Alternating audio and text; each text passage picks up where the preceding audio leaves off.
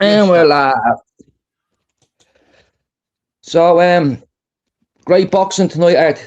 Yeah, I Great didn't see boxing it tonight. because I was doing my live. Can you give us? Can you just give me a report on what it was, what you saw? Well, the two lads gave it their all. Did they? Um, Dilvius was down in 2 rounds. Yeah. Yeah, I was in between listening to yourself and watching. Like I'll watch it again tomorrow. Yeah, because And I mean, I will watch it because it'll start dropping now, but I didn't actually see it. But by all accounts, it was a wonderful fight. I mean, Jers is calling it the best fight this it's year so far. 100%, 100% fight of the year. And the same with this UFC. Yeah, very disappointed this year with since the Paramount deal, but the last four cards have been brilliant. Well, also apparently, I was told that Sean Strickland made the weight. Kazmat didn't make the weight, 3 pounds overweight. So listen, he right if has Kazmat wins tonight, he doesn't retain his title. But if Sean No, Strickland wins, he wins the title. So his defence tonight is null and void for the defending his title. So he'll have to fight again because he came in 3 pound overweight. But the fight goes ahead, and Sean Strickland can win the title if he wins the fight. If that this is a makes big, sense.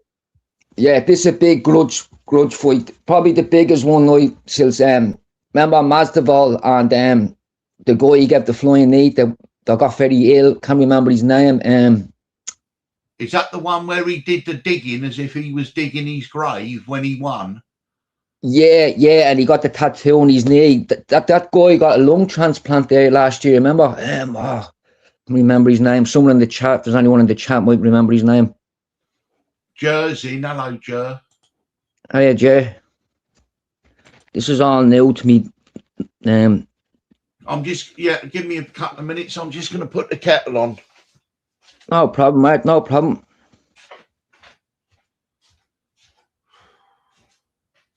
But I just said to myself, I says, why watch it on my own when I can put it on live, and if nobody comes in, nobody comes in. But rather rather have a chat with a couple of people watching the fight. Grant's at the winning that fight there now. The main card doesn't start for another hour anyway, so you can have a chat.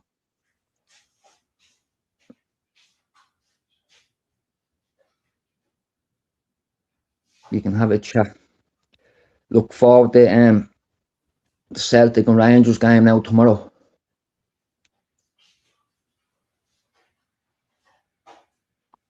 Sean Strickland's a cartoon character, isn't he? Like he's no F given.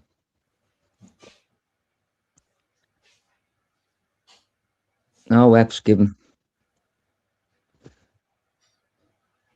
But Strickland's cardio is probably one of the best in the UFC. Like, and his defense from wrestling, his takedown defense is very underrated. He's one of the best up there. Like this guy's fighting is probably the best at taking people down. But Strickland, I think he loses the first 2 rounds and probably half of the third round, and then he might come out strong for this halfway through the third round. He'll start getting on top, and that be fresh in the judges' memory. So they might give him the third round, and I think he might take the fourth and fifth. But he is a 5 round specialist. And I'm really looking forward to this fight. The boxing has me pumped up as well. I didn't think that boxing fight would have been as good, but I think boxing's coming. Like, boxing took a bit of a dip for a while. I think it's starting to come back in shape. Like good up and coming boxers coming through. And any gamblers out there, like Strickland was a great price.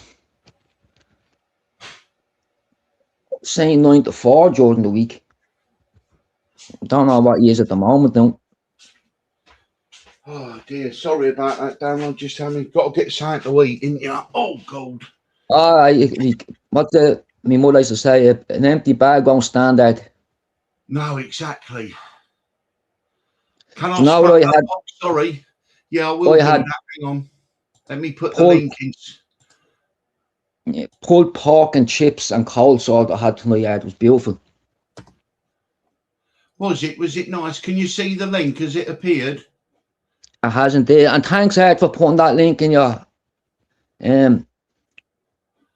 I was saying to Jared, I was saying to Jared, I last Art to put the link in. He's live tonight, and then Jared texts me, goes, it's already in there.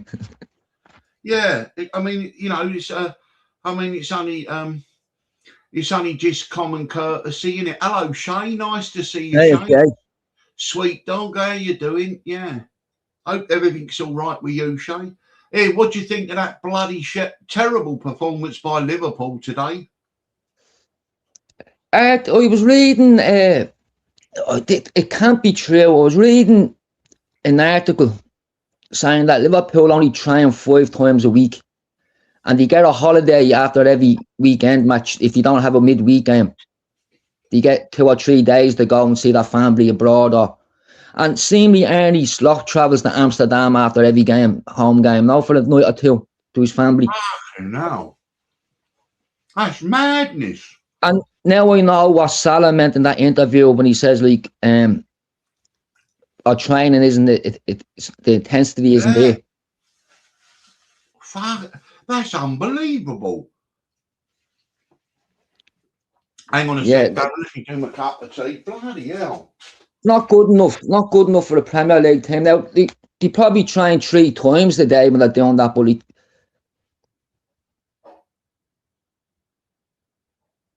but you can tell, like, the amount of injuries they've had this season, they're not training hard enough.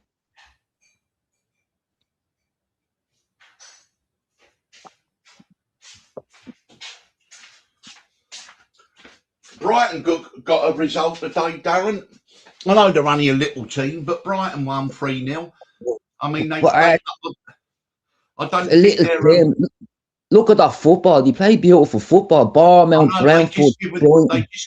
They just given the manager a new 3-year contract. I done a bet today at 130. Crystal Palace, Aston Villa, and Arsenal to win the European Cup finals. Really? I gave €30 just to. I actually won. I won £46 on a painting. I had 2 winners and a 3rd place. I had the painting each way. Cost me £14 and I got £46 back. So the bet cost me £14. So I kept the £16 and I just put that £30 on the thing. Anything like that, any 20s and £30 that I win the bookies at, I usually put that in the pot, or then it's actually a coffee there, and then probably every year or 2 or 3 years or something, like, if you need a new kitchen or a bathroom, or no, there's something like that. I mean, yeah. I mean, look, it's a pastime. And so you pay for the privilege of enjoying the pastime. That's all it is, gambling. As long as it don't, get hold of you. Yes, John Hayworth and Tony G, you're in. Hello, guys. Nice to see you. Looking forward to the game tomorrow, Tony. Yeah, we could go a month without doing a bet. No, I mean, when we do a bet, it's usually I'm going somewhere and I'm walking by the bookies and I'll just go in or I'll do bets during the festivals, like the big festivals, but like I wouldn't be getting out of bed and shaving or washing to go to the bookies. Like it's not top of me list. Or I wouldn't like I don't watch the telly to get tips and all. Like that's turning into a good race, isn't it? The Scottish one. Hearts dropped another point today. Do you think? What do you think of tomorrow's Old Firm game? What do you think's going to happen? Oh God, like it's like a cup final, isn't it? No, it's your Premier League. Yeah, but like the way it's the doing now, it'd be like a cup final because like it's. Oh yeah. Like whoever who loses tomorrow, I think, is out of the race. Really, if you think about it, isn't he? Not mathematically, but confidence-wise and.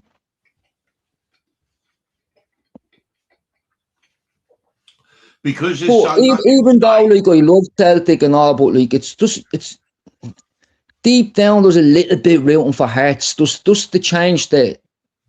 No, I mean that's fair enough. That's fair enough. I mean, people who are Rangers centric or Celtic centric, but not, not just lean towards them in that respect. But yeah, I mean, it's always good. I always go for the underdogs. Always have done. And if Celtic don't win it, like, I'd be more than happy to see Hearts win it. I want them Rangers winning it. And you know the owner of Brighton, Tony Bloom, he's got a stake in Hearts. He's lent them 10 million quid. Old slot machine money. Yeah. Tony G's coming. He thinks Celtic win, but they could still lose out on goal difference. Is that right, Tony? Yeah, like the Scottish League's been great this year. Like it's what it is, it's been competitive because they've been playing shit football. And you know, ironically, someone said the team that has played the best football in the Scottish Premier this year was Motherwell. I've only seen them against Celtic, and I've seen them probably in another 2 games, but I haven't really watched them play. Like I've seen them playing Kilmarnock. It was a good game. I think overall the standard of British football has fallen in the last 3 years. Now we have Alves versus Asmoff here now, like in a featherweight bout.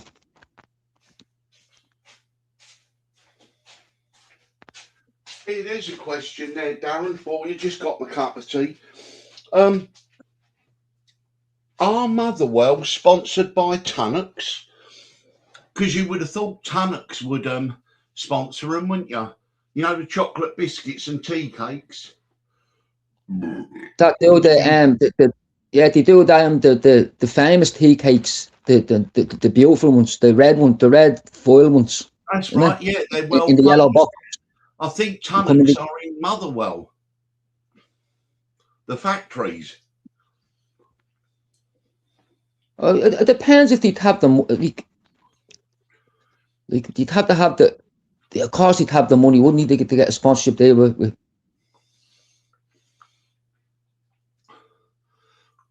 I wonder will the Rangers fans have anything planned tomorrow, the way like Celtic went to Ibrox and sang simply the best. I know the Celtic fans won't sing simply the best at Parkhead now, but that actually took the power of that song away from them, didn't he, that day?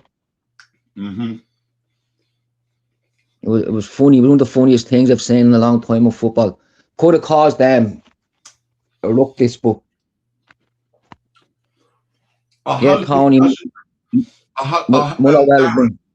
Yeah, Darren. I hope that the game tomorrow doesn't descend into one of them nasty old firm games where you get 2 or 3 players sent off. I hope not. We haven't had one in a while, have we? No. I think with the lack of Scottish players and more foreign players in it's not as feisty. But I think they all had to get that feeling around Glasgow that this is the game. Rights, isn't it? It's the bragging rights, yeah. Yeah, you don't have to wear the disguise for the week. Oh yeah. Listen, Darren. Thank you, Tony G. Motherwell were being sponsored by them 2 drug dealers, right? Drug traffickers who've just been convicted of 18 million or 12 million quid, right? And they're both in jail now. Yeah, that's right. Honestly, Darren, I swear to God, I'll pull up the story. Let me go and get the story. I'll give you that. Honestly, I'm sorry I forgot that. Yeah, I know. Come out if we put the fight on this screen later on, they'll close us down, won't they? Yeah. Don't do that. Here, listen to this. You're like this. Motherwell FC sponsors a jail for running a £12 million cocaine operation. David Stephen and Sean Brown sponsored Scottish Premiership club Motherwell through their firm DH Home Improvements. But the pair both aged 30, were caught just before Christmas last year in a police operation targeting serious organised crime. Right, so they were caught on EncroChat, right, and they were dealing right in lumps of coke, 125 kilos of cocaine, right, and so what did they get? They were selling the cocaine, right, for £90 a gram. They earned 11.25 million. Right, hang on, let me see. What did they get in jail? Probably selling that at the home games. Yeah. You would have thought they would they get then? Let's have a look. 6 years. 6 years, 8 months each. They do that standing on their head, wouldn't they? But I wonder that, like, if you've done a journalist, like, look into how much crime is involved in football. Like, no. It's every sport and it's riddled right through it, Darren. Come on. Yeah, that's these guys just happen to get caught. Well, but Darren, what you got to forget about looking at the huge clubs, it's the lower clubs where they can launder money, they can do stuff. So not talking about Premier League, look at League One in England, right? You know what I mean? Look at the lower leagues, right? And in all sports, that's where a lot of the skullduggery goes. Even if you're going to go top tier football, look at the Italian leagues. Oh, well, that's did you see that as well? The Lazio Ultras leader, right, who got sentenced to life in jail, has just been cleared, right, and released over the murder of another drug trafficker. Somebody was showing me an old clip the other day of Diego Maradona scoring the penalty, and when he ran over to celebrate, one of the coaches gave him a line of cocaine. Do you ever see that clip? No. Check it out, man. It's no. yeah. Oh, has anyone in the chat ever seen that clip? Oh my God, Darren. He's playing by Lazio and he runs over and the man has a now if you do a fist, the bit between you close your thumb and you but he has it on kind of just below the wrist and he just puts it and Maradona just God. Have a look at it. Even have a look at it, Dave, in what I just Maradona celebrating. Yeah, Darren, mind you, when did they bring in drug testing for footballers? Think about it. I think it was late, wasn't it? 90s, was it? I think it was after the Mexico World Cup out. What, in 1986? 86, yeah. And I think it didn't come into the Premier League until the Premier League happened. Say 91, 92. Joe reckons World Cup 94. They were testing for like steroids and all, but I think across the board testing was very late. Like Maradona got away with it his whole career.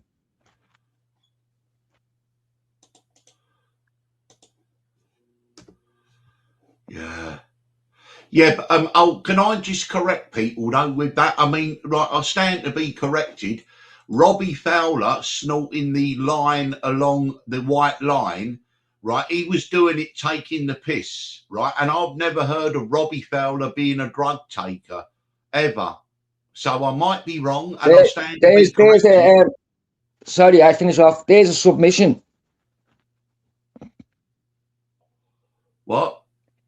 There's a fight over a submission. Yeah, I think the Everton fans are just giving them loads of stick that week. Yeah, and that's why he did it. I mean, I've never known of Robbie Fowler. Do you know what's there at? Because he got sponsored by them nose strips. That stretch your nose.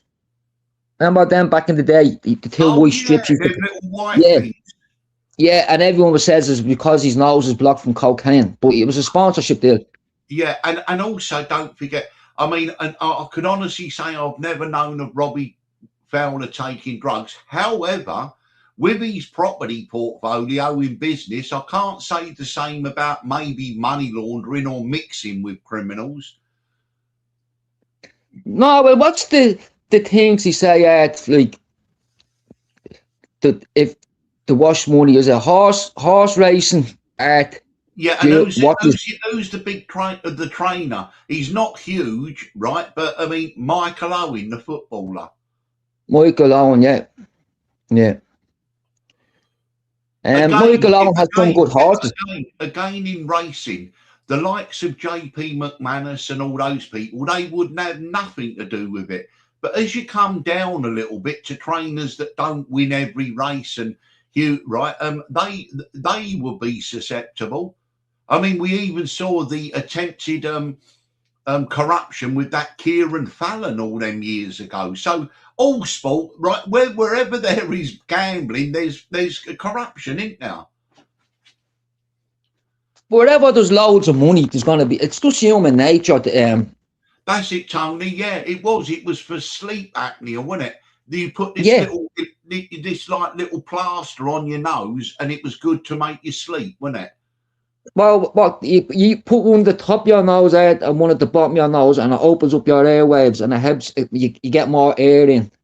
And he was one of the first. There was a couple of footballers that start wearing them, but he was one of the first. And everyone started saying, "Oh, he's on the coke. He's on the coke." So when he scored the goal, he got down and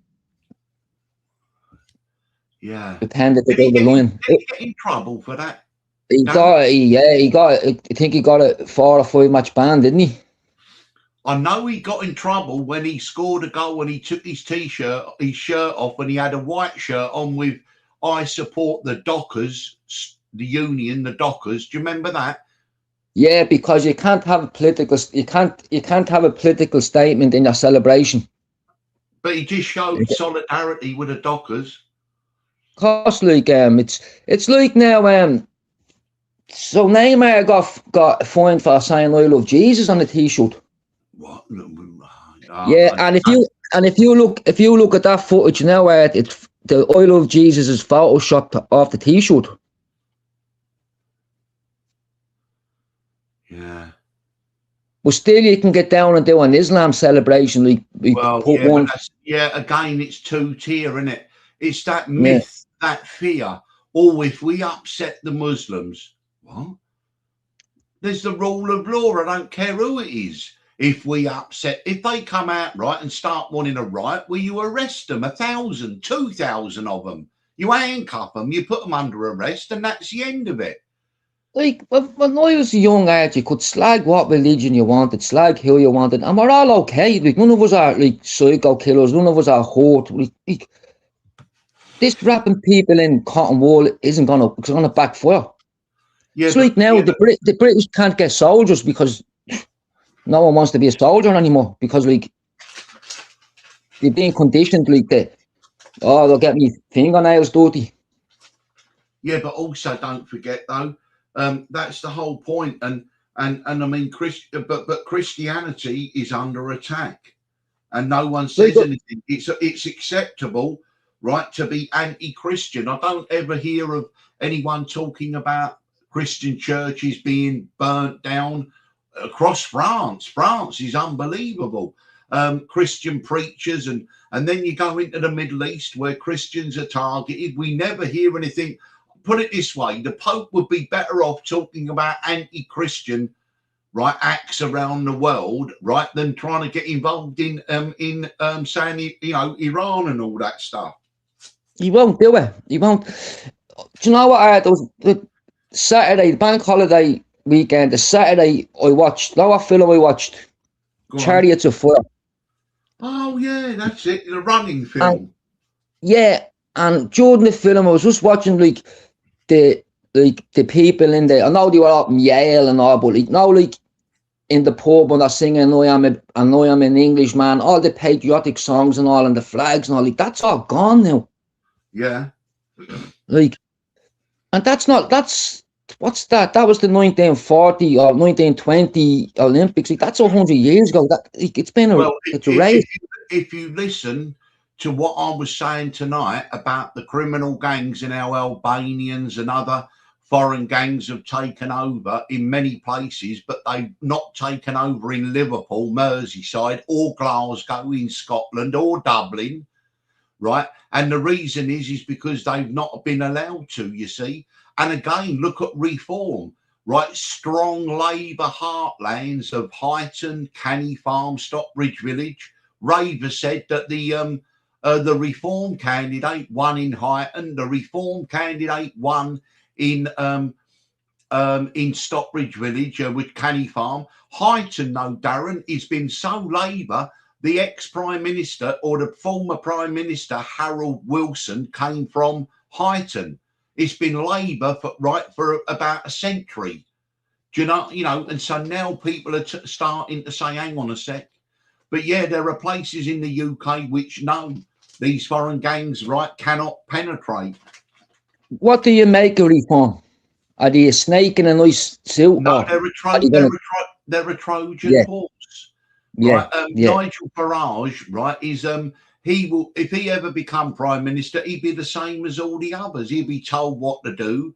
Also, Zia Yusuf, and look at some of the candidates for Reform, Muslims, and all that stuff, right? So they're not really anti-immigration, to be honest with you. They're just, it's window dressing. Same with the Greens. The Greens in Scotland, you know, they've got 2 transgenders now as members of the Scottish Parliament, right? And one of them, right, is not even a British citizen and is trying to get their visa renewed, but they've now been elected. I mean, honestly, the whole country. How has this happened, Leek? How has this happened? How has this happened, Leek?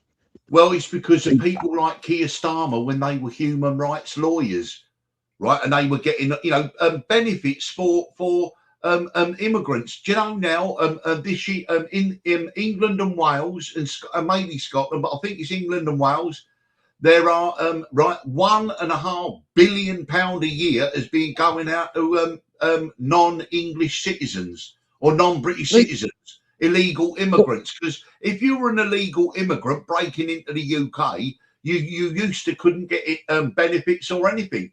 But now the reason they come here is because they get benefits, much better benefits than they get in Europe. Well, that's, you know, anyone with a brain cell says that obviously if you're an immigrant, you're going to go to the country that's going to give you the best deal, wouldn't you?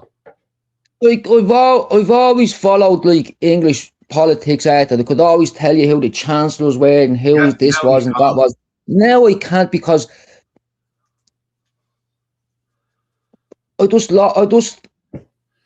but what I do know is when I did follow politics, English politics around the time of Blair and Brown and all, like, yeah, man, this fella is having charge now wouldn't have lasted. He would have been gone. Mm. And look what he's done now. Look what he's done now. He's brought back Harriet Harman, who was the who was involved in the 70s with the speedophile Pi, you know, having sex with kids, right? Society exchange thing, right? And she had to admit that. Gordon Brown, he's meant to be a high 33-degree Scottish Rite Freemason. There's lots of allegations about Gordon Brown, little boy. So all of a sudden, he's got rid of Lord Mandelson, right? And now he's back on now with 2 other perverts or pervert enablers. I think this is Jay. How are we, lads? All right, Gerald. All right, lads. How are we? Oh, good. Yeah, not bad. Oh, you good. sound good. We were talking earlier, me and Darren, because we need to get Arthur linked to the channel. We went in. I'll ring Darren back. You already the link. Fair play. Yeah, I put it up. I pinned it up. Yeah, there's 11 in at the moment. That's not bad, really. I was expecting 2 or 3 people. But come out, the way I look at it, like if there's 2 people even in the comments I could like interact with, it was better than watching it on my own. No. The way I was looking at it, if there was 2 or 3 people even in the comments that I could interact with, it's better than watching it on my own because of like it's different when you're watching it, even though we're not watching it, but it's better watching a sports event when you can interact with people. Of course it is, yeah. And Jer, who do you think's going to win, Strickland or Chitty Chitty Bang Bang? I'm not into UFC. I'm a boxing fan. Yeah, I know kind of the main guys in the UFC.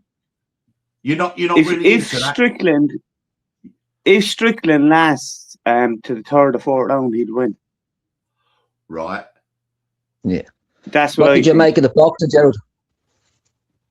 What? Oh, was that slick, was wasn't it? The he won the boxing. fight of the year. That was one of the best fights I've seen in years. Yeah. The both of them were going at it there. Like they were. I've seen some Do you know what punches there fight? that could have knocked anyone out. Do you And know what Warley, fight it fair play. reminded me of? And Warley's this a is a chin long time ago. like cement. Really? Do you remember Prince Nassim and Morero? The way they went at it. Prince Nassim's last ever fight. He couldn't Yeah, fight Yeah, now. Have you maybe. seen the size? Have you No. seen the size of him? Now he's like Yeah. Turkey, Alashikov, well, whatever his name But he is. has a couple of good boxers under training that's up and coming out that are going to be world champions. Does he? Yeah. Oh, but come on, you're right, Jade. Them boys took some bangs to the chin tonight. I'm surprised that the first knockdown he got up. They went at it tonight. Yeah. I'm very surprised he got up. Like And then the second knockdown, he says, the was on the first round. I'll tell you PG, what's in the third round, he went to the knee. I'll tell you what's unusual. You don't see heavyweights going at it like what you have described normally, do you? I was only looking on YouTube, and everyone's saying it's one of the best fights in years. All the kind of big kind of commentators, they were saying it was a great fight. Well, it'd be true to say, like back in the day, like heavyweight boxing was just wasn't about your cardio, it was just the weight behind the punches. But now, like, you have 20 stone men with the cardio of like. Well, yeah, hang on a minute, Darren. Yeah, if you look at people like Larry Holmes and that era, right, that was very sluggish. It was very kind of automated in the ring because they're so big. Then all of a sudden, something happened. It was called Mike Tyson, who came in there, right, and was built like a light heavyweight, and he just kept throwing, knocking them all out. And so they all had to then rethink and go, well, hang on a sec, when we get to heavyweight, it doesn't mean we can be big, fat, overweight slobs. We got to have some abilities. However, we have seen Tyson Fury when he's great, big and overweight, but we've also seen Tyson Fury when he's really trim as well. They're more mobile now. Mike Tyson was new to the area. Hello, the Damo. He beat the shit out of everyone. Yeah. Mike Tyson in his prime. And he was beating guys that are way bigger. Like he was beating heavyweights. As you said, he was only light heavyweight. He was tiny. Did you ever see the interview? He was big like a giant, but he was. I think, was he about 5'10" or something like that? He's 5'8", I think. 5'8". 5'8". He's not even that tall. Like Mike Tyson's small. Yeah, hang on a sec. Now you've mentioned 5'8". Has anyone sent Steve the link? Yeah. I think he's at a party. It's not. He's at a graduation. One of his cousins or something was at a graduation. Oh, okay. He will get on for a bit. He said. He said he'd be on the way. Come here. Do you know? Talk about Tyson. That interview where he told the reporter he better leave was scary. Do you know when the reporter asked him about the day his daughter died? Yeah, but Darren, how much drugs was in? He was full of drugs at that time, wasn't he? Yeah, and he was remember scary, that one? And he said to the interviewer, "You better leave." And he goes, "What?" He goes, "I think you better leave." Like. Do you remember when he went to that house party and he got in a fight with that Mitch Green and broke his hand? Mitch Green, gangster, right?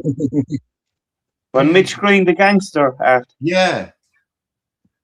New York gangster, wasn't he? Yeah. He used to wear all the gold chains and all the gold. Right. Yeah. And Mike Tyson broke him up outside the nightclub. He broke his jaw.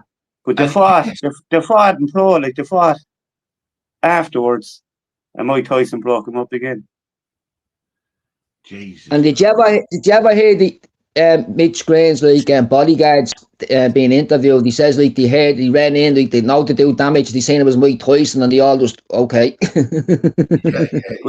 But Darren, it happened to a lot of rappers as well, right? Like Fat Joe from New York, and he often goes, they went up to 12 bouncers outside the club. They wouldn't leave him in. and they were just about to start with the bouncers, but they were going to get the shit beat out of them. But who was behind them? Mike Tyson. The bouncers got out of the way and left everyone into the club. Do you get Mike Tyson there with me? Wow. Yeah. So Hey, do you remember him? I mean that's got to go down in folklore of fighting. Lee Murray, when he went out in the car park with that what's his name geezer and knocked him Spark out, didn't he? In the car park. who did he fight at? The MMA fighter. Yeah, Lee Murray. Yeah. Oh, he fought in the car park. He knocked Dan, him out. you know this. He's the USC guy. Yeah. Yeah, he has a mohawk, like a little. Yeah. Is it Lee Murray? Is it the Iceman? Lee Murray did the big bank robbery, didn't he, in Kent? 53 Yeah, million. he done the bring smack, didn't he? And he's currently still serving time in Morocco. But there was another UFC fighter who was giving him plenty of large, and he saw him and he went, "Come on!" Then out in the car park, he took. It wasn't Chuck Liddell, was it? Chuck Liddell, that's who it was. Yeah, that's it, Joe. Thank you for that. I know nothing about UFC, lads. I know nothing about UFC.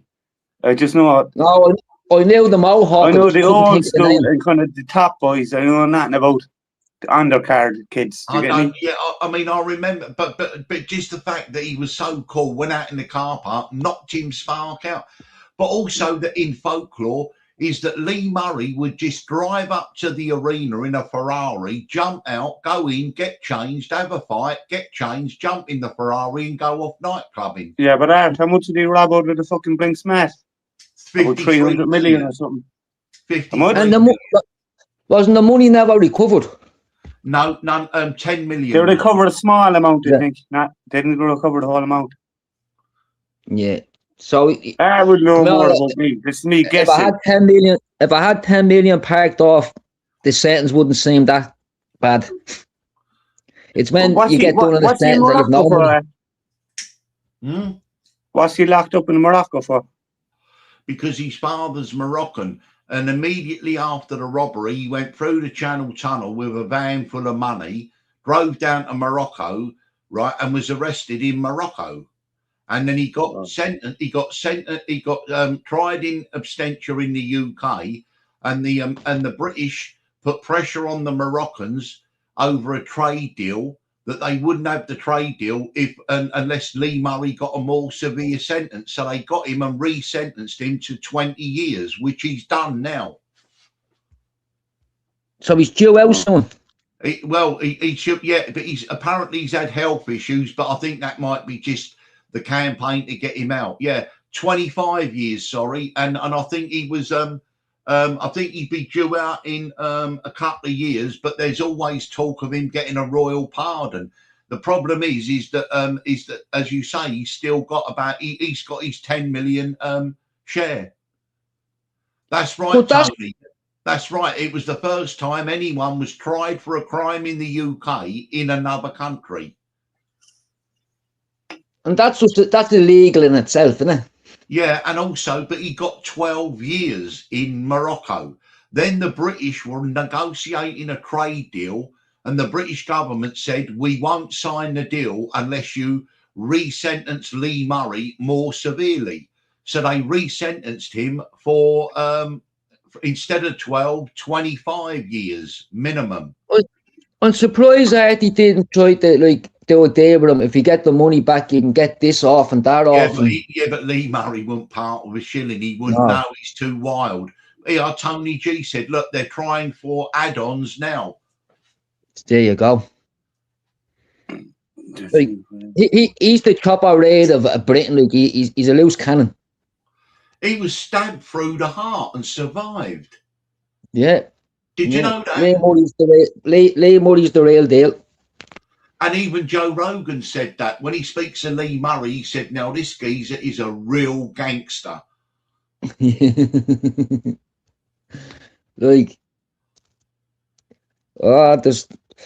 you ever see when Chopper Reid was being interviewed? Is Jay gone off? Want to come back in, does he?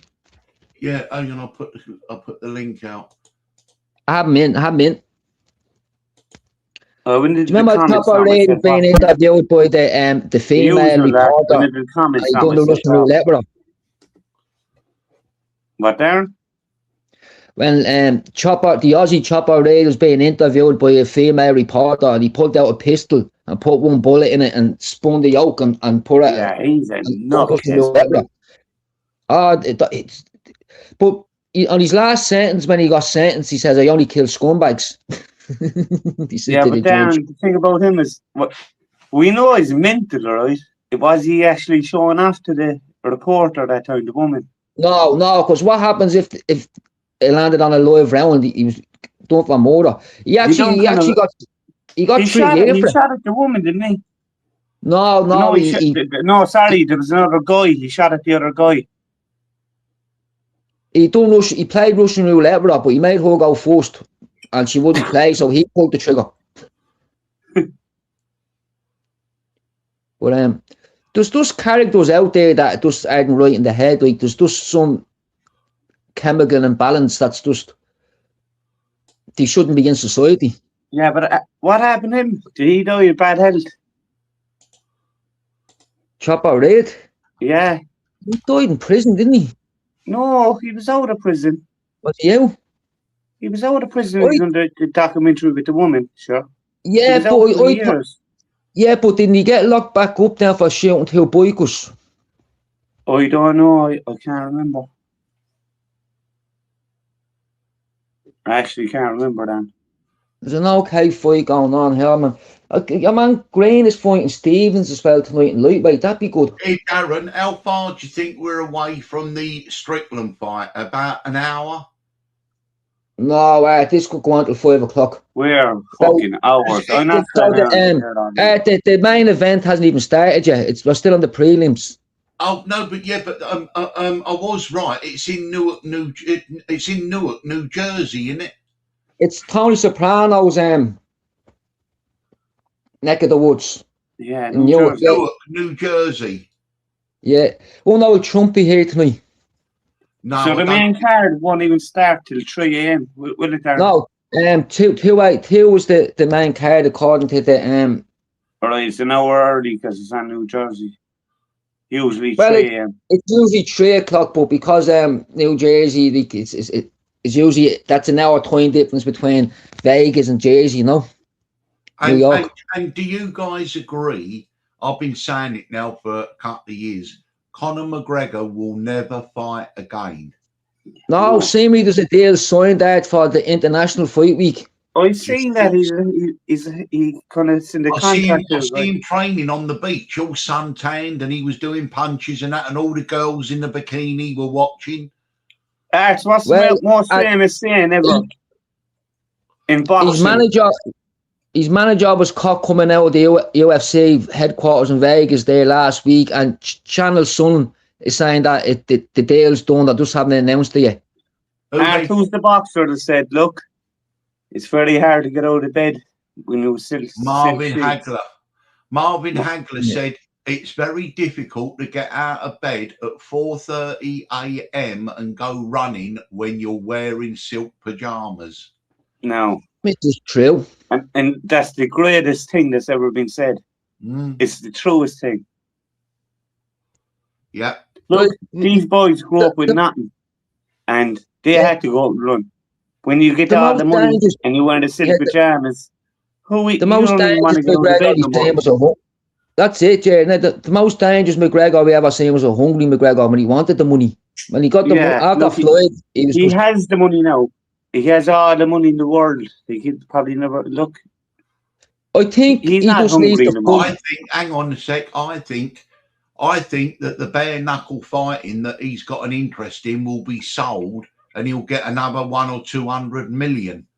Because I think that the bare knuckle is going to be bought by someone maybe like Paramount or even that Turkey Zuffa Boxing.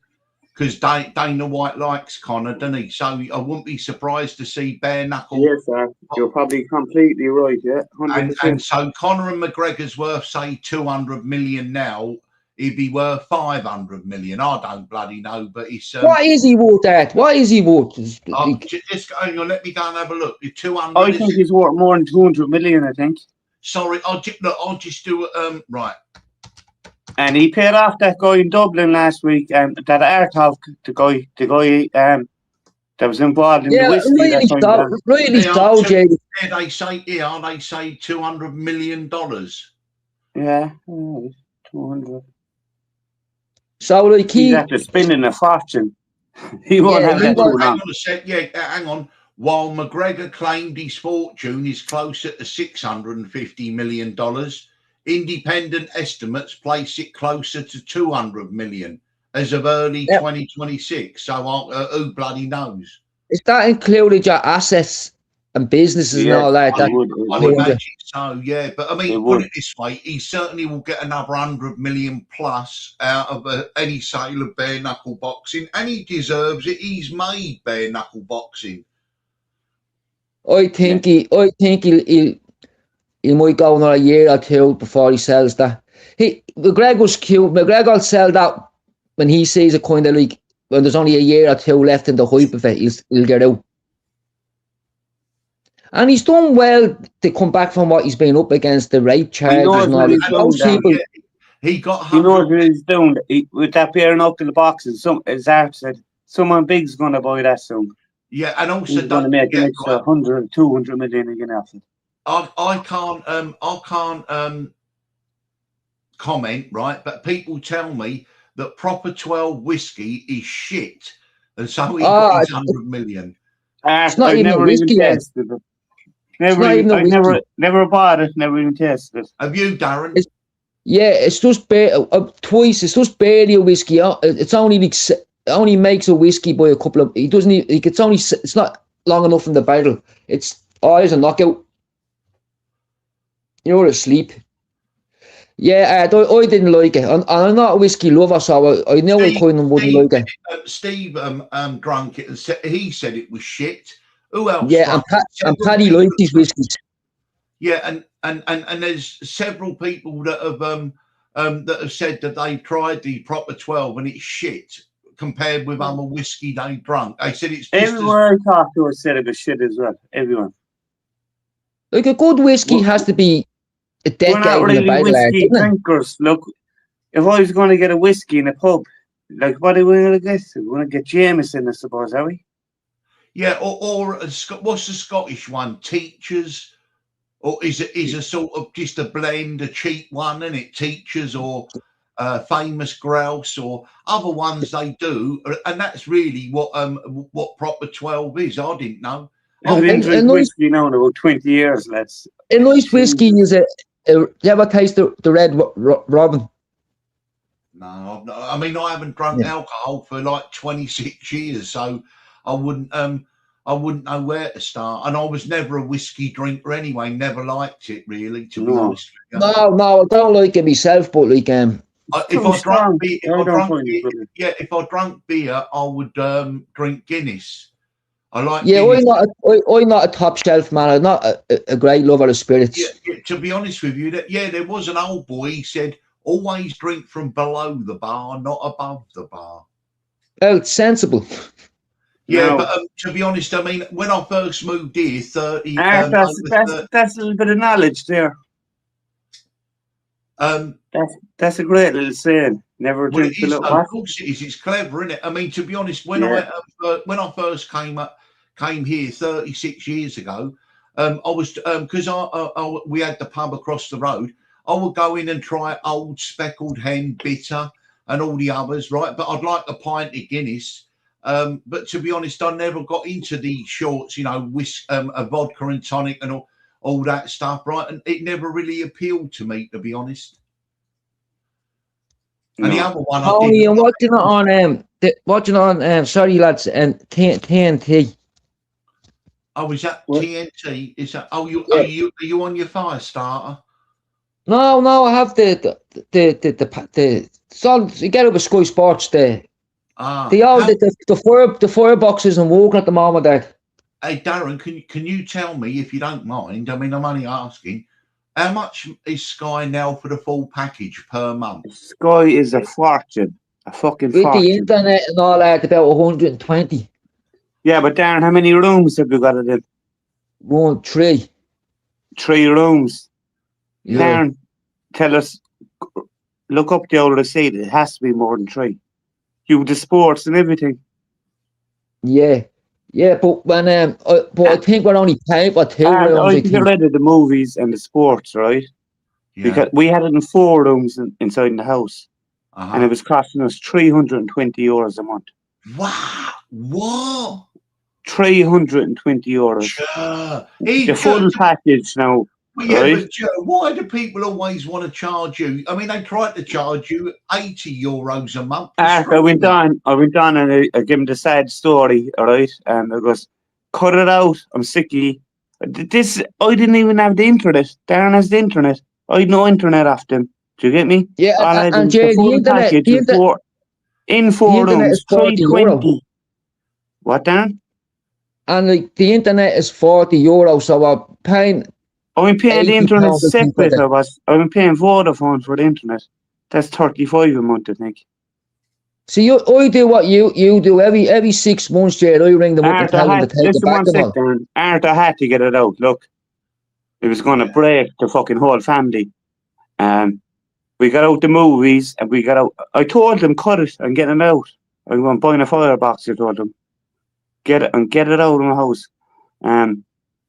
They were trying to give me the movies for €3 a month, and the sports for €8. I goes, no, I don't want nothing, because they do it cheap for the first 6 months, and 6 months later you're back up at 320 again. Yeah. I just get rid of the sports. Just leave me with the normal. I still have like the normal channels. You still have about 600 channels. You get me? You don't need the movies and this fucking sports. Do you know what you're able to do? Do you know what you're able to do with me honestly, as well? €320 a month for 4 rooms. That's outrageous. I'm sorry. That's fucking outrageous. Yeah. It's down. Tony, Do you know what it's Jay, down now? It's down now to about 115, 120, I think, around that. I rang them there in last March, and I told them to take the movies back because there was something like £30, and he goes, "We'll give them to you for it's an extra 30 or €35 a month, but that's for the first 6 months. They'll charge you 70 after 6 months. Yeah, he says, "Do you want a 12-month contract for £1 a month?" He says, "Yes." See, you can ring them, and they're going to give you the best prices in the world. But look, it's only for 6 months. After 6 months, you're going to be back up sky high again. And look what Tony's wrote. He pays £130 a month, and he's on a 2-year deal. But Tony, even that though, £130 a month. I told you, Art, I'm after getting down to about 115, 120. It could be 130. I'm probably around the same as Tony. What? Yeah, euros. Euros are around 115. I think it's €120. Do you know what?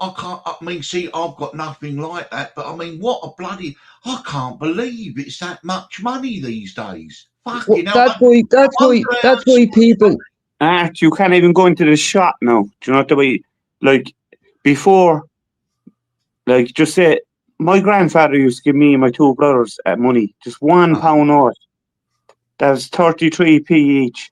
The oldest guy got 34. Like where we lived at the time, we could buy whatever we wanted to. Now, Art, €50 is like the old £1 note. How much is petrol, gasoline? It's just under €2. Right. But after we'd have to be knocked off 30 cents because we're after being fighting. When all the farmers started protesting and everything, we were knocked off. Yeah, but when will the 30 cents come off?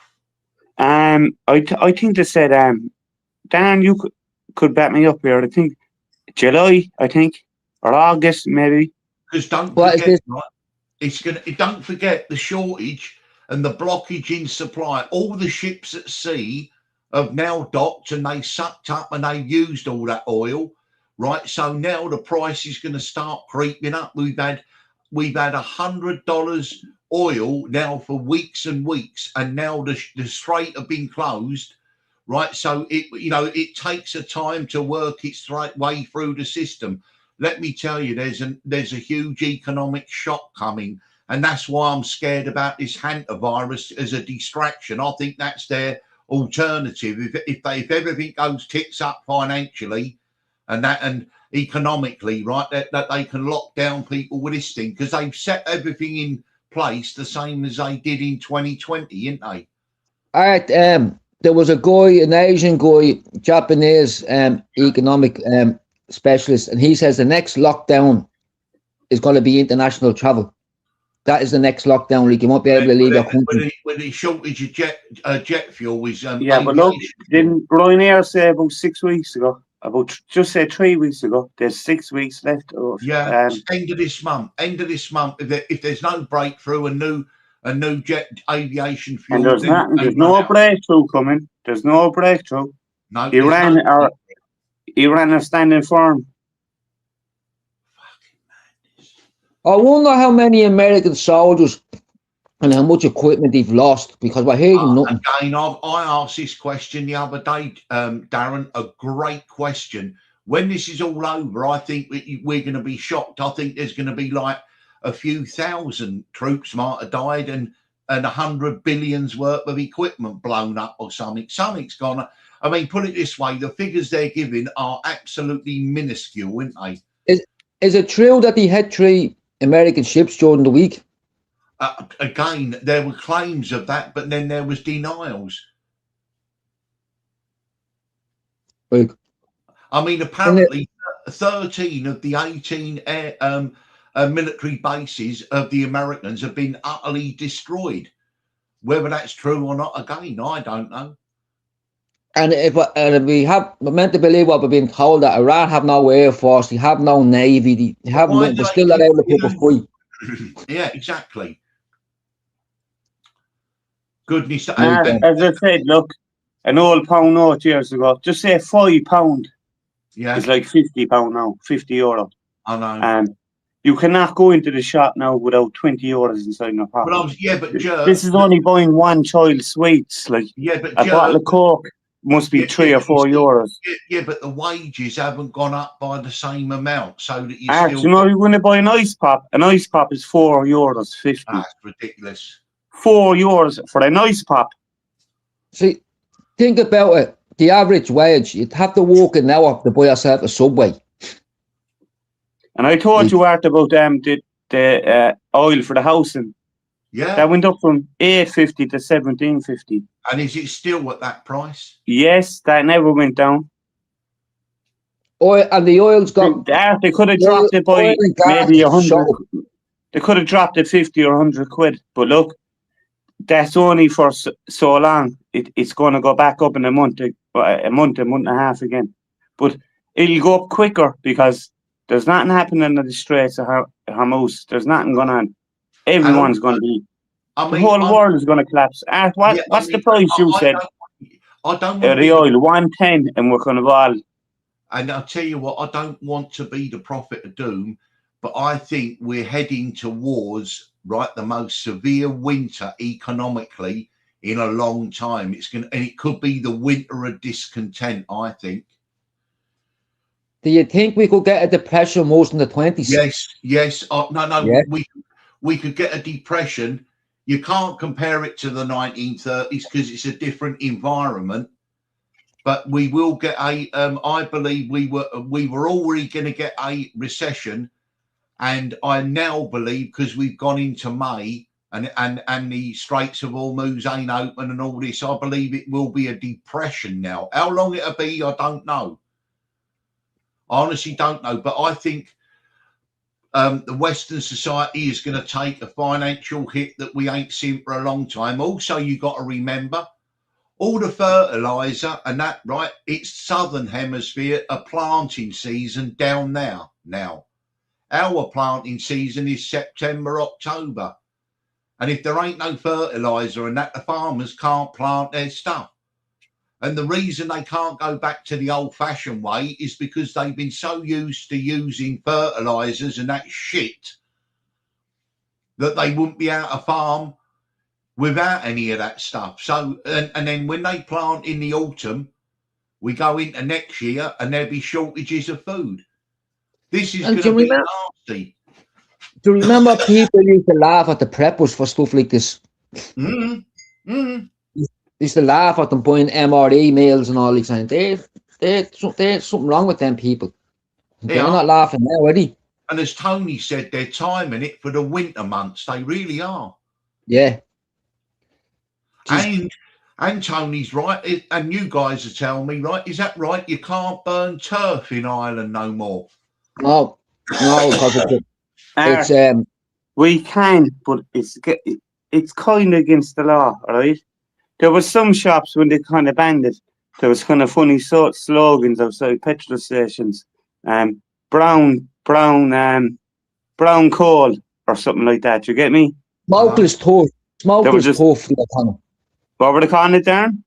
Smokeless turf. Like they just to say, like it doesn't give smoke. Like this. Like no, they were saying something different. Brown coal or something. They were still selling it. We got the back boiler. See, all these new houses being built now don't even have chimneys. All right. But I have a chimney in my house, but we had a back boiler. But we had no back boiler, sorry. But we need to get, did we have a back boiler? We need to get the back boiler taken out. We got in the fireplace. We had electric fire. Do you get me, Art? Yeah. We had electric fire. We got that taken out. And did we have to take out the back? No, we need to put in a back boiler, did we? Or did we need to take out a back boiler? I don't know. But we got in the fire. We burn coal, all that stuff. Not turf now, but if we had turf, 100% we would be burning it. You get me?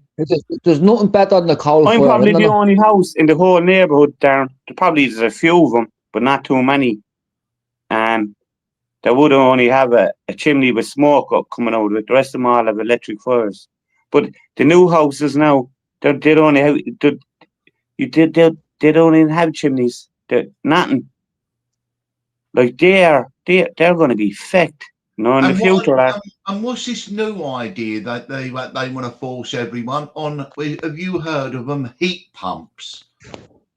What's that all about? Is that not the air they use the air to heat air to fuel or something it's called, is it? Heat pumps, yeah, but apparently it costs like 20 grand. Yeah, but they give you so much off it, don't they? Because it's to do with this EU Green Party bollocks. Yeah, but honestly, whatever we do, right, until places like India and China stop churning it out, it ain't going to make any difference. Yeah, it's like what we've to kill, what's it, 200,000 cattle a year just to keep up with, because they're saying the farts from the cattle's polluting the way out of that. As you said, until the big countries, industrial countries, stop what they're doing, there's no point us killing our cattle. Do you ever see the videos of the Indians and the Indians in India? They're all throwing everything into the rivers, like, and you want green parties? Will you ever fuck off, Lee? Go to India and Pakistan and fucking sort them out first before you come over here. Art, we need to pay tax now on our bottles, like water.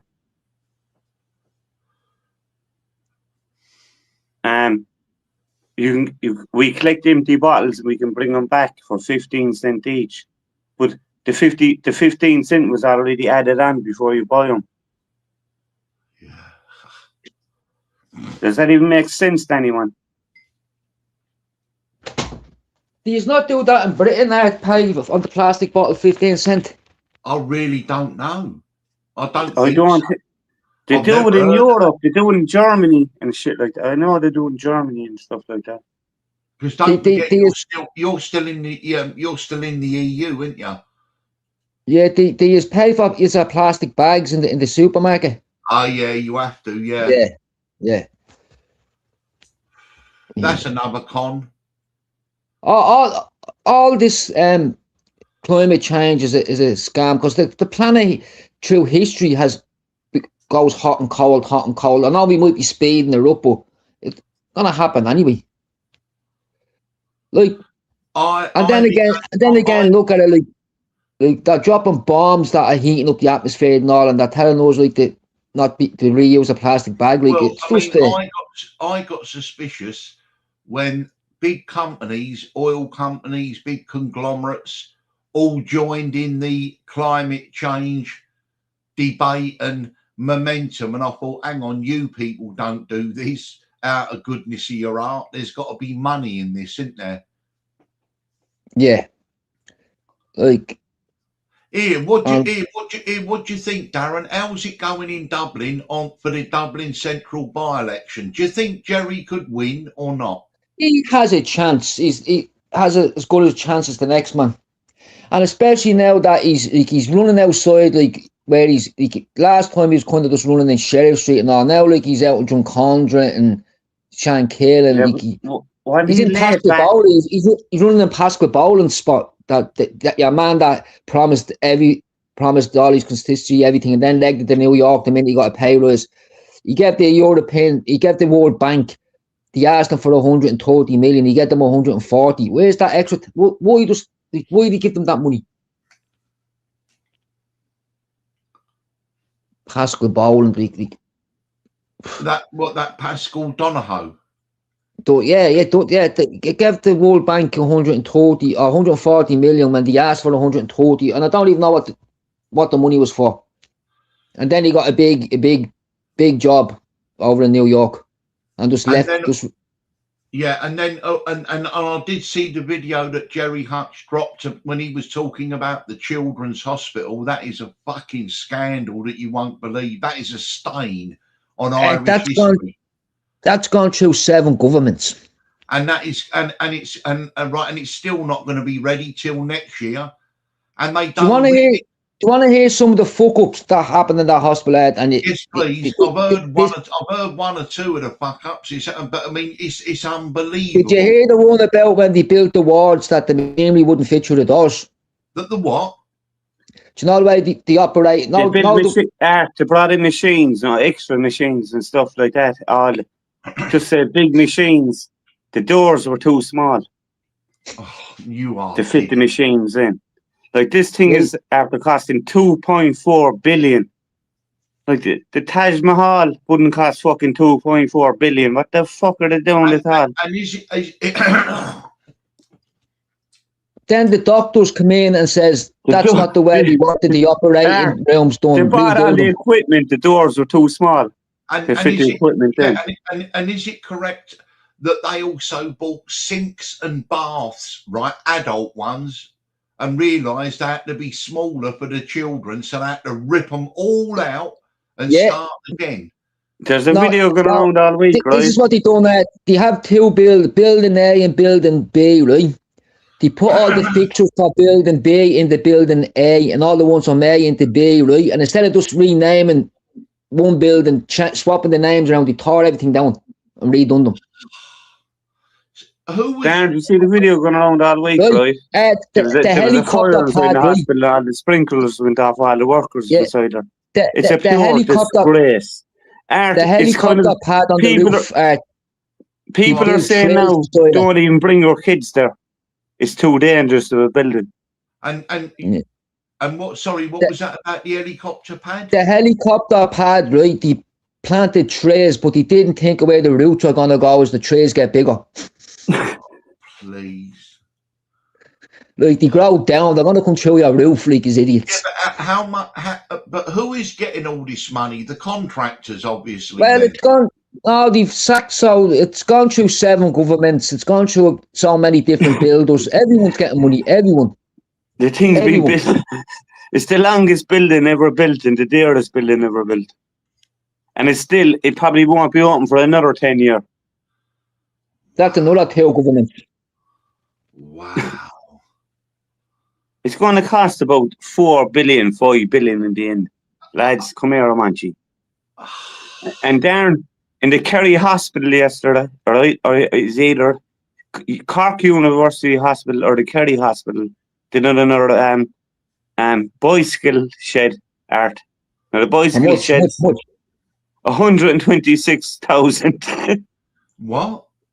Oh, stop! It was either the bike sheds they built up in the Dáil. That's right.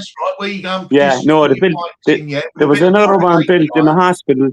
There was another one built in. It's either in Kerry Hospital, but I don't even think Kerry even has a hospital. Do you get me? Either Kerry, Kerry's so backwards. I don't even think it even has one. I think you need to be shipped straight to Cork if you get in trouble in Kerry. But Dan, you know what I mean. Do you get me? But it's either Kerry Hospital, which no one knows doesn't even exist, or it's either the Cork Hospital. 126,000 for a bike shed. Little boys, it can hold 16 bikes. Oh, don't be. No. Lads, can we just buy a pole and we can just lob all the 16 bikes on with our locks? Jesus Christ. Here's the best one about the one in the Dáil. They put the windbreaker on the wrong side, so the wind always hits. This is new news since yesterday. They built it inside in Cork or Kerry Hospital. 126,000. Oh my God. Look, you build these bike sheds as a Nixon for about $1,000, you would. There was people on it. Look, I looked into it. You can get one built for about. Look, if you look, I think they built one in the Dáil. They can hold about 12 bikes or something like that. There was a 10,000 would have been the most. But they were saying, the government was saying, no one will come and do it over the right wing. In other words, the company will get into trouble. So no one would actually come in and do it. So they needed to spend 100 and fucking whatever it costs, 170,000 in the Dáil. £325,000 on that bike shed in the Dáil. 325,000 now. Yeah.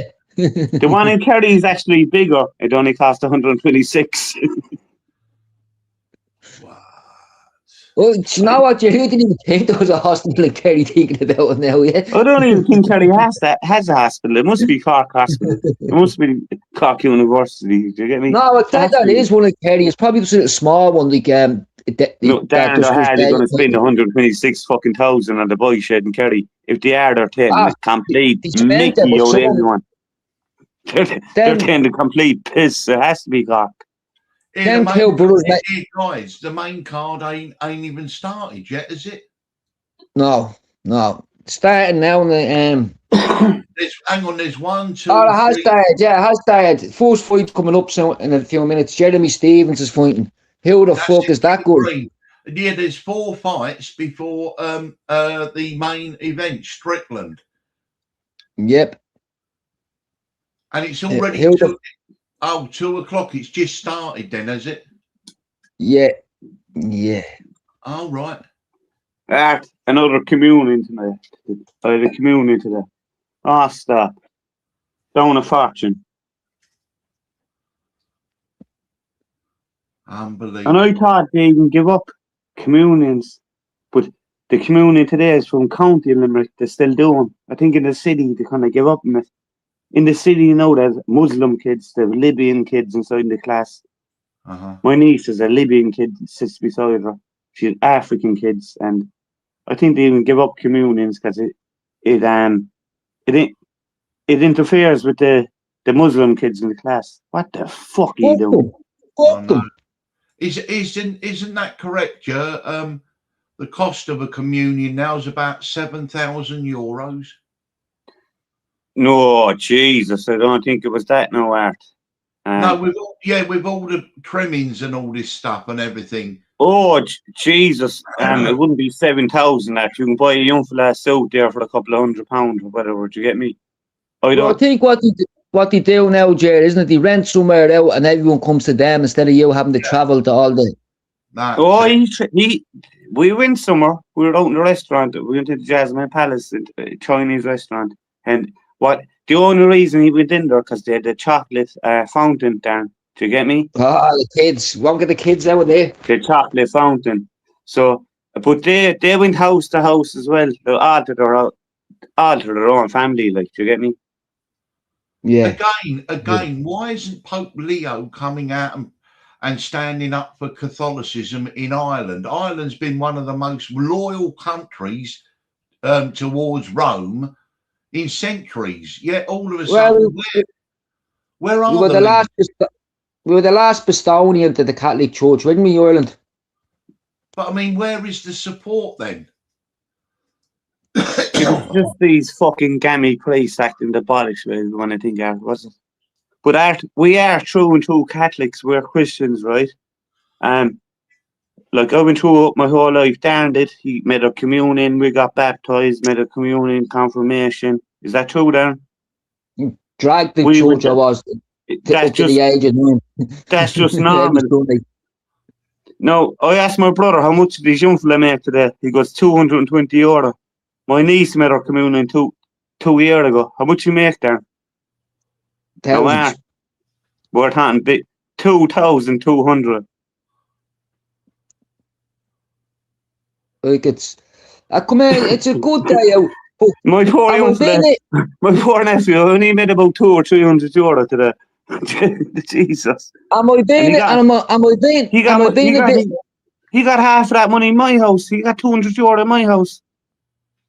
am I being a bit unfair here saying like if your child doesn't go to mass every week and all and Dan, they don't even open up the fucking the local churches no more. Should he make that communion and confirmation? Know what I mean? Because like it's,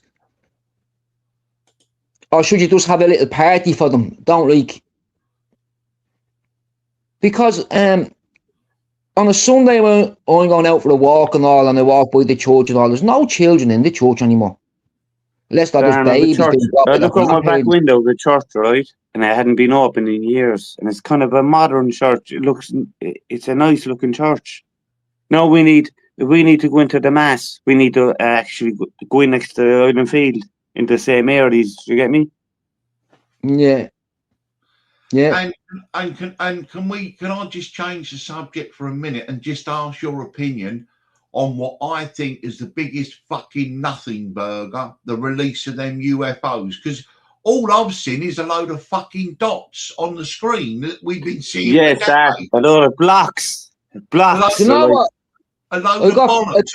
All it is like a white dot. All that is going up, down, sideways, right? Where are the digital quality photographs of the spacecraft and that? They have the greatest photograph technology in the world, right? And we've seen a lot of shit.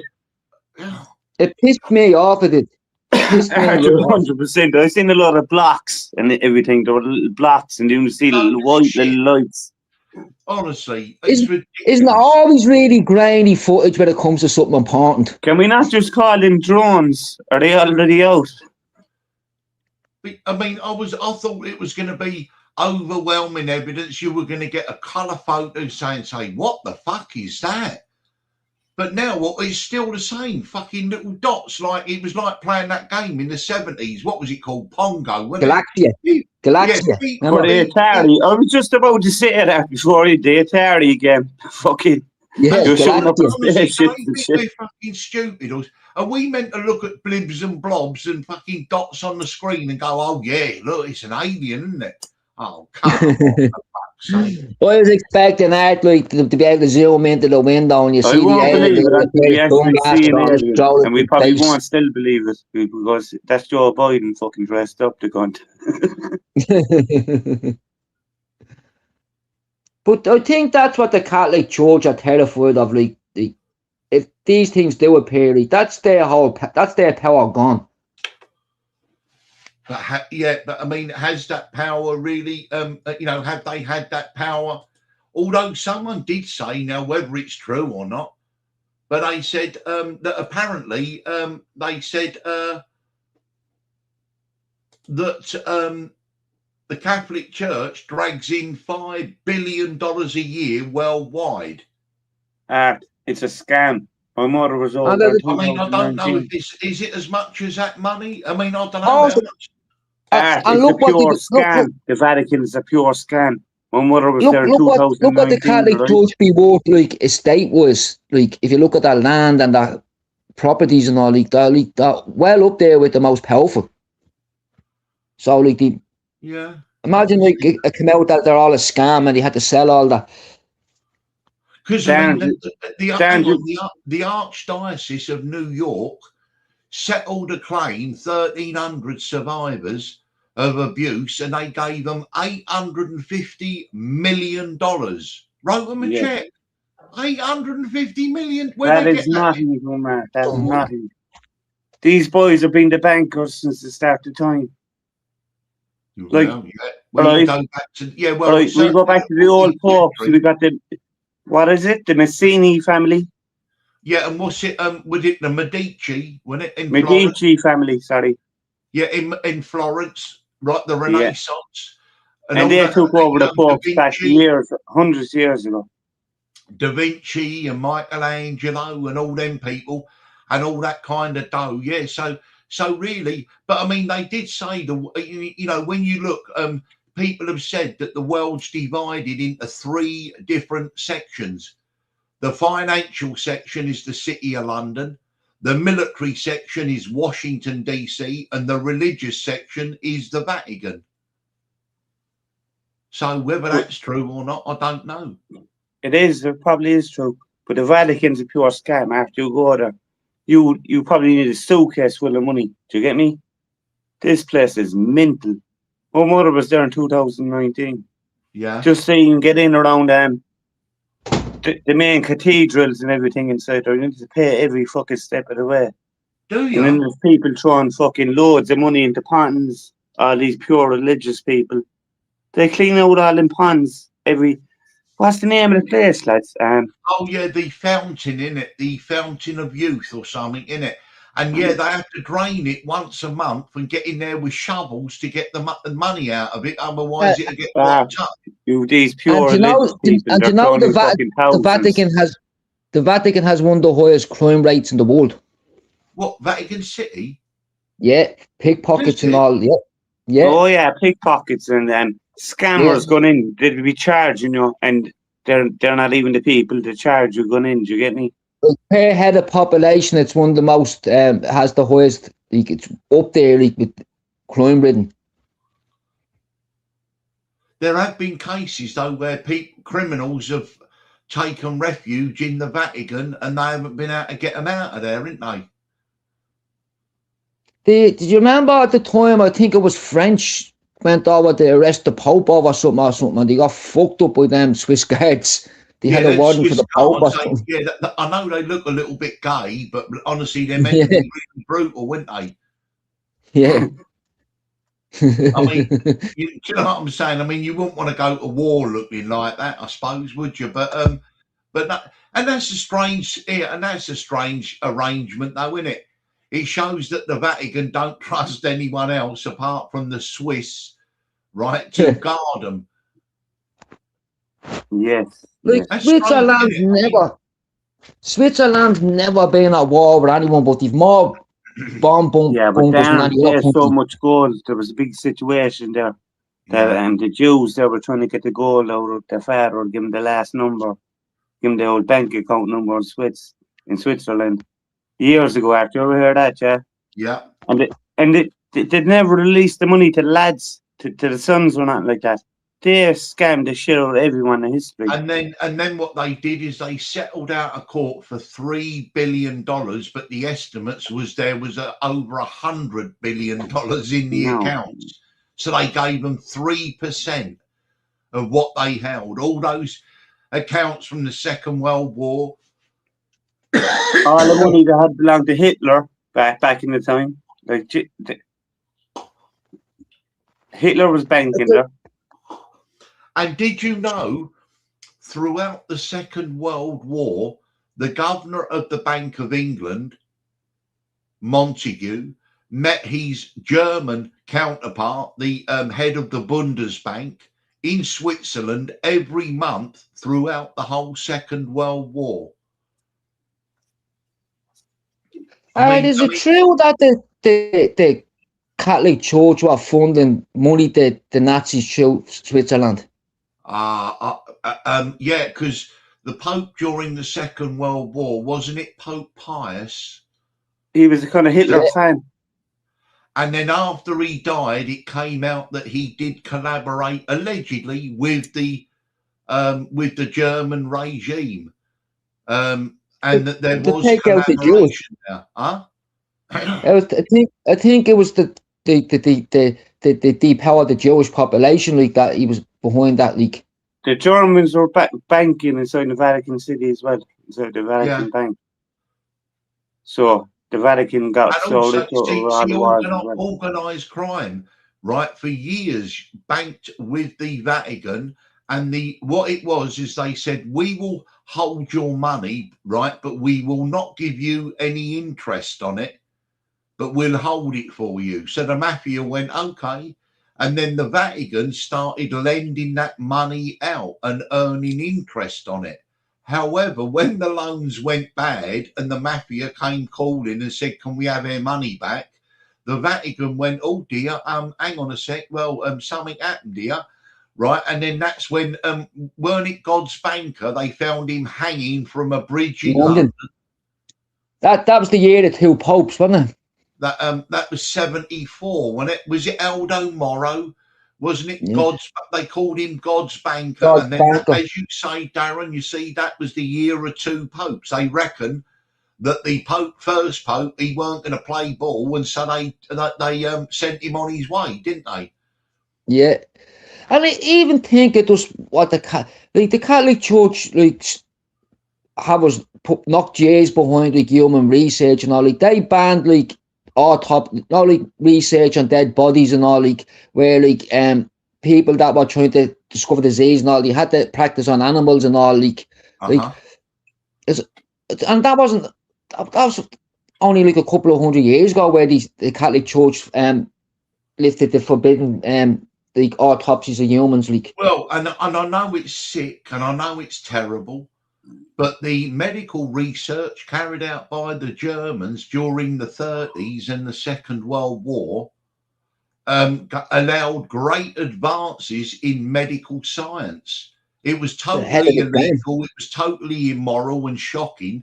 And one of the people to capitalise on that after the war was Robert Maxwell. He got all the German documents and medical research things and had them translated into English and then sold them to the universities, and that's how his publishing empire started. He was just an officer in the British Army, but he then got access to all the all the files and all the stuff in German, and so he had it all translated, and that's how he got. But to be honest with you, and I know there's no justification, but many great medical advances came from experiments that the Germans did in that time, not justifying them whatsoever. Have you ever seen the way a hospital was run before, when it was a homeopathic, instead of the medical way, where you had beds out in the sunlight for 6 hours a day? Yeah. When you had, what was that, tuberculosis? When you had tuberculosis, they said fresh air was the best thing, and so they would put the beds outside in the fresh air for people with TB. Yeah, and it worked. You drank out of copper cups because copper does something to water, does something to the body. They used to put certain lights on you, a different sound bath and light baths. Now when you're in the bed and all, till the Rockefellers. There's Green at the beating Stevens, choked them out. Green has beaten the fella you said, has he? Yeah, he choked out Jeremy Stevens. Who the fuck is that guy? I heard of Jeremy Stevens before. I didn't know no one. Yeah, remember Conor McGregor goes to him. Who the fuck is that guy? Oh, is that the guy? That's the guy, yeah. Who the fuck is that guy? I cannot do the Dublin accent, I cannot do it. It's mad when Conor starts switching between the American and Dublin accent, and then he starts talking the language no one knows. Or when he starts doing these video calls when he's out ahead and he's just pure Dublin, he just so many sides to that guy. Well, I mean, good old Flaves pointed out. He said, "Art, do you remember when there was a big fight in Saudi and Prince that Turkey was Alawar, where he was sitting there. Next to him was Ronaldo, and next to Ronaldo was Conor McGregor. That was funny. off his nut he was, and he was chewing the ear off a Ronaldo, right? And Ronaldo was kind of ignoring him, wasn't he, Art? He was trying, but then He Conor was trying his and best, I'll like he tell tried you- not to even to look at him. Oh my god, it was so funny. And then He was showing watches or something, wasn't he, Ed? yeah, Yeah, they were Showing kind of- our watches. and yeah, then, but the thing about it was Ronaldo had a watch on about That's fucking a couple 10 of million 100,000 it was way bigger watch than my McGregor had on. Do you get me? and then do you That's why remember you heard McGregor saying one day I'll have one of them. I'm not at your level yet. Yeah, but McGregor was off his tree talking to him. Oh, And then then- he's and then do you remember the interview that Tyson Fury gave when he was flying off his barnet? He gave it to that boxing reporter who wears sunglasses and's got long hair. Yes. He was completely, and his jaw was going left, right, up Yeah, and down, yeah. left, right. And Conor, He had chewing gum now in his mouth, but you could that's still right. see And he was off his fucking honestly, forehead. it was the most obvious thing you've ever seen. He was and sweat was coming off his bald head. Off his head. Oh, He was trying to cover it up with the chewing gum in the mouth. You Yeah, could never I cover it up. but His jaw was going left to right. He was swinging. But it just makes it 10 times worse, so Jared, doesn't it? Yes, 100%. But You know, but I mean, as we know, it's so everywhere now. When I grew up, it was hard to go and score a bit of cocaine. Now you can get it just like you go and buy a fucking packet of cigarettes or a bag. there's pages on whatever and WhatsApp there's and all. groups on WhatsApp and on Telegram. There's groups, and you just go, yep, bang, no problem. And also, Deliver at your house, like How you don't need to go outside no more. yeah. It's so easy. How many of these corner shops, right, are doing under the counter stuff, vapes, drugs, fucking everything? Every time they have a little investigation, they capture loads of them. So how many of them are doing it, would you say? Oh, not being racist or nothing, but in the Pakistan, Mark, in England and all, I think it goes on a lot. Well, In Well, Ireland, I'd say it's kind of new. Yeah, it will come in Ireland too. Everything's new. I say there's a lot of barmen and all up to it in the pubs. yeah, and apparently in the chefing industry, cooks and that they all snort the Charlie. And Oh, that, don't they? I've always heard that in it's huge and chefs. Building sites are awash with it. Building Nah, sites it's- are awash with cocaine. The solicitors and all take it. They will go away, will he? Yeah, and police officers, and I mean, when you get things, think about it, right? When you get things in the last couple of decades where you've got young, attractive women becoming prison officers in male prisons, what did you think the outcome was going to be? I mean, how many times have these birds gone in there, right, shagging all round and everything, and getting caught taking stuff in? You couldn't even put them in the women's prison to be shagging the women. Ah, but exactly, but the whole, Never mind in the men's prison. That's how the disaster altogether. Remember the footage there a year or two ago of a woman banging the prisoner? Yeah, still that's had more or less on about that, Darren. But Yeah. but it's not isolated incidents, right? It's as if it's mainstream now. It happens all the time, lads. I guarantee you it happens more than we know about. Yeah, and did you hear? I read recently, but that Barbie Kardashian has had all charges dropped and now wants to be a porn star. Lads, Oh, do you know what she sign got, me up. lads? She got a brand new house. She's down your neck of the woods, I think, isn't she, Jay? She is my bollocks. That was only a stupid thing. She was in the prison. She's not down our neck of the woods at all. She's Is up she in not? County Meath. Mate, She's up in Meath. She'd have to get a brand new house. Like, can we all just go to jail and we get out and get a brand new house? Is this the way it works? become a porn star. And we become a porn star. She's probably on fucking OnlyFans and everything. Is she? Oh, Can you remember the plastic paddy life? And we had the Oh, Barbie that Kardashian was- under that. oh, mate, honestly, that was that night was so funny. We'd Aaron and Paddy his had- dad on. Well, Paddy Mad had, Man. Paddy had the star. Kardashian on, hadn't he? Yeah, We had the real- Barbie Kardashian on live one yeah, night. yeah, but hang on a sec. The real star of that night. Hang on, the real star of that night was Aaron's dad. He was so funny. I was in tears. Right, He's a Aaron's gas dad, man. oh my god! When he phoned her up and he was getting her at it and all. Oh my god! He was getting her going, wasn't he? Oh. Like, He was is he getting her gay or is he just bisexual or what is this? Oh, Barbie Aaron's Kardashian. dad. Oh, Aaron's dad. Oh. I don't know. Aaron's dad's fucking. Barbie Kardashian? Oh, Yeah, oh, she- but, sorry, I thought you meant What's going on? Aaron's dad. You fucking suck up, man. Aaron's dad's good. Aaron's dad's grand. He's all right, and he's straight as a He's gun. 100%, yeah. Do you know what I Walking mean? back. Honestly, Darren, that's a terrible thing to say. No, come about this Barbie Kardashian thing. Like, what's going on with How the that? fuck do I know what? Darren, how the hell did you miss that live? Jesus I Christ. know 100% though that those tits are not real.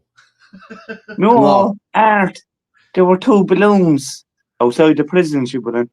Ah, I mean, it's just ridiculous. I mean, honestly, I was going to say, what woman has tits like that? Then I just remembered Katie Price.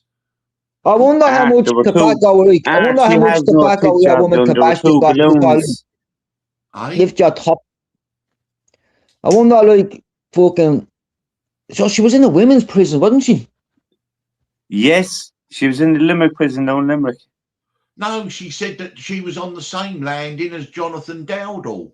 Oh, sorry, she was in the Art. She was in the She was in in the a women's woman's prison. prison, then and she got started giving transferred to grief. a man's prison. Yeah, because she was down Jay's neck of the woods. I knew that. Like, but No, they that, built on an extra part of the prison, kind of new part. The only ones who were in there was Jonathan Dowdall and Barbie Kardashian and a couple of more, I think.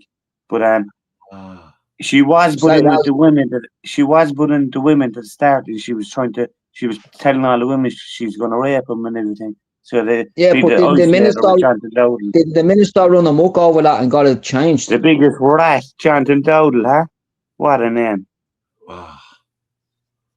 Some people were even saying, which I don't think in a million years could happen. Well, who knows? Because nothing would surprise me that Sean McGovern could be the new Jonathan Dowdall. I just can't see it myself. Because he gets sentenced next month. And so we will know by when he gets sentenced. But, I mean, I've never seen a sentencing hearing like it. They were like reliving the whole bloody case. And normally, sentencing hearing is the prosecutor says he did this, and this. Okay, mitigation, well, this, that, and the other. And he's And what's the charges at the end of the day?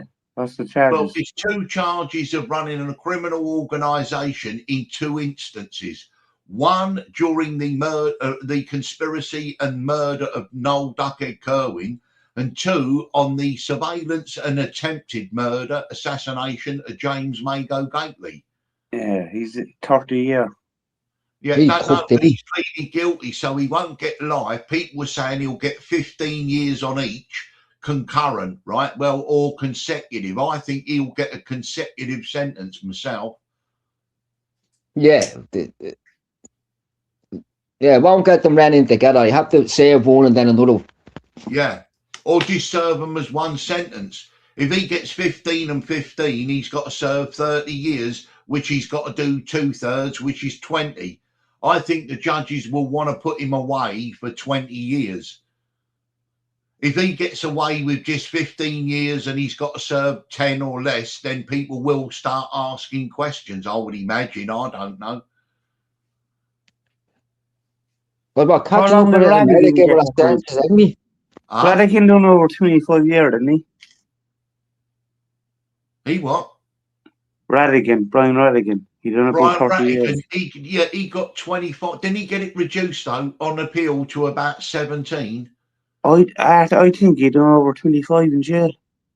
22 years, I think he got 22. sentenced and then he appealed it. Yeah, and he got it reduced on appeal, Brian Rattigan. Yeah, now I'll give him credit. He's kept his head down the last year or so. Yeah. I don't think he's in Ireland, is he? No, Spain. Spain. Yeah. Fair But play he's- to him. You know. I think he was hanging around with Gilligan's group when he got out of jail, was he? He was for a period of time, but then all of a sudden he went off and done his own thing and was smashing it for a long time. And he's now very much out of the limelight. He did get into a couple of bar fights, and he came back to Ireland once with a broken nose and all this carry on. But I think since then, I think he's kept himself out of trouble. I haven't seen his name mentioned or anything. No. And that's really what you want then now, isn't it, Ger? But that was the start of that big war in Dublin at the time. Do you get me? Yeah. And fair play, if he's keeping his head down, keep his fucking head down. I mean, to be honest, he What's got it? Trim that fucking. well, yeah, but he got a chance, Brian Rattigan, a second chance at life, and he still wears that bag, doesn't he? Colostomy bag, doesn't he? I don't know. Yeah, Does he actually have Yeah, one he of them? got shot when he was in bed. Yeah, and he has to wear a colostomy bag. Jesus. Oh yeah, I mean he did. I mean he went through it, and you know, you know, he's probably matured, and hopefully his name's not in the news.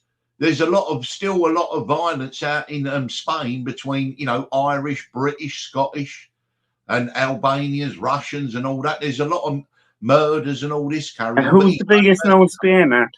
Huh? Who's running Spain? Russians, the biggest? I think in these situations, I think it's fluid.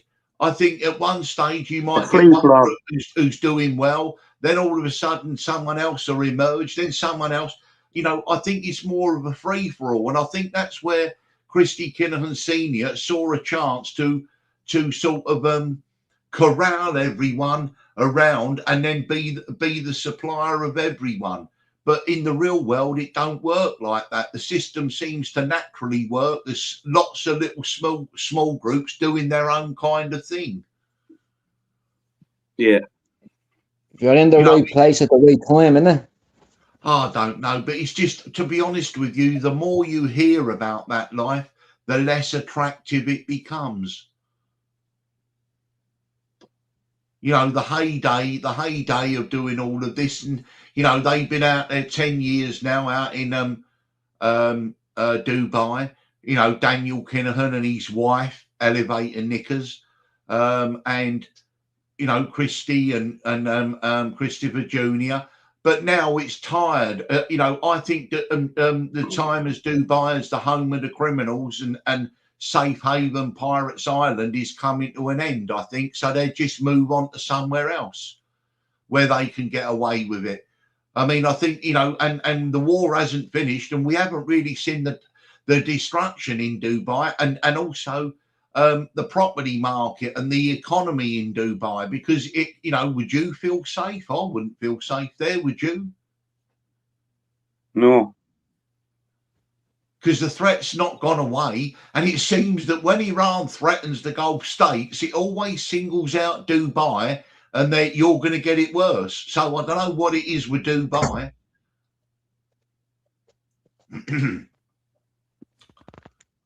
But as long as there's demand for a product, someone's going to supply it, aren't they? And so if you want to reduce the amount of supply, you've got to first reduce the amount of demand. And that's the simple, you know, and the thing is, prohibition never works, because it in a lot of ways it makes things more attractive. We saw it with alcohol. I mean, I'd like to see weed decriminalised, take it out of the hands of criminals and open dispensaries like America. Class A things, I think, should always remain illegal. I just going to make a blood pressure all my life, right? Huh? And I just said 2 joints a day. I went to my doctor, it's perfect. Every time. I don't go mental on it, you get me? Just say 2 little joints a day. I wouldn't get my blood pressure. I suffer it since I'm young for that. but I go in, it's perfect every time. It I would- actually helps me. Do you get me? Yeah, I mean, I think if you replaced alcohol with weed, people would be a lot less hostile. But maybe I'm wrong. I don't bloody know. No, Art. You're not going to be fighting smoking weed. You're just going to be alcohol. Everyone's going to be killing each other. Do you get me? I thought the whole point of smoking weed is to become docile and chilled out and stoned. You are chilled out, yeah, 100%. You don't care about nothing. But if It you takes your mind off everything and everything. It helps the pain.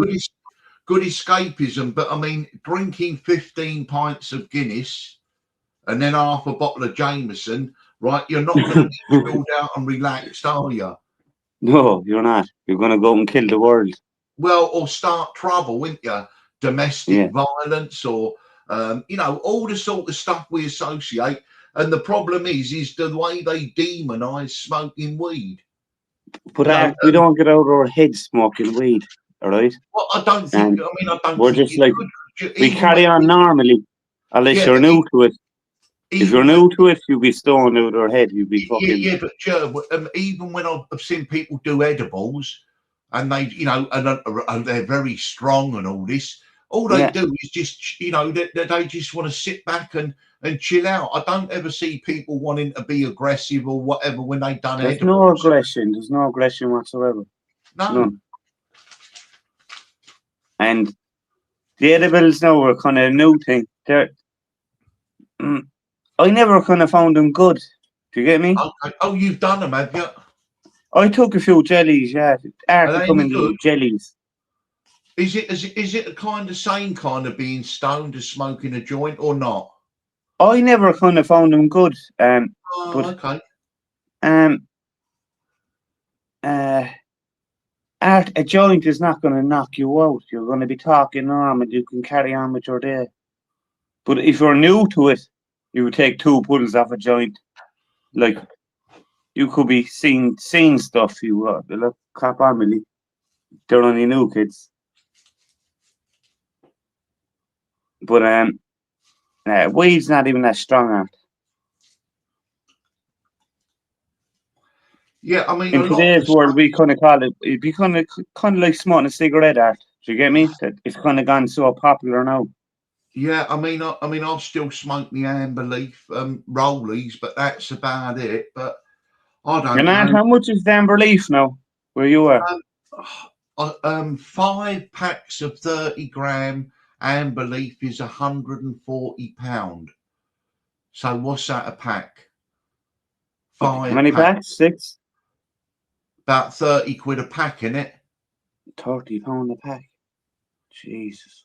No, about 26 quid a pack, 27 quid a pack. And I'll buy it from Asda, the supermarket. I won't buy the duty free or the fucking counterfeit and all that. Is something I insist on. The lads we bring in from Spain there the whole time. I don't want anything like that. I'd rather pay. That will kill you, Art. That stuff will kill you. I mean, I'd rather pay the extra knowing I'm getting the proper stuff. Do you know what I'm saying? 100%, yeah. Darren, are you up there? Oh, Tony's off now, are you? You're not going to stay up for the Strickland fight? You're not staying up then, Tony? Watch it in the morning, will you? Darren, are you on? You there, Darren? Yeah, I was just making coffee. Oh, good, man. I'm just going to go and grab something. You're right. Yeah.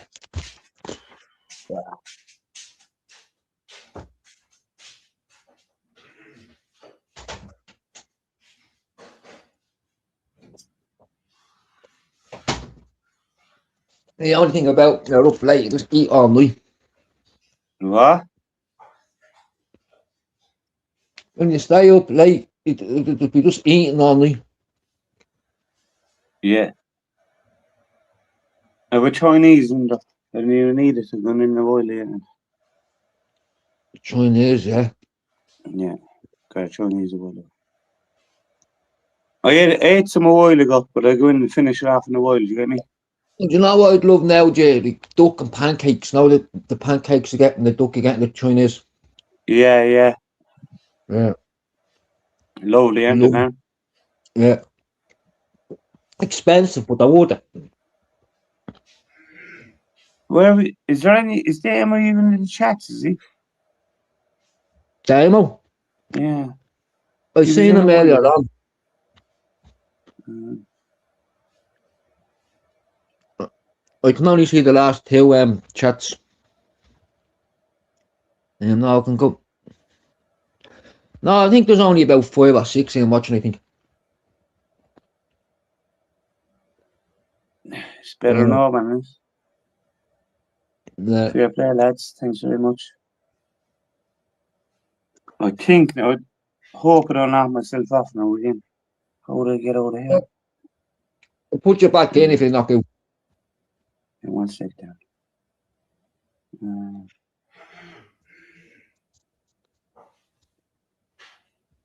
1 sec. Yeah, but how's the mother, Dan? Everything okay, yeah? Yeah, she's in bed. She's good. She's good. That's good, that's good. Our sister isn't very good at the moment in hospital. What? Our sister's very sick at the moment. Oh, Jesus. I think they're expecting her to pass away. Stop. I'm sick of funerals this year.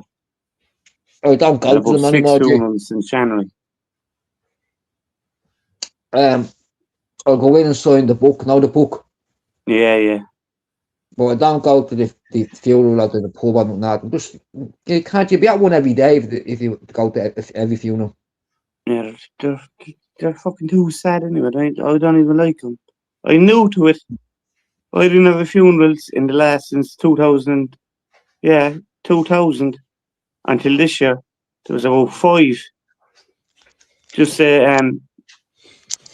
my sister's mother-in-laws and everything like that. You get me? Yeah. They have 2 of them inside in the home, not in the home, in Paladin Care. And one died the other day. My uncle died fucking New Year's Eve. All you ever stop, look. And there's another one waiting to die. I'm saying you, they'll be only still grieving from one jail and another one comes like it. It comes down the top of you, doesn't it, Dan? Like if someone passes away, I'll knock around to the house and like say sorry for the loss and that. And I remember, and then I'll go up to the funeral and Mary, jump in. Send Mary the link. Who? Mary. It's in the group. It's in the chat. I'll do it. Do you know what I was saying I'd love now? Duck and pancakes. Now, do you know what I'm eating? I'm eating 2 bits of bread with a couple of slices of ham and some hot English mustard. Simple, old-fashioned, simple, with a nice cup of tea. That'll do me. Coleman's mustard that. Yeah. Yeah. Do you know what mustard's you never go hungry. Do you know what mustard's lovely on that? A toasted ham and cheese sandwich. Bit of mustard, just a small bit of mustard. When I do cheese on toast, I do grated cheese, Worcester sauce, but also I also put some mustard in there as well. That's nice. Yeah. I would late come out the mustard and didn't start using mustard till probably my mid-30s.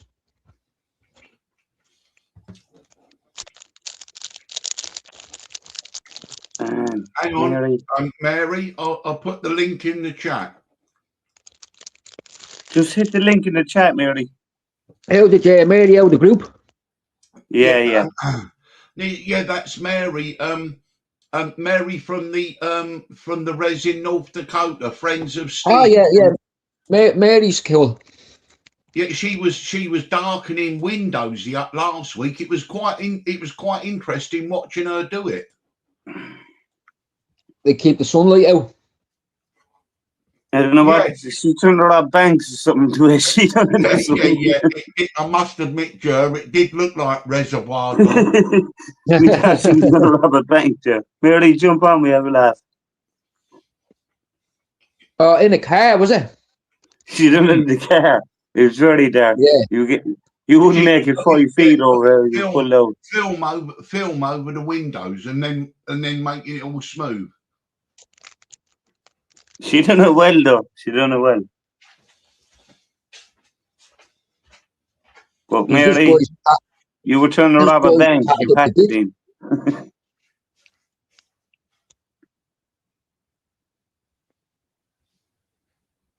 What are you saying, Darren? This fight was tattered up to bits. Who's winning there? Who's fighting now? They're only coming out, I'll tell you now, Jay. Who was on the last one? Green, and I think we're 3 fights away now. 3 fucking fights away. Jesus. I hope they're all first round knockouts.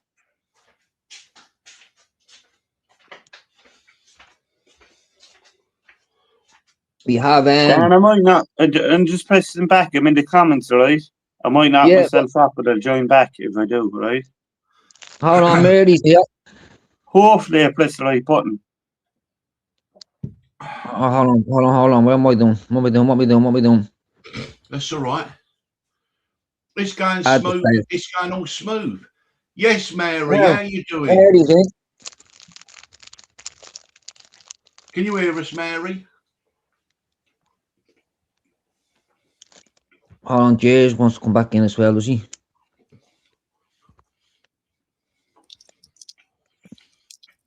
Hello. Jay, you're in. Maybe gone, I don't know. I'll put her in. She might come back in. Well, this is going okay. No hiccups.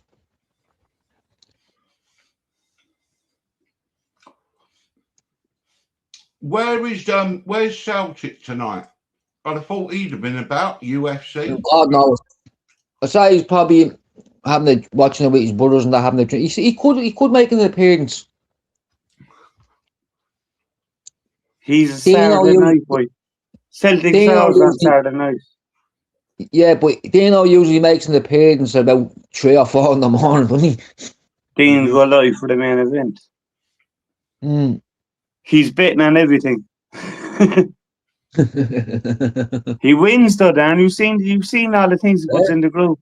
He wins.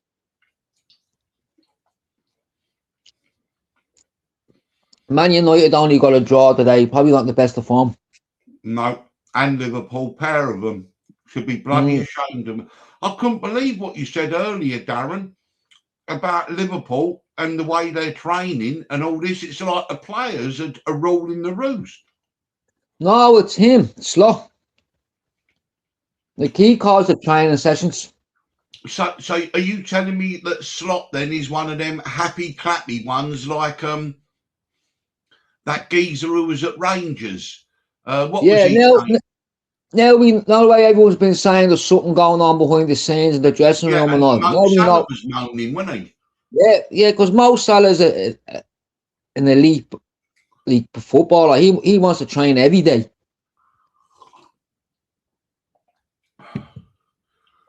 They're saying now Alisson won't sign a contract, and there's someone else they're saying now isn't going to sign a contract. Alisson's at the goalkeeper. Yeah.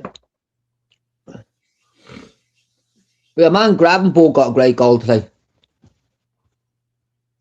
That was quite early on, wasn't it? Yeah, first couple of minutes. Mind you, Brighton scored after 37 seconds. Did you know that? I think this fight's going to be over now in a senior man. Is it? Brighton play lovely football.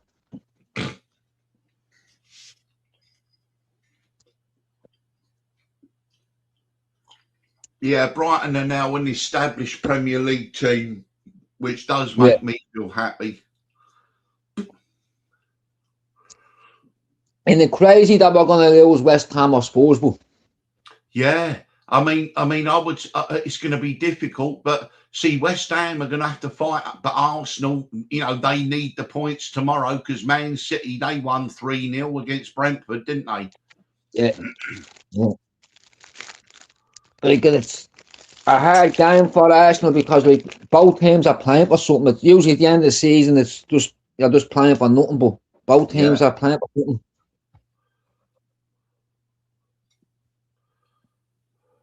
To be honest with you, I can see Arsenal winning the Premier League, but it's going to be a mountain to climb to beat PSG. You know what? But Arsenal are the type of team that would be 1-0. take the football out of the game and play for a draw in the final. Do a kind of do you remember all them years ago, George Graham? Shit, they played horrible shit, but always win 1-0. 1-0, 2-0, yeah. Because they're not either that or they'll get a hiding off. But I don't know. Look, they have me worried. I think they can win it. One thing is though, is that Paris Saint-Germain, right, are confident at the front, so much so that their defence, right, is you can get behind their defence. You know what I mean? See, Paris Saint-Germain sort of think, well, okay, if we concede 2 goals, we score 3. Yeah, and I think our goalkeeper was terrible as well. Is he the one with one of the Bayern Munich goals? He came across for the cross and it fucking went straight over him, and then the geezer headed it in. Yeah, he's fucking terrible. Like, I love the game tomorrow. How's your mum, Darren? She's okay. Her sister's not good at the moment, no. So what's that down in Longford? No, our sister, like she's just lives up the road much, but she's in the hospital. I think they're all going. The family has to go down and see her tomorrow morning, so that doesn't sound good, no. Oh. I mean, so she went to bed. She's a bit upset. Like, get to that age in life, don't you? Where like just like where everyone just starts going around you, don't they? Like, yeah, that's the thing, isn't it? You know, it's inevitability, isn't it? Really.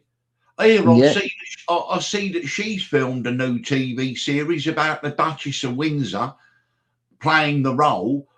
Joan Collins, she's 92. She's fair play to her. 92.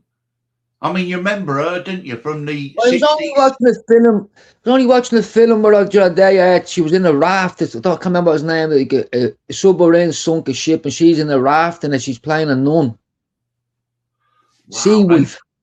Did you know that Joan Collins was one of the starlets in Hollywood in the 1950s? Did you know that Joan Collins was in the 911 Porsche with James Dean the night before he crashed it and died? Oh, Jesus! Imagine being home the next day hearing that. Yeah, she was out driving with him or in the car, the 911 Porsche with James Dean. The next day he's out in the car and crashes and dies. Her most famous thing, though, was on television, though, was in Dynasty, or as the Americans say, Dynasty, as the horrible, nasty woman. What was her name? Alexis Carrington. Do you remember that? Darren, you have Mary backstage, have you? Oh, Mary's backstage. Darren. Adding in out. No, Mary. Yes, Mary. How are you doing? Good, and you? Hi, Mary. Hello, Mary. What are you guys talking about? Oh, just talking about actress Joan Collins. She's 92 and she's playing the Duchess of Windsor. Remember Joan Collins in Dynasty? Maybe.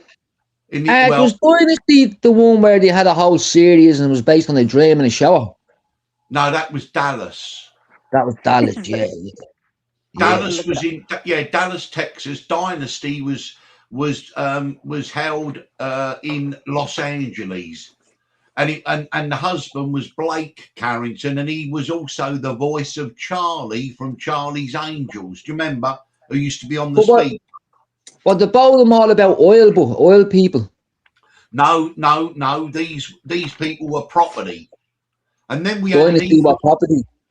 and then we had another spin-off called the Colbys. I gotta Google who Dynasty is. Oh, I don't remember. I never can't remember that now. The Colbys.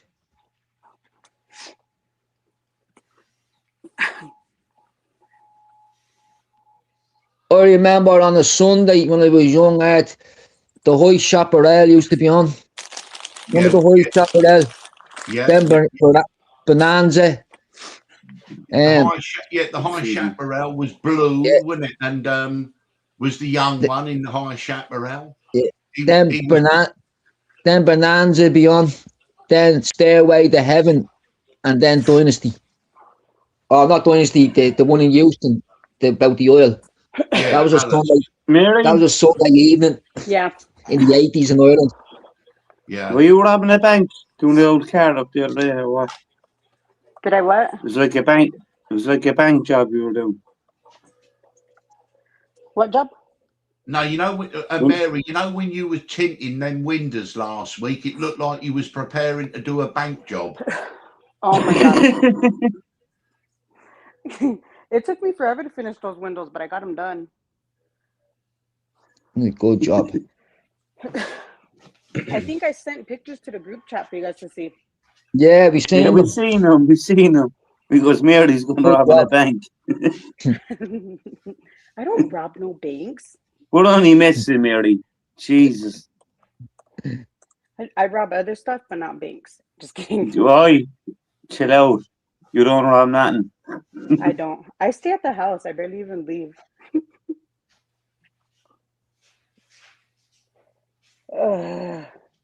So what happened to This you guys' go- UFC? This guy's been on his back for the last 2 rounds, just getting beaten. Who's fighting there? Brady and Buckley. Like, yeah, man, it's just out. It's just, So what happened just to you can't guys' UFC fighting? can't handle. I'm gonna look it up. Is Tyson Fury fighting again? Is he fighting AJ or what? No, we Age, haven't. it was signed, I think. Age, it was signed. Yeah, but I think didn't have the fight first. AJ's fight in July.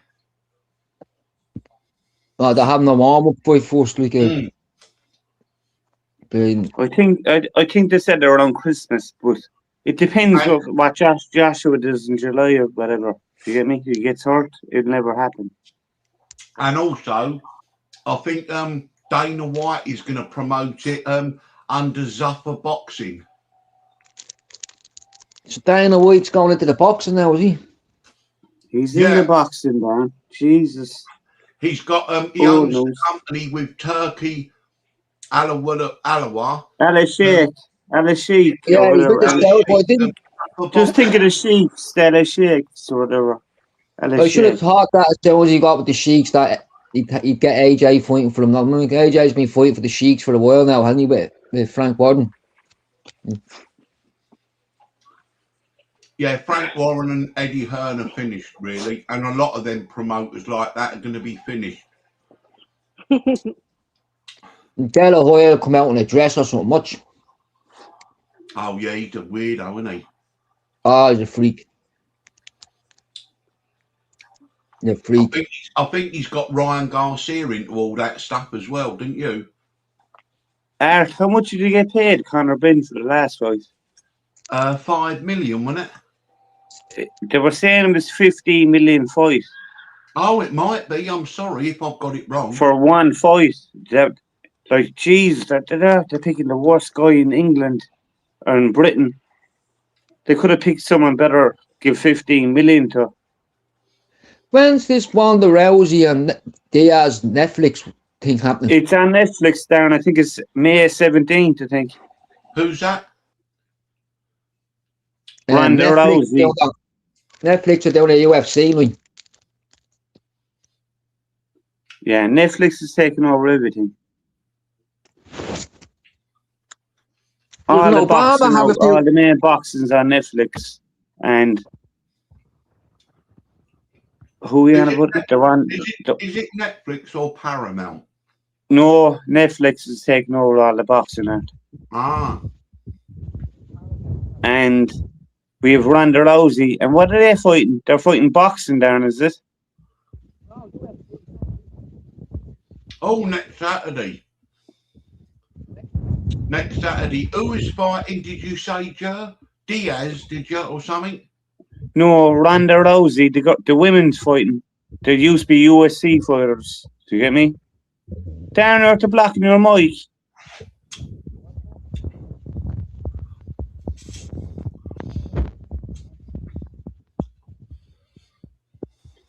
There used to be USC fighters before that, and it's a big fight now coming. Two women. Mary, do you know who's fighting? Ronda Rousey. Ronda Rousey. Ronda Rousey. I've never really watched them, to be honest. Yeah, she's Darren would fighting. know. Darren said She's it. fighting. I'm a Yeah, street she's fighter. fighting Stepovich or something. Another like, but they're old now. Oh, Like, they're, UFC fighter. yeah, Did you like hear me? they- I said I don't watch them. I'm a street fighter. Just kidding. but I don't know who Nate Diaz is fighting. I can't remember. Is that on the same card, Darren? I think so. Yeah, I think there's Nate 6 Diaz. fights or 7 fights.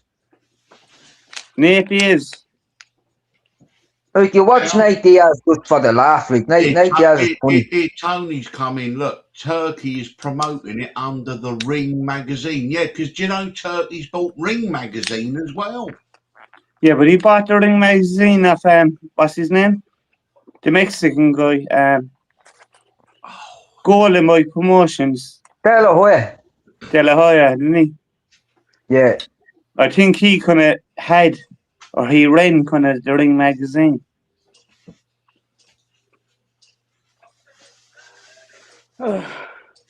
I saw a video of Dana White taking delivery of the White House UFC belt. Oh, it now looked nice. I must admit, it does look nice. It don't look tacky. It looks really nice. Have you seen it? No. Have you seen the price of a seat for the White House? No. Hang on, let me go and see if I can find it. It's going to be a very dangerous event, isn't it? Well, I'm looking forward to Gaethje. I mean, the other bloke's meant to be Mustard. He's meant to be invincible. The other guys, I don't know what his name I'm is. about assassinations and stuff like that, Art. Not the fighting. Some of the seats, one of the seats are 1.5 million. What? Yeah. Yeah. Hey? What are you doing, Dan? See, can you get the full price up of the seats there at? Yeah. 1.5 million. Dan, we buy 3. Me, you and Art, we go, we. Yeah, see, they want all celebrities there. You don't want any riffraff that might kill them. Look, I'm not being funny, right? And maybe it's just me, but I mean, I wouldn't pay if I was worth 100 billion, I wouldn't pay 1.5 million for a bloody seat, would you? No way. Mad money, innit? But I think they pay up to £1 million for some of them boxes at the Super Bowl and all, don't they?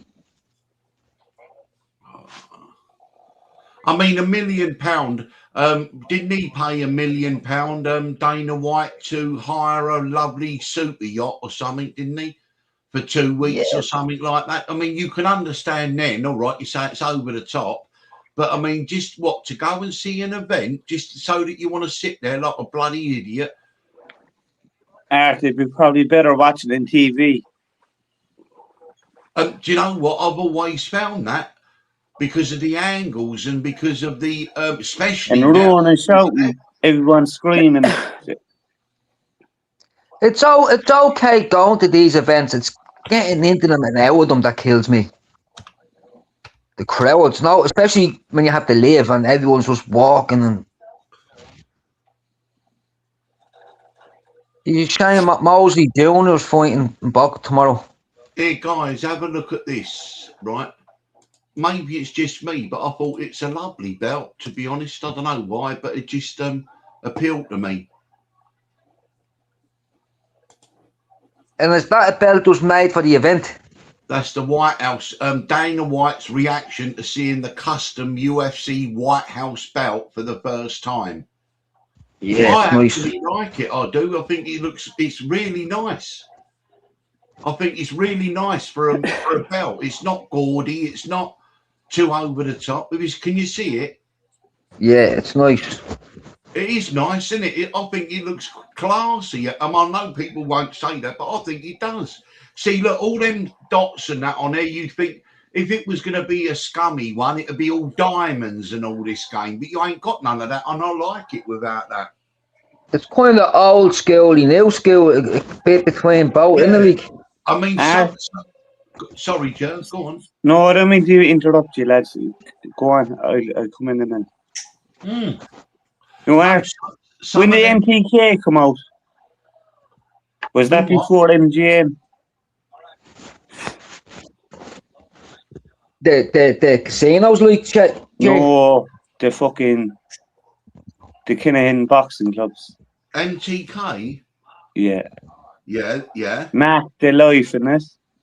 Yeah, well, the original, wasn't it? MTK, yeah, Matt the Knife, and then. No, I told you about my glove. Billy Joe's wearing MTK. Yeah. So I was wondering, is MTK before MGM? Yeah. No, MGM was first. MGM was first, and then it went to MTK. Then they called it, Macklin. Yeah, but, if you look at some of the antique boxing belts, like the old Lonsdale ones, right, they're solid gold, enamel paintings on them. They're absolute works of art from the 19th century. Some of them are incredible, beautiful works of art. They are. You have all the different flags enameled in them and all, don't you, like? Oh, honestly, yeah, let me see if I can have a look. Vintage boxing belts, right? Vintage boxing belts. Right, let's have a look if I can find images. See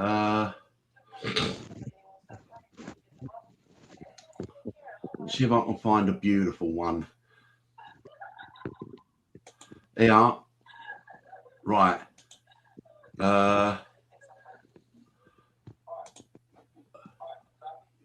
Right, this is just Wikipedia, right? But click on the photograph on the right, which says the British Lonsdale belt. Just look at the incredible craftsmanship.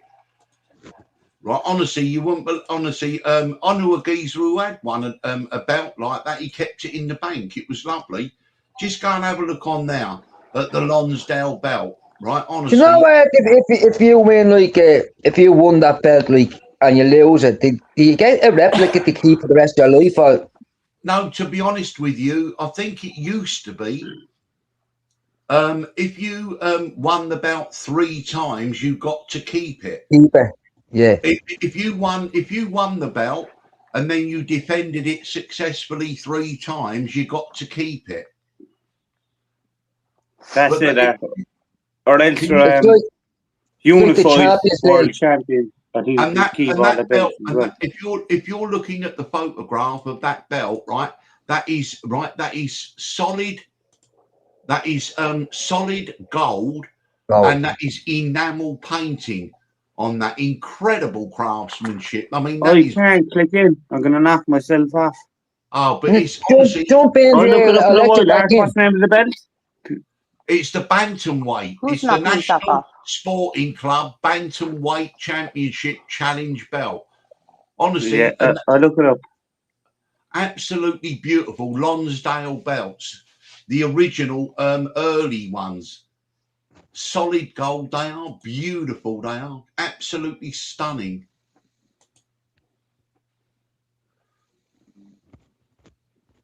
You just don't put that craftsmanship into anything like that anymore. They don't, do they? And when they do make things out of gold and that, they're always look, I don't know, tacky, don't they? Even with diamonds and that in. You know what even blows me away? All the Renaissance statues, like where you see the veins in the statues and the. Like, I mean, look, yeah, oh, stop!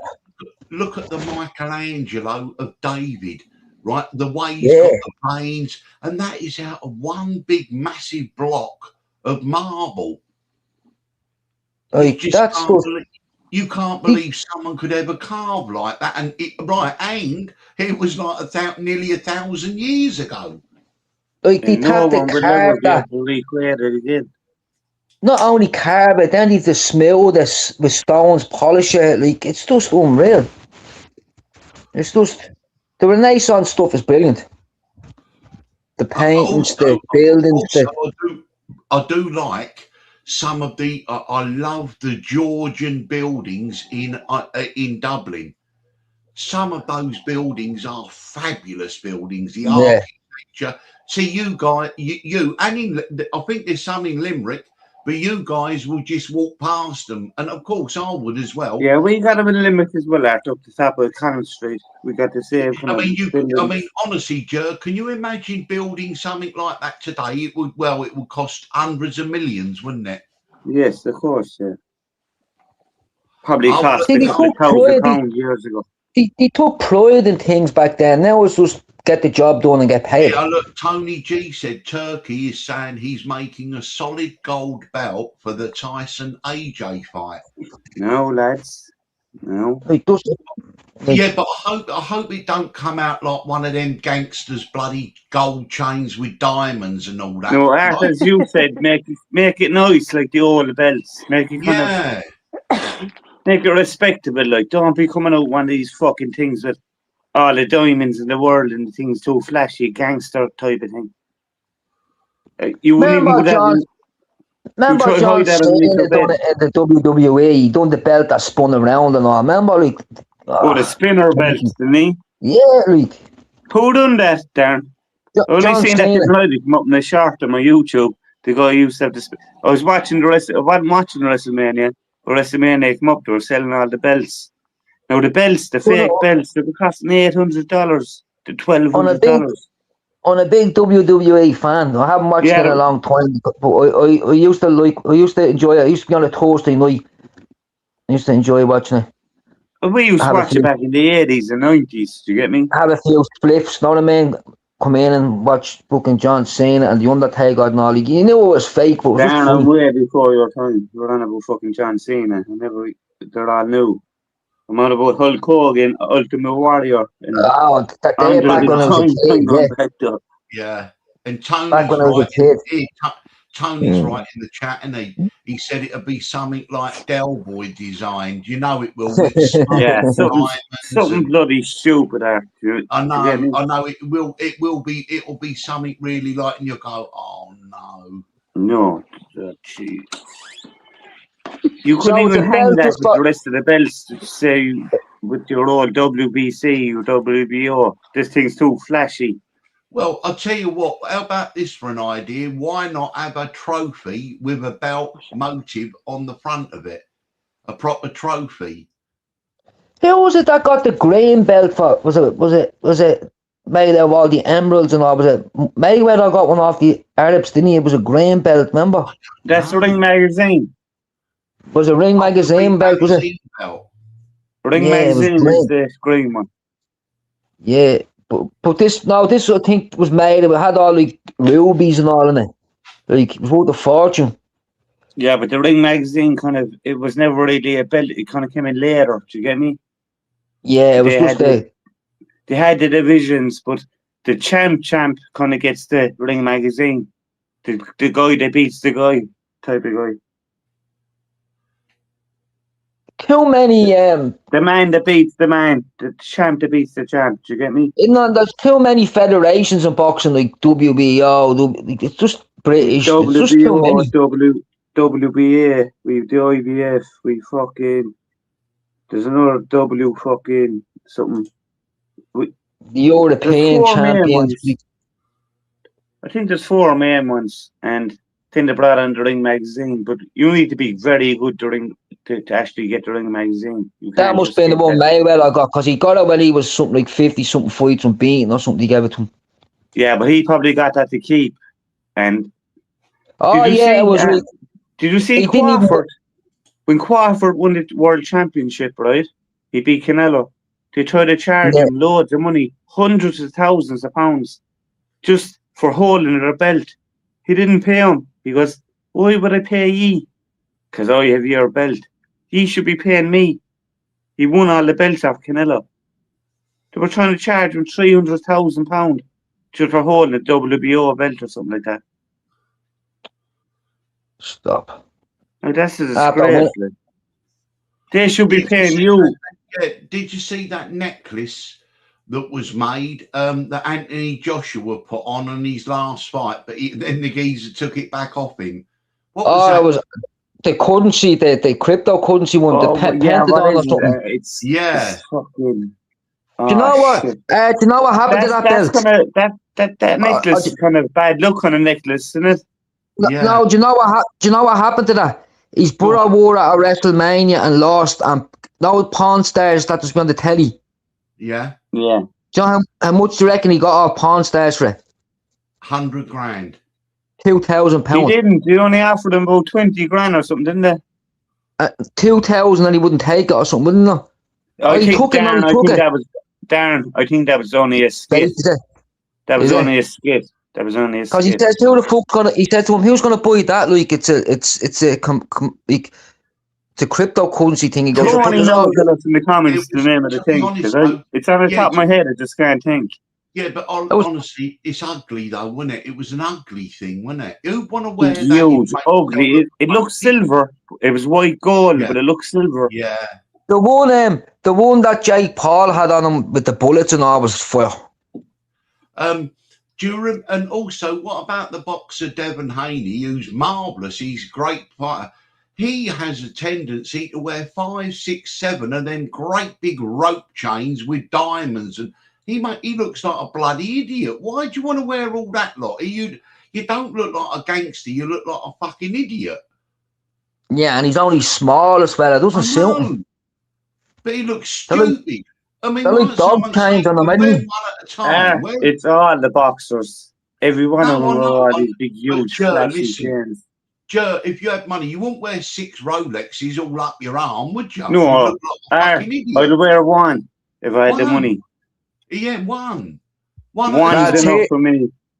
Here's a serious fight now. Volkov against Acosta. Oh, right. Is this the one before? I think there'll be probably one after this. Probably. What time are we at now? 3:30. This could be the second last one yet. It's usually over about 5, isn't it? No, it's usually Yeah. over about 6, but we're kind of an hour 6, yeah. behind. Yeah, but So we're hopefully kind of it's over an about hour 5. 80 tonight, ain't we? Yeah, we're an hour early. Yeah, and there's two. Alexander Volkov v Acosta. Then there's Joshua Van versus Tara Tatsutse. Then it is the Strickland fight. Yeah, this fight here could be fight of the night now if these two lads put it together. What weight is Strickland Chimanev one? That's a middleweight. Oh, Middleweight. This one's a heavyweight you're talking about, isn't it? These are big boys, yeah. But Acosta's lovely fighter. He's And this 17 Volkov and 2. Does that mean he's had 17 fights and lost 2? lost 2, yeah. And this Volkov's an animal as well. Yeah, Volkov's had 39 fights, lost 11. Yeah, the size of him, the height of him. Big Rusky. It's going to be he'll have to really perform the best he ever has done, Strickland, to beat the other geezer. He's 15-0-0. But every time Strickland has been put up there and has to prove himself, he's done it really. Apart from the one time he got beaten, but then he's destroyed your man in the rematch. Yeah, because Tony reckons. Look, I mean, people I know who are interested in UFC and that, right? Tony, look, he said, I'm backing Strickland. So a lot of people seem to be going for Strickland. I don't know why. It's Strickland's just good. Strickland's just a man's man. There's no bullshit in him. He just tells you how it is. Like especially when he says, like, they jump me and I was going to shoot them. Like, He straight out, he'll go, just say he wins, he'll be in the post-fight interview in a while, talking bullshit again, won't he, Dan? even if he loses, he'll talk bullshit. He's just a bullshit, yeah. all-round American, isn't he? Like he loves America. He loves, like... Do you think that Justin Gaethje can beat that Topuria? Oh, Topuria's good. Yeah, I mean, that's what everyone says. Justin Gaethje's great when he's performs, but he can put in some stinkers as well. Like, remember playing, who was it? Was it Max Holloway knocked him clean out? And the last round. Remember he went toe to toe like for the last 5 seconds and he cut him the last second. And then Paddy the Baddy Max Holloway, didn't he? Didn't Paddy the Baddy do Max Holloway? Huh? Yeah, he dominated them, didn't he? And then Paddy the Baddy lost to Gaethje. Mary, you're still alive. Huh? Mary's still alive, yeah? Yeah. No, I said she's still alive. You can see her talking. Alive, yeah. I just don't feel good, so I'm just laying here listening.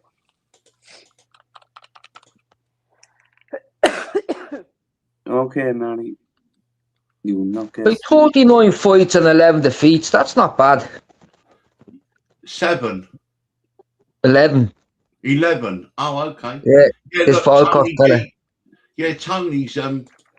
Tony's said, what's he say there? Tony's on top of his game. I'm really a boxing fan, yeah. No. But I like what I see about Sean Strickland. Come on, Sean, fuck him up. Yeah, I mean, these Dagestani kind of Chechen people have dominated, but is it correct that they have got a good ground game, wrestling? The wrestlers they're great at choking people out, leg locks. Standing toe to toe. The wrestlers, they'll bring you to the ground and try to choke you out or break your hand or break your leg. But this Chiminov fella can have a knock as well. He's Strickland can stand up fighting. Can't.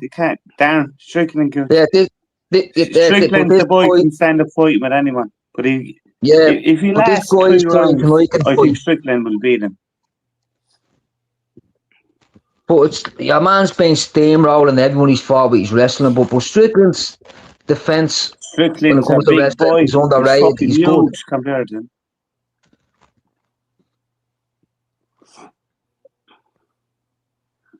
Like, it's just fighting's a funny game, isn't it? Like, everyone has the boxer's chance, haven't they? The puncher's chance. This big Russian fella looks like a Russian Paddy the Baddy. No, the corn rolls in his head and all.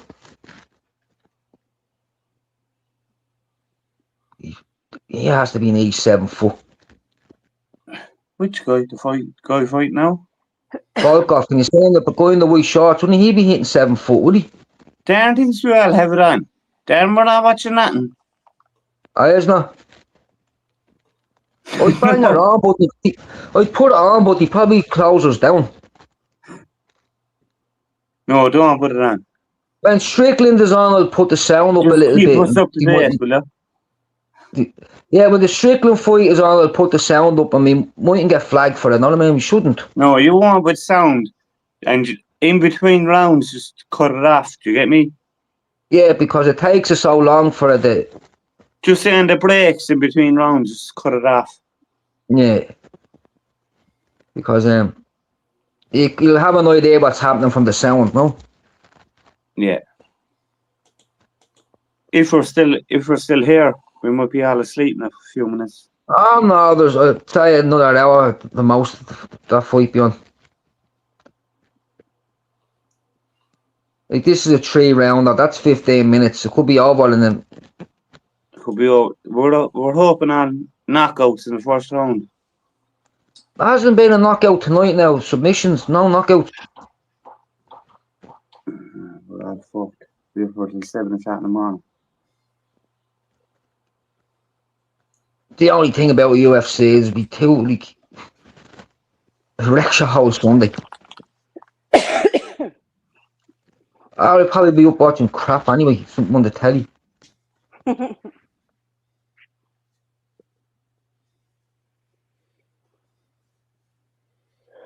You know, I was gonna go and see that Michael Jackson film today, and then he says, "Dad, can get a grip with it." There's the new Darren, my Michael niece Jackson is film. asking me take Was him you to the gonna- Michael Jackson Was film. you going to see it at the cinema? Was you? Yeah, and then I just said, "Dad, can you get a grip on yourself, for fuck's sake." Oh yeah. My nieces are asking me bring him, but fair play. Do you all know Michael Jackson? They're only little kids, 8 and 10, and they actually Look. still actually know who Michael If we fucking was out Jackson is. shopping or something when I was in the shopping centre, Yeah, when yeah, I but asked me today, will I bring him to the cinema? Watch fucking Michael Jackson? I goes, I will. I can't even believe it that you even know who he is. but the That's thought what of I having said to travel him. and all. What? Like if I was up shopping or something, I probably would have went to see it. But the thought of just going out just to see that, I says no. Darren, I'm going to bring now the kids. I don't want to actually fucking go see it. You get me? They were just annoying me today. They goes, "You bring us to the cinema. We watch fucking Michael Jackson." Because how the hell do you even know who Michael Jackson is? But there's probably Fair better play to films to see. It's Mr. only- Jacko. The kids actually still know who he is. He'll go on forever, I think. I want to hear a few reviews. Is that any good before I? Because like there's probably something better to watch. I I don't heard even a know what's down review, the cinema Darren. at the moment. Do you know when the movie finishes, yeah? Yeah, Then it shows all the real stuff. If you leave before it, just when it finishes, you miss all the good stuff. the last film I went to see was Sinners, and that was good.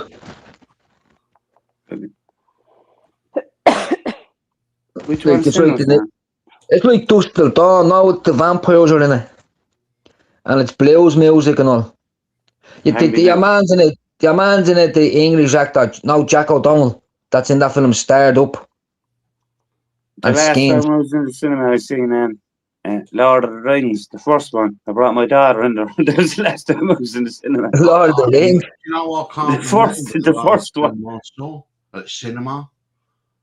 My God, I can't. 90s it would have been with my boy, probably. I'm trying When to did think. Lord of the Rings come out, Art? The first one? Jesus, that was 20 years ago. that was the last time I was there. Come out, and the price of the places now. Yeah, You need about €200 bringing 2 kids and yourself yeah, inside. you do. You do. Oh, €100 anyway. At least 100 down. Yeah, you Yeah, get away yeah. bringing yourself and 2 kids in with 100. It's just about. Then you go up and buy popcorn and all this bollocks. And Well, the cinema do a yoke now. I think it's you'd want to be carrying 2 just in case. yeah. You can buy a cinema pass now. Like I think it's something like €120, and the cinema's free for the year. You don't pay. Yeah, you can like, watch in. as many Yeah. movies you want a no, year. Yeah, no, Darren, I think that might be a month. A month, is it? it's only a Yeah. month. Yeah, you're right, Art. I mean, no, 120 a year. No, I think it will be more dearer than that, wouldn't it? I don't know. I might be, but I mean, because how much is it per film now? The €10? the film isn't expensive. It's what you buy in the place. No, I think- lads, How Darren, much is it? it must be 20 about 20. Art, I remember it. The last time I was there €25 I 20 think that years was ago, it was around, it was hitting towards 20. So now it must be around nearly 30, is it, Darren? It must be. 30, About 20. €30. €30. It has to be. Yeah, so Just say Darren, 20, just say €23 around that, I'd say. I haven't been there. It used to be 16, €17 Yeah, 20 years ago. if it's €25, right? That's only right. That you've only got to watch 5 films and you've got your money back. No, it'd be dearer than that. Won't be a year, I don't think. 120. A month, is it? I think it's cinema freaks that go in there every single day and they can watch as many films they want for a month. I just bought a yoke. Like, no, I bought a like, no way you buy it online. Like, and I got a thing sent like £120. Go as many times as you want. I just took it. It was a year, probably a month, could be a week. I don't know. Just Darren, Sky's costing us a fucking fortune. You could hardly get it for €120. I don't think I've watched the film on Sky in about a year. No, Rob was on the phones. Hypnotised. And if we do watch films, it's all them old films like I watched the cowboy film the other day, Broken Lance was the name of it. Art, I'm gonna have a laugh with you. Did you watch the new Fury films? The series? Fury, like the Tyson Fury. Yeah, the series on Netflix. He needs to give his kids a slap. I know doesn't Art hates Tyson Fury. I know he's gonna come back and gonna fucking. I'm having a laugh with him. He's not even there. he? Is he? Does, but doesn't he? He needs to give his kids a slap. And they all call him ADHD. None of it doesn't. Like, it's a pure disgrace, isn't it? It's kind of like the Osbournes years ago. Yeah, but he shouldn't be. Like, it's not a good way for the world to see our kids like that. You know what I mean? Like, I know it's probably all staged and all, but still, But they're calling the kids ADHD and they're only about 3 or 4 years old. Give the young fella a break, really. I didn't speak till I was 5. And there was no ADHD back in our day, Dan. Do you get me? no. The only That one only who could came in. understand me was my brother until I was 5. And since then, I haven't shut up talking. That ADHD is only on the scene the last 10, Darren, 15 years. We all have ADHD. This has gone around for fucking years. It's only a new thing that I have to bring it out. You get me? We all just told we're bold. You're bold. Yeah. You're a little bold little cunt. You're a bold little bollock. You. Yeah. We all have ADHD. You're a cop on me, look. And my brother has 2 little kids. And look, I look at them and I go, lads, I'm worse than you fucking nutcases. Do you get me? I can remember when I was young. Because we all had that. This is a new fucking thing they started bringing out recently, I think. Last 20 odd years, 25 years, whatever. Oh, the ADHD and the OCD and the kids that diagnosed with everything, these poor kids. And these jabs they're giving the kids now, right, Darren?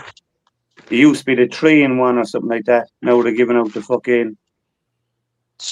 Now they're giving out the 7-in-1. What the? They give it out to my nephew, right? My nephew now was he was the best young fella in the world. They give him the jab, Darren. He was never right after the fucking jab. Do you get me? No, that's what's giving the kids all these things is them jobs. They're killing the kids. It used to be a 3-in-1. Now it's a fucking 5 or 7-in-1 or some shit like that. What the fuck are you doing? They're junking up the kids with fucking vaccine shit. They're junking them up, kid. You don't care. It's got a sick child with money for life. You know what I mean? They make you sick when you're young. They make money off you for the rest of your life, giving you meds. So there's no money when they cure you. They just want you sick. And go to the doctors for the rest of your life. Yeah. So they can make money. Damn, the story of my life.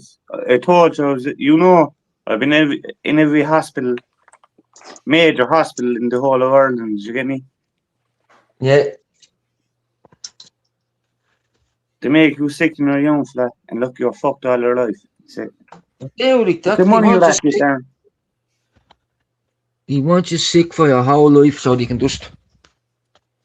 Your kid needs this, and then you're older. You get diabetes, you need this, and you get this, you have depression, take this. Like, you're overweight, take this. You're underweight, drink this. Like, it's just fucking. My problem, I can't put on with. I'm eating like a horse. I'm worse than our sausage eating now, right? I cannot put on weight.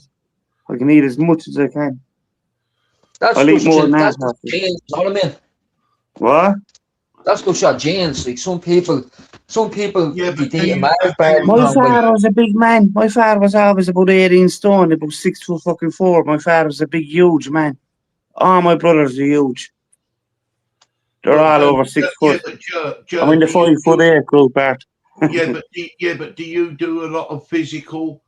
Do you do stuff which would burn calories? Are you active? Not really. Are you quite active? I am active, but not too active. Since I broke my back out, I cannot really do much. You get me? Mm-hmm.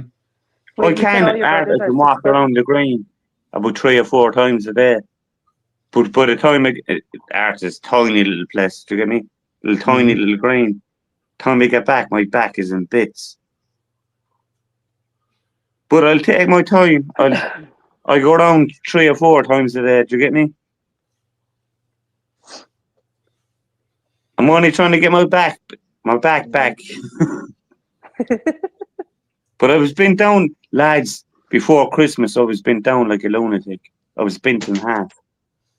I'm actually finally standing up a bit straight. But do you know what?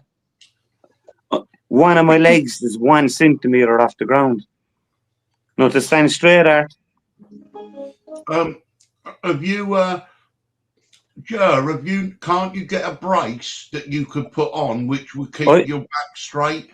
Yes, Art, I got the braces, but look, I was supposed to be taking off the braces months ago.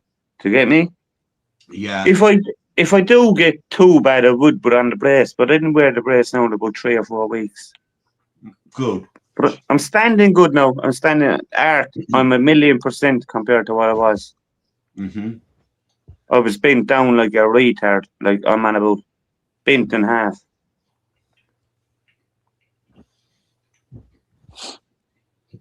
We're all good now. We're kind of standing. I was about 6 inches off the ground with one leg. Now I'm down to a good. And is your mum recovering? Is she because you got the nice warm weather? She is. You wouldn't believe it. She's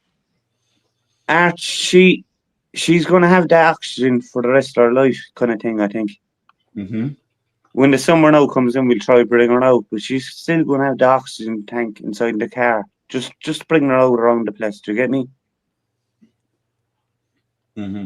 But compared to what she was, Art, she's like a new woman. Do you get me? That's good. That's because you're stopping her doing stuff. Art, I told you the day before she went to hospital, she was up on top of the shed cleaning roofs. So I goes, what the fuck? Is your mom stubborn? Yes, very stubborn. My mother wants to do everything. And it's the way my mother's always. My mother's always done everything. Do you get me? Yeah. She's a very stubborn woman. Even now, Art, she'll still go in and try to cook the. Everyone tell her, get back in, will you? But we can't just keep her in the bed the whole time either. That's just stupid, isn't it? No, of course. But I mean, to be honest though, Joe, with my COPD, a few days ago, I got the washing in the washing basket, brought it downstairs, put it in the washing machine, did the washing, did a rinse, put it back in the basket, and literally just walked upstairs with it. And I was so out of breath, I was starting to sort of not panic, but I couldn't get my breath for about 2 minutes, and I thought I mustn't do that again. Anything she was like that for the last 2 years, right? It frightens me. It does. I'm thinking I'm going to get a panic attack, and I'm not going to get my breath, and all this, and I was sort of panicking. She's the same thing you have, right? We brought her downstairs to her bedroom downstairs because for the last 2 years she was going up the stairs. She stopped halfway up. She'd get to the top and stop. And she was getting very bad. You get me? Same kind of thing you're saying, after she was doing too much and climbing stairs. And I told you, up on top of sheds the day before she went to hospital. 4 days later, we all went in and said goodbye to her. But she's a new woman.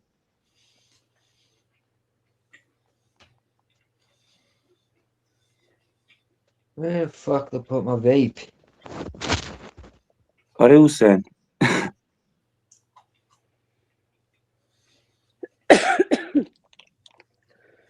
Ow. But Art, you want to be wide now yourself, pal. Art, my mother's the same as you. She'll say, look, I done it to myself. Simple as. I think there's someone there looking for a link, is there? Is there someone looking for a link? 1 sec. No, the Right. link's there already. I don't know who that person is. Link, please. Yeah, leave him in. If you ask the Have me ballast, glasses on, I don't know who that is. leave him in. If you ask the ballast, fuck him out straight away. Yeah, and Tony's joking there. He said, behave yourself, you drama queen. No, there's been 2 times recently. One was when I tried to undo the salt thing in the dishwasher, and it was so tight, and then I couldn't get my breath, and I got really worried. And the second time was the other day. I got to the top of the stairs, and I just couldn't get my breath, and I was panting and panting and panting, and then I started to sort of panic, and I thought, stop, and he closed my eyes and kept breathing heavily for about a minute, and then all of a sudden it calmed down, and I thought, I've got to stop doing anything that's exerting. I mean, that's why some people have the chairlift, don't they, to go up the stairs? Yes. The woman across the road had one, but she died a couple of years ago. But My they had mom the said old the stair stairs lift. is taking dumps over, do you know that? What, Darren? My mom's saying that the stairs is taking a lot over, like this, because you get out Yeah, of the but Darren, stairs. that's the become a killer. problem. Yeah. We had to move her mother downstairs. There's a bedroom downstairs in my house, and we had to move her down there. The Not a stairs bad is a idea, killer. Jay. Not a bad idea. It was a killer, Darren. Do you get me?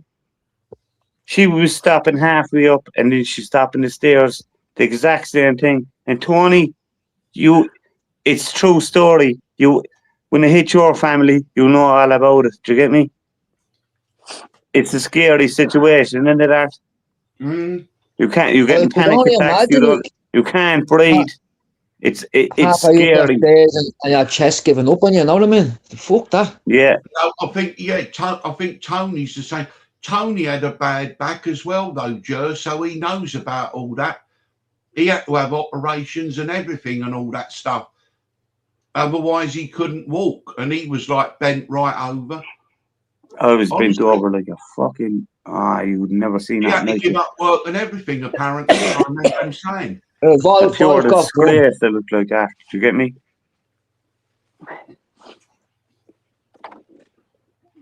I was bent over like a retard. I think it's like crushed vertebrae or something, isn't it? I fractured my spine and broke 3 vertebrae. That's a bad injury. And do you know what? It's like my hip is at me. I think. I don't even have a pain in my back no more. I have a pain in my hip, and I never even got my hip X-rayed. I think my hip is the main problem. What's this cup? How did you actually do it? What cheat? Art, I'm gonna say it now because it's small and live. I think I told you, Art, my uncle was dying at the time, and he was in the bath, and I had to pull him out. Art, he couldn't get out of the bath, the poor man. Huh? You get me? Yeah. And he was about 20 stone, Art. I'm about half. I'm about 11. And I tried to pull him out, and he was dead weight, Art. Dead I weight. snapped on. I went onto the ground, broke my back. I crawled out into the landing, and by the time I got up off the ground, he was already out of the bath by himself, dried and dressed. And I was still trying to get up off the ground. And you were crippled. He died, lads. He died about 3 weeks later. Look, I break my back 100 times for him. Yeah. Yeah. Hey, look, Tony get too said, much of yeah, that. look, Tony said there. He said, I'm not far off it, lads. My lungs are fucked now with the smoking. I'm grateful I shuffle about. It's about knowing your limitations, isn't it? Scary situation. You It's alright? very scary when you see it. I mean, I've given up alcohol and all Oh, that, can you right? write on the Don't take drugs, but I can't stop smoking. I just can't. My mother gave him up in January, but look, she had to act. My mother didn't give him up in January. But look, that could have, I said to you before, that could have got her more sick. They say that if you give him up, that could mess you up. What happens when you Yeah, send the it shock, back? the shock to the system, the shock to the body. She just went there, she just gave it up, Darren, out of nowhere, kind of cold turkey, as they call it, is it? Yeah, Yeah. was It wasn't door that open one of the and you things can that yell at killed, me. weren't that one of the things that killed Amy Winehouse? Probably knocked yourself She cuckoo she had been off of all the stuff and it was a shock to her system. Yeah, your nervous system can shut down, like the central nervous system, because Yeah, because they say people who are on Valium, they must never ever just stop taking them. They have to reduce the amount, don't they? yeah, alcohol and benzos are the only substance that can kill you if you just stop. And Art, my mother never drank. She's kind of the same as you. She never drank, my mother. But she was mental into the fags. She couldn't stop smoking. Do you get me? Yeah. My mother, what happened? My mother is her mother died because their parents used to own 2 big pubs in Limerick, and her mother died in her 40s of drinking. So my mother never drank in her whole life. Ah. We used to, my grandparents used to own 2 big pubs in Limerick to be 2 of the biggest. Do you get me? So my grandmother died in her 40s. My mother never drank in her whole life, ever.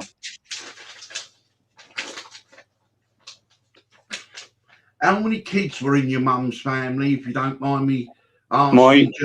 My mother's family is kind of small. It's 1 girl and 3 boys. She's 3 brothers.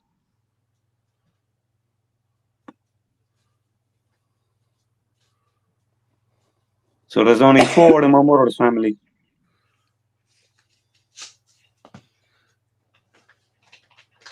Because I think all these people not having children, white people and everything, it's because they've been put off, isn't they?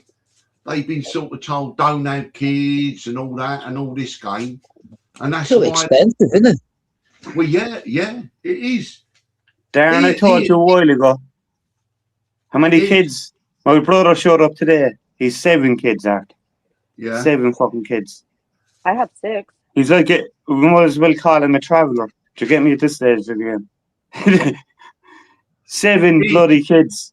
Did you hear that the DWP, right, the benefit people in England, right, UK, you can now claim extra benefit if you have got more than 1 wife.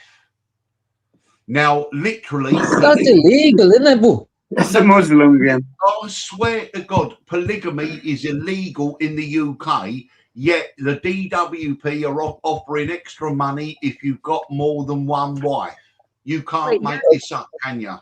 Mary, we all I'm know looking for 4 how wives. we'll make money out of that, don't we? I'm like, wait, you guys can have more That's than because 1 of the wife? Muslims, isn't it? Mary is going to be my first wife. I need 3 more after you. Mary, have you got 6 children, have you? Yeah, I have 4 girls and 2 boys. Oh, you see, there you go. There we go now, right? Big families. Yeah, they're with their dad. Now, Art, in my family, I have 5 brothers. No, sorry, I have 4 brothers and 3 sisters. So there's 8 in my family. Oh. But that used to be the norm, 6, 8, 10, 12 kids, like, didn't it? Like, that used to be... Well, and the reason really was people said, oh, it's the Catholics, they want more Catholics. No, the reason was that because of disease and that if you had 8 or 10 children, it's likely that only 4 or 5 of them might survive.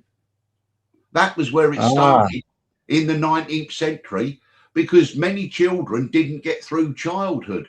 Diphtheria, whooping cough, and all those things that, many children didn't get through their childhood, right? And so that's why big families were encouraged, primarily because the death rate was, the mortality rate was very high.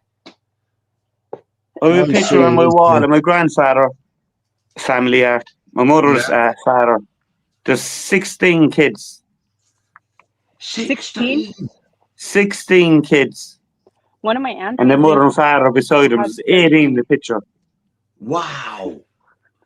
I used to go out with a girl. We're going back now before the 50s, lads. We're going way back. Like, this is my mother's father family. 16 kids. But I bet if you look though, and Art, don't you know they lived in about a 3-bedroom house? But also though, if you looked, And if you found out right how old they all lived to, I bet they all didn't live to a ripe old age. Art, I think there's only 2 brothers left. That's it. And they're very old. The only reason I know that because my uncle died and he used to live with us. And at the funeral, 2 of my grandfather's brothers showed up. So there's one from Dublin and one still living in Limerick. So there's only 2 left out of 16. So I remember, Jay, the family, there was 14 of them. Do you know? So damn, know, my like- brother just brought out 7 a while ago. 7 Do you know- lunatics. I couldn't. Do you know- 7 are running around the house. Oh my good God! Jay, do you know like the presses that you put your socks in and all? Like in the night time, they used to open one of them and they had like a foam mattress cut out, not for one of the kids to sleep in, the baby to sleep in and all. Like, Yeah. yeah, But look, like, Darren, what's the they all saying? grew up cool It's people. the monk saying. But it's not the monk saying. It was before the monk. First up, best dressed Yeah, in them big families. yeah. Hey guys, I'm gonna tune in. I don't feel good, so I'm gonna take some ibuprofen and go sleep. Ah, I have a headache. Yeah, just Ah, listen in, Mary, or whatever. Yeah. I don't feel good. Mary. What? Speak to you tomorrow, baby. God bless. Alrighty. Good night, guys. I'll still watch Good night, it Mary. tonight, though. Mary, I text you in a while. All right then. Be sure. No bother. That's my first wife now. Art. Okay. Yeah, I mean, you can't believe this, can I you? need 4. I need 4 to get the benefits. Unbelievable. But I mean, it literally, it's illegal in the UK to have more than one wife. Yeah, if you've got more than one wife, the DWP now is going to pay extra money. Unbelievable. So that's just for Muslims. So the whole country England's more after turn into a Muslim country. That's what's after happening Oh, overnight. please don't say If that's that. what it's kind of like, isn't it? And it's going to happen here soon. There's fucking what they call them, mosques. They're opening up mosques in old shops. It used to be a tattoo shop. Now it's a mosque. Someone What the might drop a fuck lit is- cigarette in it or something. Allegedly. What? Someone might drop a lit cigarette in it. Allegedly. Look, they're burning out all our churches. Do you ever see it? Yeah, they did, yeah. Even in Ireland, they're burning our churches. He burned my Couple church. Couple of I have a churches went church up. that's not Yeah. even open. Do not touch off my church. I will burn every mosque in no man alive. I will burn every mosque. Keep away from my church. It's not even open, but just keep away from it. And we don't want to convert it over to a Muslim mosque either. Do you get me? And it's closed now, Dan. So they might do it. It's kind of not open. These cunts convert that to Muslim. Oil burn it. It's crazy what's going on. It's absolutely Dublin city centre. Like, it's just. And down Europe, Moore it's Street, just is that the Europe. street Europe is just where all crazy. no, the street before is the famous street. You used to do all the market stalls there. The market. Is that Moore Street? Yeah. Yeah, the state of Moore Street. That was the market That's street. You Romania. go in, you get all your fruit and veg. The Romanians have it rent. It's Romania now, yeah. You walk past, you get pickpocketed, and you could probably get killed Prostitute. in the block. Prostitutes all over it. All Yeah. hours of the day. The most famous street in Dublin. And you know, like, there's. And we'd you know, all like, there's. everyone in the You know, country like, there's knows buildings there, Moore Jay, Street where is the most famous little street in the whole country. Look at the state And you of know, it now. there's buildings there where the rebels put up their last stand and all. After What? the GPO. Do you know those buildings on Moore Street where they ran from the GPO and put up their last stand, the rebels? Yeah. Look at the state of the place down. Jesus Christ. Phone shops, fucking vape shops. Every no second stop. shop. No one in them. Have No, they, they're all empty. Every guys, second shop. After coronavirus, all the Limerick shops started closing down. Same as Dublin, I reckon, alright? I think it's it'd be kind of newer down here. It would kind of be older in Dublin. Now, after coronavirus, all the Limerick shops started closing down. All vape shops, and every second is a barber's, right? There's no one in there. There is nobody in there. They're just fronts for money laundering. Gangsters. There's no one in there. No one actually goes in. I'm not going to trust a fucking Turkish guy or whatever fucking barber's there. I'm going to trust him with my hair. Or a sweet shop. I won't be spending my money inside or anywhere, do you get me? Or rather spend it local. Is that right? Have they moved all them tents with all them people in Dublin, Darren? No, after Yeah, back but again, I seen it the They other just day. get Video. moved around there. They just get moved around. I seen a You video get- the other day. They're back again. The whole canal is full. Are they? The whole Yeah, canal they is just- full again. They move And you know, on for a month and come back. They were all along the canal, weren't they, last time? Yeah, they were Yeah. there again last week or just during the week again. The Were whole they? canal. You know. And Art, when you look at the canal, most of the tents are fucked into the river, into the canal, alright? Like, and they're going up and they're fucking the tents, like they're sleeping the tents and they're throwing the tents into the river, into the canal, and they're going up getting a new tent the next day. They're taking the piss.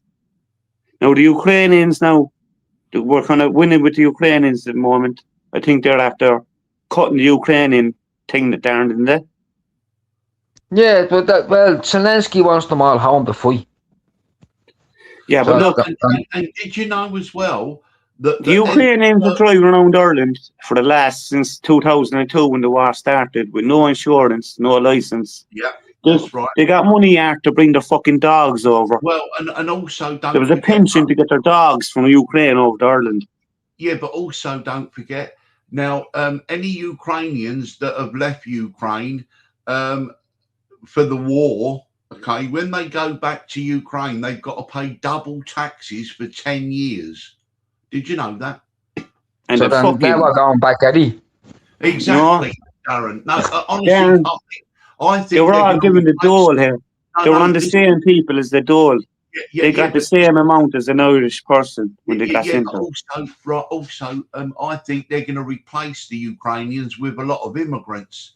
You're going to see mass immigration into Ukraine when the war's finished. It's kind of like they're kind of bringing immigration to whole of Europe. I know it. The UK is fucked up. The UK is London's fucked. London is very bad. Like Well, it was London- bad before with the art. Can I say it, Anna? It was bad before with the local black guys in London. Then they're after bringing on the gangs, the black gangs in London. Yeah. Now they're after bringing in all these immigrants, and place is going to explode. I mean, to be honest with you, I mean, the shape of Limerick and Dublin, how long has it really been as bad as what it is now, though? Is it in the last, 10 years, or is it even longer than that? No, since the end of COVID. We've always had Since like COVID, immigrants, but they always walked on all the immigrants. You know what I mean? You'd only see them going to work and coming home work, but now they're No, I mean, sitting around smoking I crack. mean, the ones that are lurking around in gangs and Since COVID, since the end of COVID. so what happened then? Why then? Because Brussels gave out the quotas. when there was remember there was no flights during COVID, yeah? They Yeah. brought in a lot of immigrants on planes. That's what happened. We And I mean, couldn't fly, but they brought in a lot of fucking immigrants and said for Do you strawberry know what it fields. is, do you know what it bounces down to? Ireland's a welfare state. It's the biggest People- welfare state in Europe, Art. People Do you get me? People won't. Irish people won't go out of bed for £400 a week because they lose their medical card. They lose all this where they can stay at home playing PlayStation, get £270, £240. So the Irish government are saying, "Well, fuck is we'll bring in immigrants. They'll do it." So it's like it's. And plus we have an aging population. You know what I mean? So they're Yeah. bringing in the. Yeah, but also, Darren, I was up in the train station last week. Yeah, but Everyone. They're all Yeah. Chinese. There's about fucking 400 of them. But I also, goes, what the fuck? We're not an important lot of Chinese people in our now. but then what about when they import people to do important, dangerous jobs like driving buses? And then we saw with that black woman bus driver. There's after been about 10 bus crashes in Dublin in the Yeah. last, about, say, 6 weeks. Correct. But what do they call it? There's a name. It's something, Darren, you might know, DEI. It's something like, we need to bring in the Diversity, equity. Yeah, and diversity. Yeah, we need to bring in the diversity, boys, and just to be kind of peaceful, just to make them look good. They are crashing buses all over Dublin. I mean, there was that woman the other week, which she mounted the pavement and killed that old boy, the old Irish fella. She killed the old man, yeah. The man survived 80 years of his life. He got knocked down by a fucking bus with a black one inside it. What the fuck? No, honestly. What's happened, Darren? You playing with your mic again? Oh, it's Darren, like what you you hand do over the say. mic. It's like what you do say, Ed. It's not who's best qualified for a job anymore. It's by your colour or your sexuality that gets you a job. Lads, that's what they're doing. It's the diversity thing Arthur said. You can't, right? Not that you can make an excuse for that anyway, but there are some jobs, right? Meritocracy's got to be the best skilled person. I mean, you can't just say to someone, "Here, go on in. You're now a brain surgeon." Fuck's sake, They're not even racist, right? But every bus now, even in Limerick, goes. You can see them. They're driving twice as fast as any other bus driver. Do you get me? They're like lunatics on African roads, which they have no roads in Africa. Right? They're driving on fields and stuff. And I've been reading a lot of people. But I can pass in the car and I can go, I guarantee you he's a black boy driving it. Every time he's a black boy driving it. And I'll tell you what I've been reading recently, that because immigrants, right, and that are doing the Uber and the Deliveroo and all that, people have stopped ordering takeaways because they said that the food is like they either spit in the food, it's cold, or all kinds of stuff. They hate us, as you know. They're like the Jews. They hate the white race. They're kind of they're Muslims. They fucking hate us. They be spitting. They be shitting on our food. I would never buy food off them ever again. I don't. Just overhearing the same stories you heard, Art. I would never do it. Do you get me? Yeah. I used to it for years. Of course, we used to have it, get deliveries from Deliveroo. I'd rather just collect it myself. Hey, Deliveroo lads are Brazilian. They're all right. But you know what I mean? the Deliveroo gang, they're the gang now. Deliveroo is all a gang. The same in Dublin, same in England. They're all a gang. They're a drug gang now. It was pizza delivering. They're still doing pizzas and stuff, but they're also delivering drugs all over the cities. 100%. Darren, you know what I'm on about. The Deliveroo, the Brazilian lads, they're gangs now. They're gangs. Brazilians. Why Brazilians? We Brazilians in Ireland since about 2002, I think. So it's almost like an OCG then, street gang. Yeah, a gang, yeah. Brazil, like you asked. No, that's not even the Brazilians. Every group knows doing this. All the black group is after joining up their own little group. They're doing the same stuff. If you go to O'Connell Street, if you go to O'Connell Street in Dublin at any time of the day, at the start of O'Connell Street, down at the before at the north side, like, there's about 30, 40 Deliveroo lads standing at the statue, all Brazilian. And delivering nothing, just standing there, selling drugs. Yeah. Just dressed up in the old, just in the jacket, Deliveroo jacket on the bike. Do you get me? Oh, it's a front. It's a front. They're not delivering any. They might deliver the pizza, I don't know, but look, I doubt it. They're making too much money on just standing up. Like, walking, but like that's like they're not sitting out all day selling pizzas. Like they're selling everything. They deliver the drugs to your fucking house with the pizzas. Do you get me? All these WhatsApp groups that you don't want it, and all that 10 Xanax and bag of coke and all, like it's all them Brazilians. Like they are an OCG, yeah. Yeah, 100%, yeah. They're a crime. They're a criminal organisation. 100%. Oh. So is the fucking Romanians in fucking Moore Street there.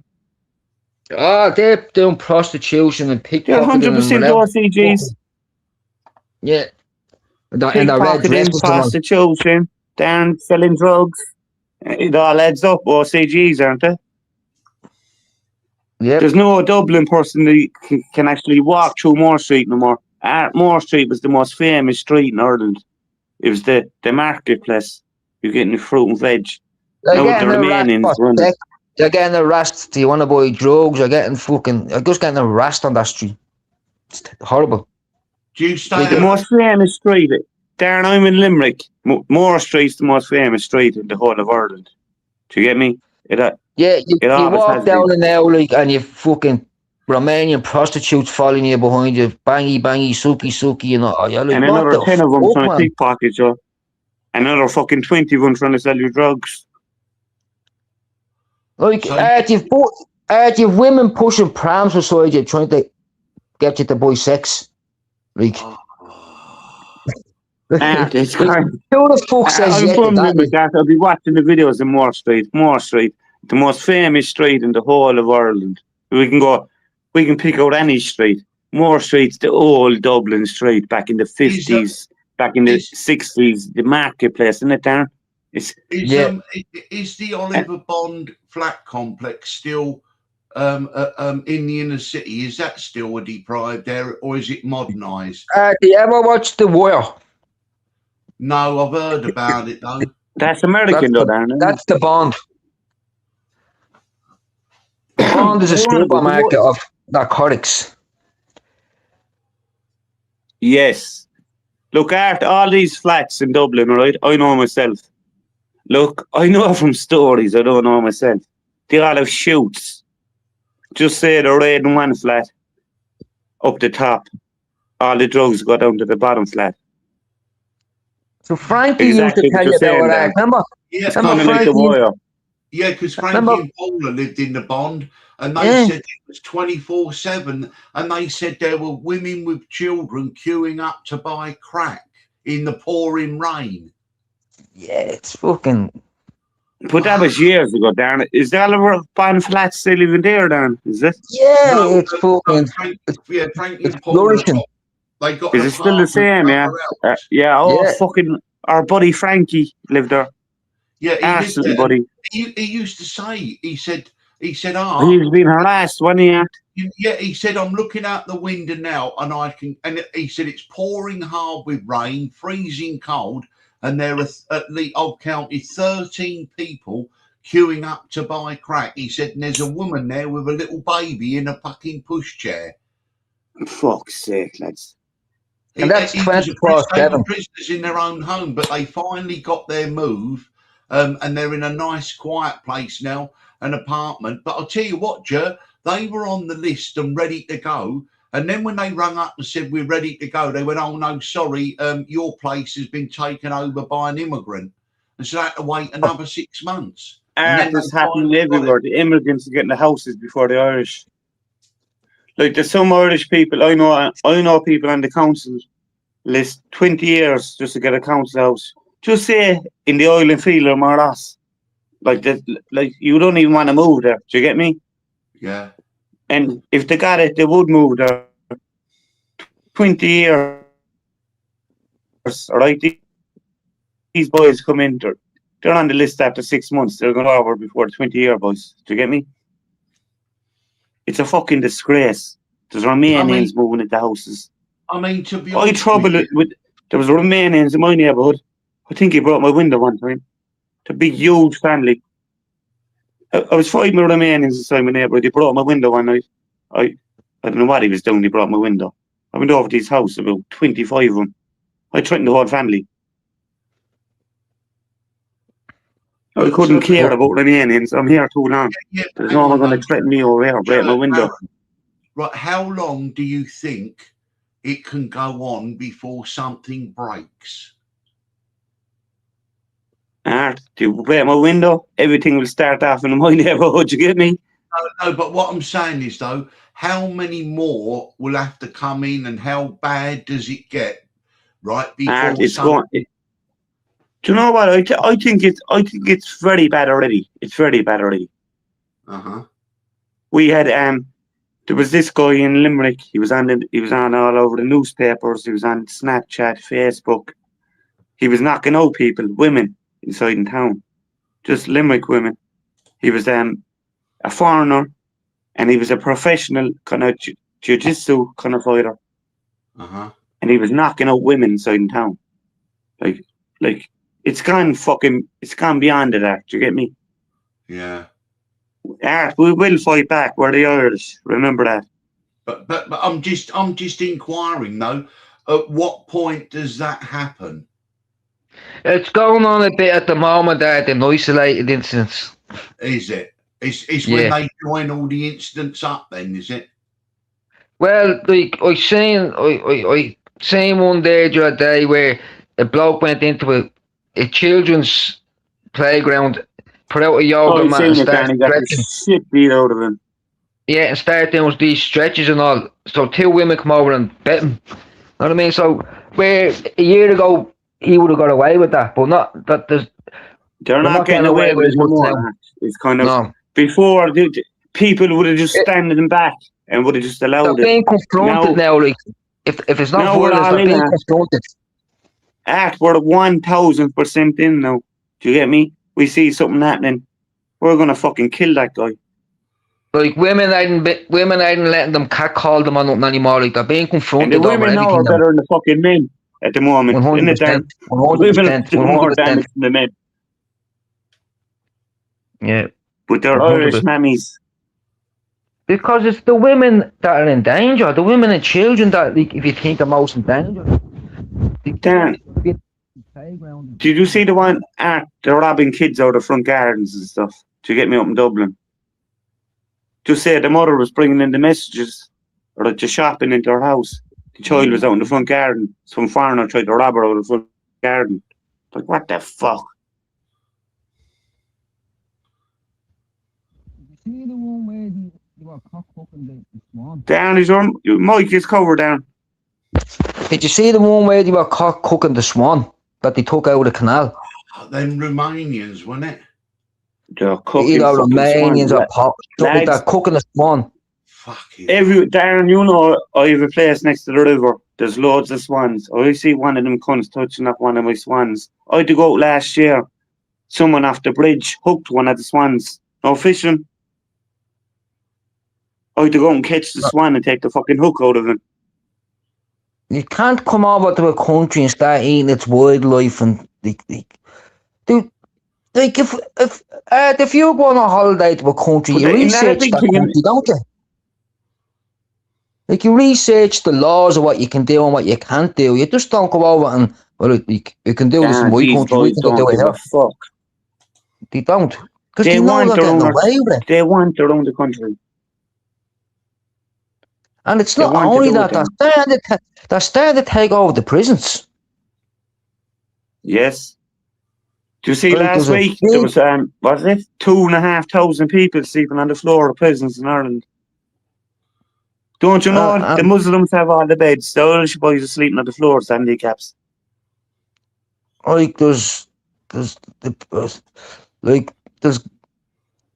a lot of foreign prisoners now. Like I reckon it's nearly 50-50. Darn, we've no jails. We could barely hold what we had. Do you get me? We need to build bigger jails. I think we've only something like 1,200 cells at one time, I think, or something like that.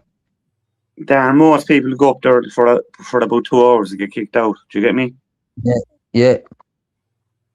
There's no room. Like the Joy only holds 550 people. That's like Portlaoise be the same. You in there? Probably make a cup of coffee. What? Well, I just thought about it. Money down 550, was it? No, I was listening to you. I was just trying to take on board the figures that you were quoting there. Yeah, the Irish. I was going to be wrong, no. See, you know, we've seen recently a few arrests on EncroChat, Ghost, Sky, ECC, Anom. the encrypted messages, right? I said a long time ago, someone told me the Irish Gardaí have got over 300 cases in the drawer that they can arrest and convict the people anytime they want. And right, they're just taking their time with it, not least because of the system is overcrowded. Like nowhere to imagine that. Imagine like the police have enough evidence on you, but they won't nick you because they nowhere to put you.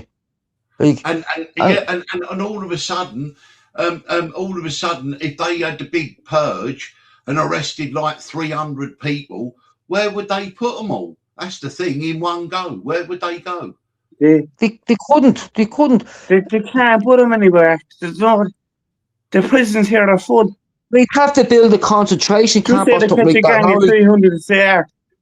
They can't put them anywhere. Where are we going to hold them? Like we need to build a fence around them or something. They were building a Supermax prison out in Blanchardstown, but that fell through. That didn't go through at all, did it?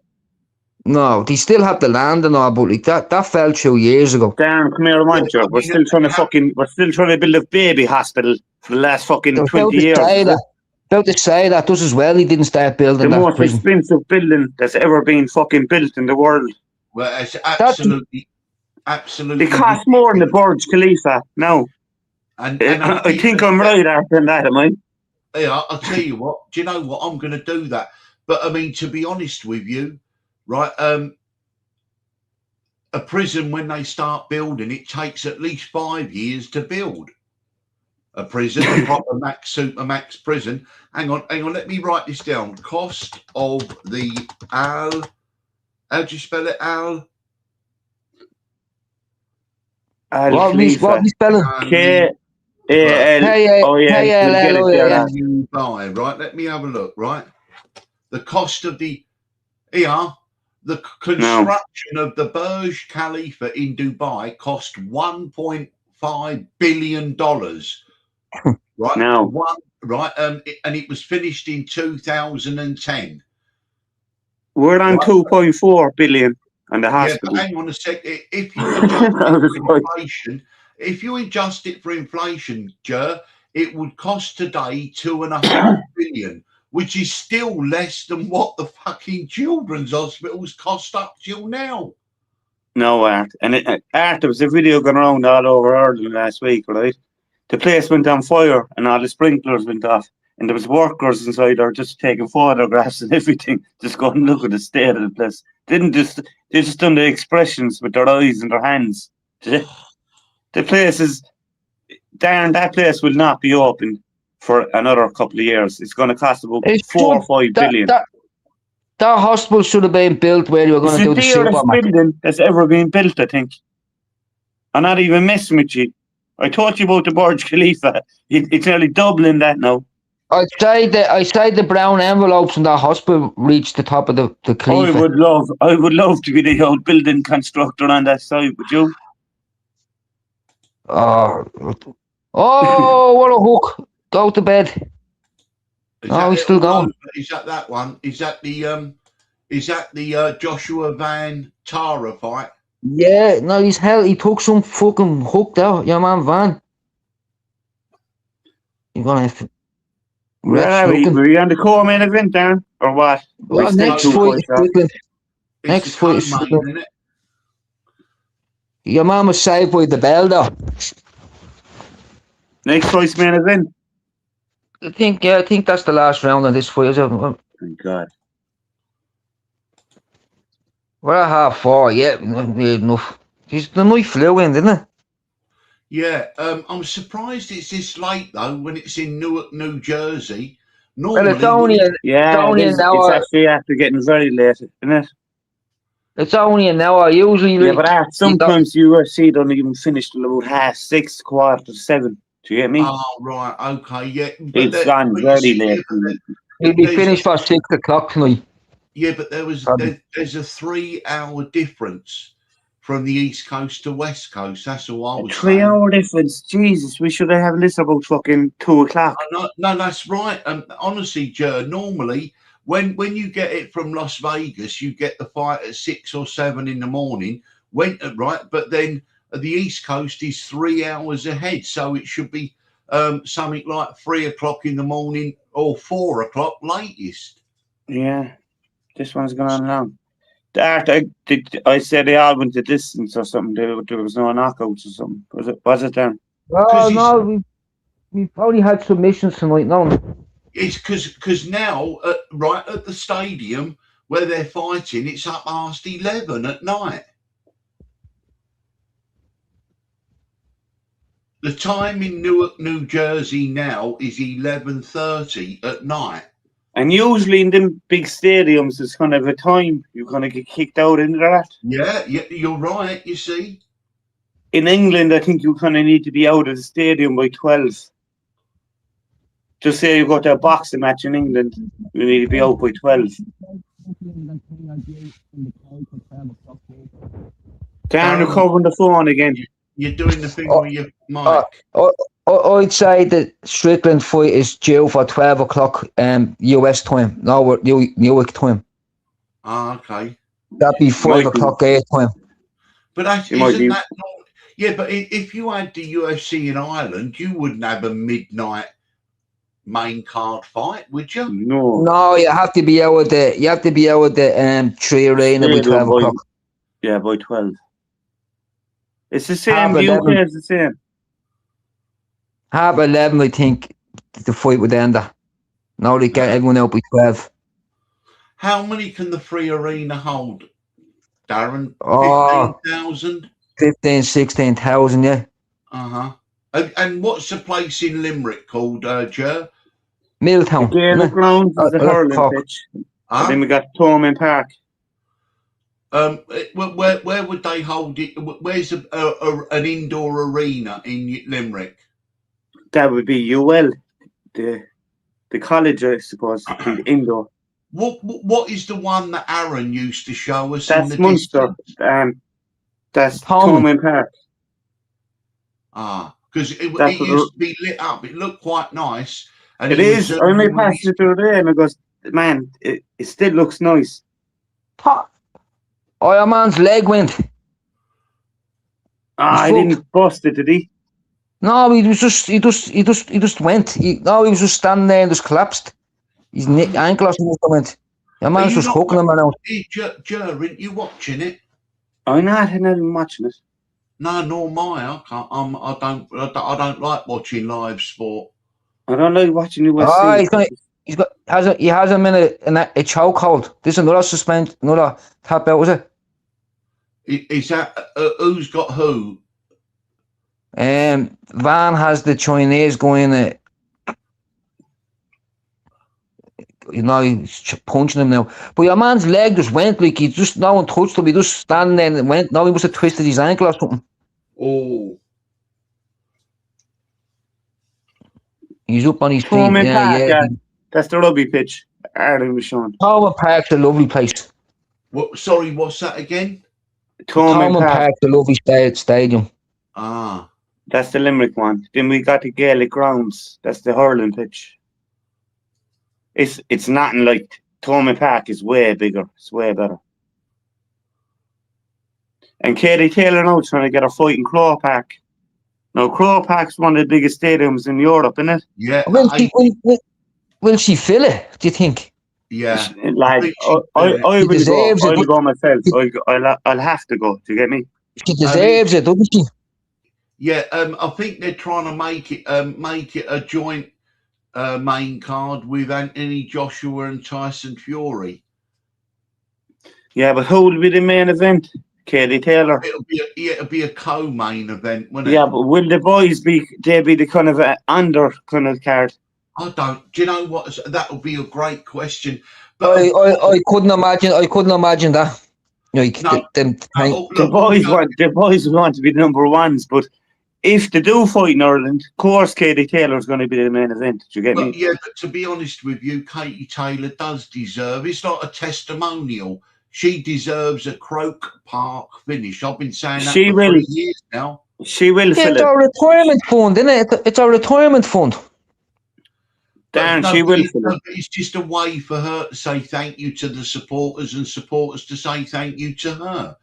And If the not, only thing- the only if thing you- not, give her a good outdoor fight somewhere in like the Phoenix Park or something where you can get like a lot of people going to. You know what I mean? Give her something. Yeah, but what's in the Phoenix Park? It's just the park. There's no stadium there, you lunatic. We look Yeah, up broad. but we had. Foot.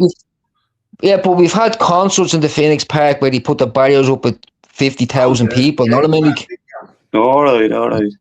Yeah. oh yeah, Look, yeah, Croke- Jesus. The Phoenix listen, Park, 1 million people went to see the Pope.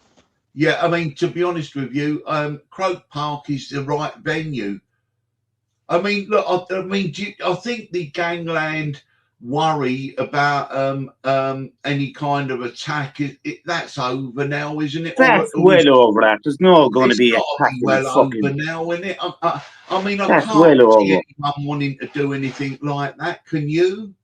Gangland in Ireland is most peaceful time in decades. There hasn't been someone shot dead in a long time. Like no It's gangland good, yeah, related. I think all of last year there weren't. Yeah. And So like, mind you, hang on, can we just qualify that? You know, fucking don't tempt fate, Darren. Do you know what I mean? I think the last one was the one at Christmas Eve in Blanchardstown. Yeah, Jesus, Hennessy. someone must have been killed. Yeah. That was 2 years ago now.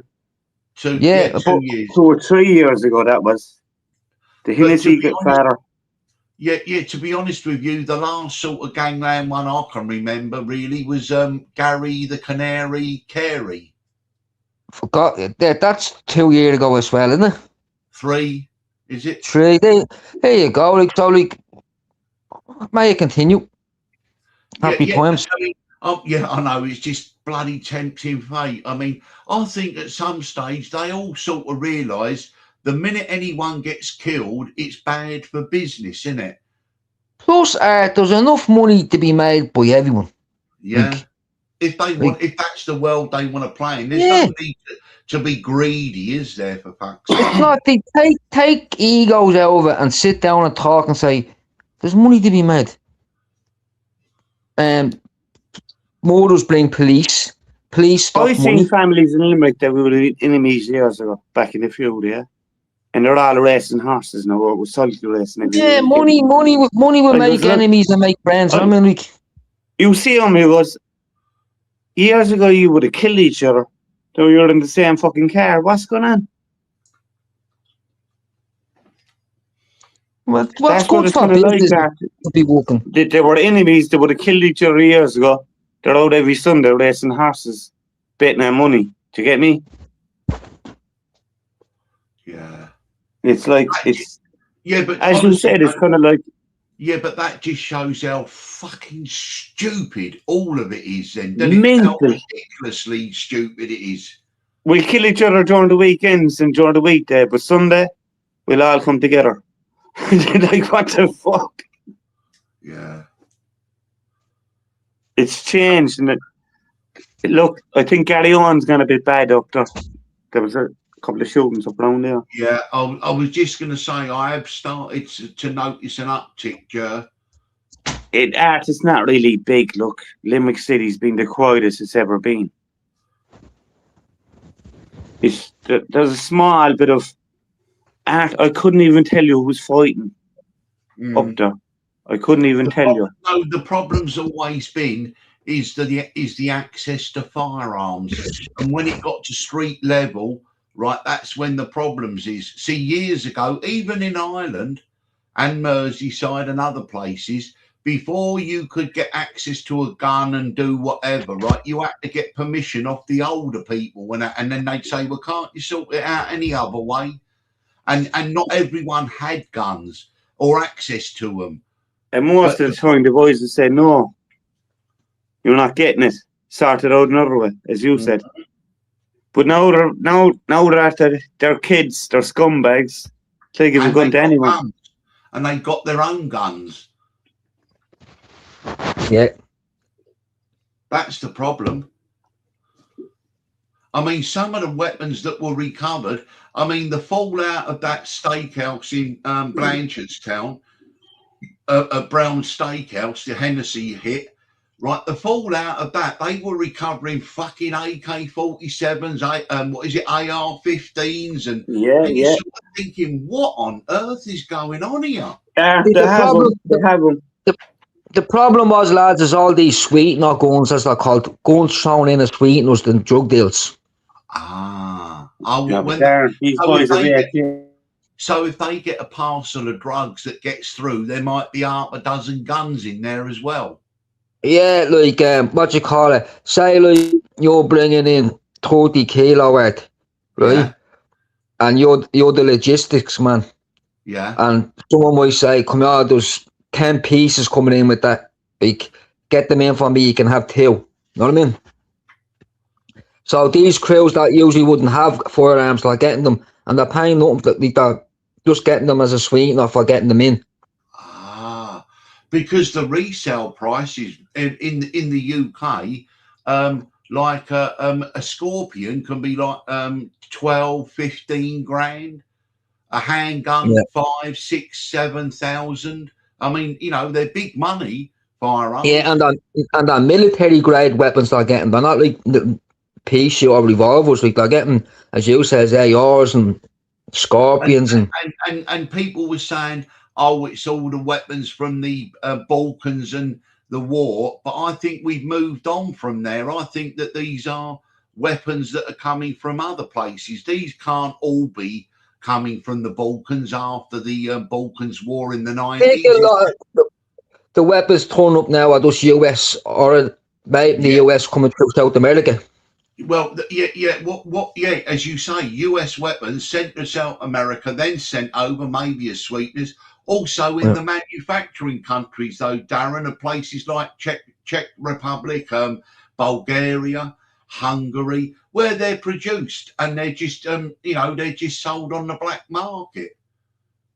I mean, how many weapons were left behind by the Americans in Afghanistan? I think it was 1.6 million firearms at. So how many of them would be resold on the open market? Every one of them, probably. Yeah, The majority of them. Like, Darren, the days from the Glock is over. The boys have AR-15s. These boys have grenades and stuff. Do you get me? Do you know what, Joe? I think they call them a 6-pack grenades. Yeah, we got a 6-pack. It's not a 6-pack of beer, a 6-pack of fucking grenades. Do you get me? And do you remember back? Do you remember back in the day? And it was spoke about in the press. Do you remember when Fat Freddie Thompson was in the middle of the feud and he threatened to use a rocket launcher against a pub or something? He would have them. They have them. That's the stupid thing about it. They actually do. Yeah, the weapons have been smuggled over by that Dutch geezer, Robert Mink Cock. Do you remember him? Friend of Chrissy Tillman.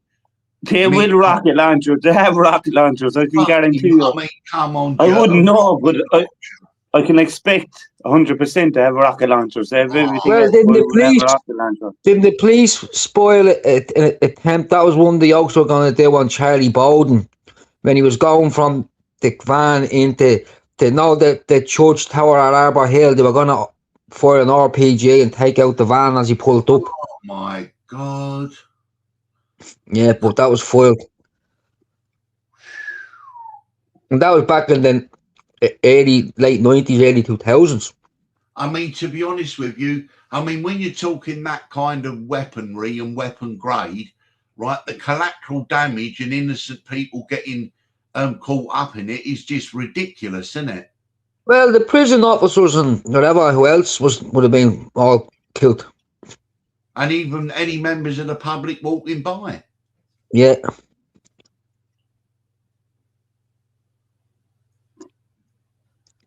And it was the perfect, with that, there's a stoppage. Is that it finished? Yeah. There's a knockout. So did Joshua Van win?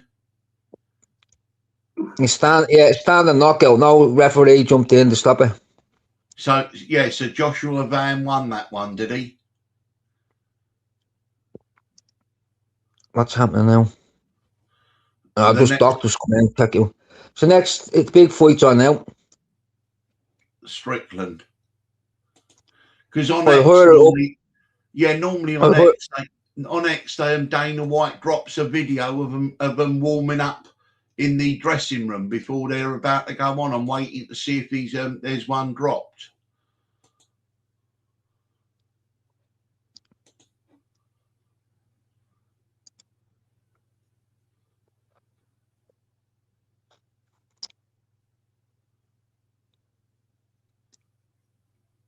There's some men, isn't he? The modern day gladiators. Yeah. Oh, of course they are.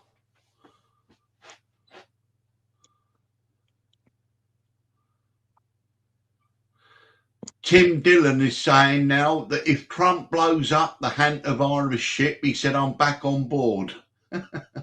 He also told that passengers, if the virus doesn't kill them, the US government will. Tim Dillon's funny. Do you know what a lot of people they're saying? Why don't they just send the fucking thing to the bottom of the ocean? I said it to you earlier on, didn't I? Just sink the fucking thing. I said it to you earlier on, just sink it. Just sink the fucking thing. I mean, to be honest with you, I mean, honestly, it's the same playbook. Instead of the Wuhan wet market, we've got the Argentinian rubbish dump. We got a fucking death ship where people from all around the world were on. In Wuhan, we had the World Military Games, right? So there are parallels already. Everyone's gone back home round the world, right? And there's 6 weeks, right? So for the next 6 weeks, we're all going to be worrying about if there's any more cases come. I mean, the stage is set. If they decide to do the same as 2020, we're back on lockdown. Why don't they just blow up the boat, or just bring the doctors on the boat and just keep it isolated? Do you get me? I know. The thing about this disease, Jerry, is that time. Jay, this disease doesn't show symptoms for 2 weeks. What? Up to 4 weeks. Up to 4 weeks. Up to 4 weeks, like, so you could get tested on the boat, be perfect, and then in a month's time have it. But when you know the guy that died, the old man, when he on a plane before he got on the cruise. Yeah. Someone that was in an airport, yeah. Yeah. No, everyone on the plane now is fucking shitting it as well. I think it's spread. No, listen, today it's docking at Tenerife, right? All the passengers are getting off and they're going to the airport. There's 24 British people who are going to be flown into John Lennon Airport, Liverpool. They're taken to Arrow Park Hospital to be isolated for 45 days, right? All the other people, right? So what? But already there's video of people right close to the ship with no hazmats or anything on.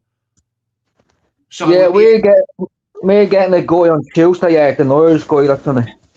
Darren, we like lockdown. We go. We get lockdown. We go. We change the rules. We go into lockdown where you actually go out. Stop, man. The last lockdown, we are all brought together. Do you get me? It was a bollocks, but lads, the last lockdown was good. Yeah, but I mean, I broke the rules and was out around the whole time. What has made me suspicious? Two things. One, on the previous jab, one of the side effects is hantavirus. And also Moderna have patented in 2025 the hantavirus vaccine. It's all ready to go. I've seen it after they're already developing it. And so doesn't it make you suspicious then, Joe? Yes. Darren, they're already developing the jab for the Hansa fucking virus. It's already planned. They're doing it for the last 2 years, last year. They're coming up with the solution before the problem started. That's right. It's just a script, supposedly. Isn't it? Yeah, but also if you look at the list of side effects that were published at the time on the jabs for COVID, one of the side effects is hantavirus. No. So it might all this shit stuff might be bollocks. It might have just been released, or it's people who've had the jab who have now got hantavirus. I don't know. I told you about that jab. I keep getting panic attacks. It's like It's like my breed now is worse than you. Do you get me? I keep getting, my heart keeps racing. I got that second jab. That second jab nearly killed me, lads. There's a lot of mistrust now around, like, Yeah. Heart beating, lungs going mental. what the fuck is that? There's a lot of mistrust Darren, you got a around. jab. You obviously got the jab because your mother was sick. No, we didn't get it. I didn't get it. No. Did your mother get one? Yeah, it's 2 or 3, Yeah. I think. And you never got none? And come here, my mother's, I don't think's been fucking well since she got that job. Oh, Yeah, no, there was no You one know well what, since you got you're that not jab. you're not the only one. I never ever got any of them. None There's of them. no 'Cause one well I've since you got that yeah, jab. but I'm housebound anyway, so and I don't come into contact with people. So I thought, what's the fucking point? Yeah. There was just something too fishy about her, wasn't there? Like, it was just Yeah. didn't seem right. It was just like, No. Normally, when you get a jab, it prevents you getting it because they give you a small dose of it, so you build They give it to antibodies. But this Oh, one, you know, I got the coronavirus when I got the yeah, jab. but this one, they didn't say that. They said, "Oh, it won't. The jab won't prevent it. It'll make it less severe." And that's like, hey, what's happening there? What do you mean less severe? yeah, you could still get COVID and you could still pass it on. Then what's the point of a fucking jab? That's what I mean. I mean, whenever there were other jabs, chicken pox, measles, and all them, right? Once you got the jab, that was the end of it. You'd never get it, would you? Of course. That's the way I thought jabs used to work. When I got the jab, I got coronavirus. Oh, Like, I was going around for 2 years with no coronavirus. I got my second jab. Got coronavirus when I was weak. No, I thought you had it for Do you know what? I had worse colds. I had worse flus than the coronavirus. The coronavirus wasn't really. It was a shitty little thing. I remember getting a flu before. It was way worse. yeah. I died of sore throat there 3 weeks ago. I went down to my doctor. He goes, "You have COVID." I goes, "What?" He goes, "You have COVID." I was like, "I thought that's gone." "No, you have COVID." I tell you, only got better there around last week, yeah, wasn't it? Darren, you were sick for about 3 weeks nearly. Yeah, like, I was like, what the fuck, COVID? And Darren said it 3 weeks ago. I'm after getting COVID. He goes, I what? thought that went out the Indians. I thought that's gone. Do they call it the flu now again, Darren? Yeah, I mean, That's what I had was the flu, like, but they just calling it COVID. yeah. There's the video now. There's the video now after them There jabbing. is. There's another dose of it going around there. Even the World Health Organization said at the time that 98.6% of people will recover. So what you should have done was 1.4% of vulnerable people, morbidity should have isolated. The rest of the fucking people should have just carried on and build up herd immunity. Isn't that historically how we deal with things like that? This Hunter virus only has a 20% success get better rate. I know it does. That's the frightening thing. That's not good. We're in fucking plague times now. We do not want that. I'm on my last legs. The old rats are back for part 2. The old rats didn't kill us off in fucking the plague, so they're back this time with fucking Hunter. It was, excuse me, it weren't actually the rats that passed it on. No. It was the fleas on the rats. Oh, the plague, yeah, but the rats, they played that part. Oh, yeah, they played their part. They had dinner every night. But I mean, the actual, didn't the plague, sorry, I thought the plague came from fleas on it did, the rat. It did, yeah. It's off the black rat, yeah. Fleas. But this comes from that shit or something, or that piss, doesn't it? Yeah, but then again, that's how it comes that way. But now we're also being told it's a side effect of the jab. Oh. We'll be all dead. I'll be chilling out in Brighton Beach. In no matter way, like most of the population got jabs with poison. After we got the jabs, we'd only get 5 years, and we're all gonna die. But isn't it crazy, folks, that like most of the population got a fucking experimental jab stuck in them and no one gives a fuck? Like, Oh yeah. Darren, I wasn't even about that. No. It was the coercion, the way they did it. You know, what was it? Do you remember the Christmas thing? Get the jab and save Granny and all things like that. It was the way they blackmailed people, right? Coerced them, tried to make them outsiders in society if they didn't get it. I think it was a shameful, and anyone who supported it, right, should be held to account. All them Yes. reporters who say, oh dear, I got it wrong, or I'm sorry and all that, well, that's not good enough, is it? Fucking There's give me people that couldn't say goodbye McDonald's to their mothers inside in the hospitals. I mean, that No. fucking Nursing homes.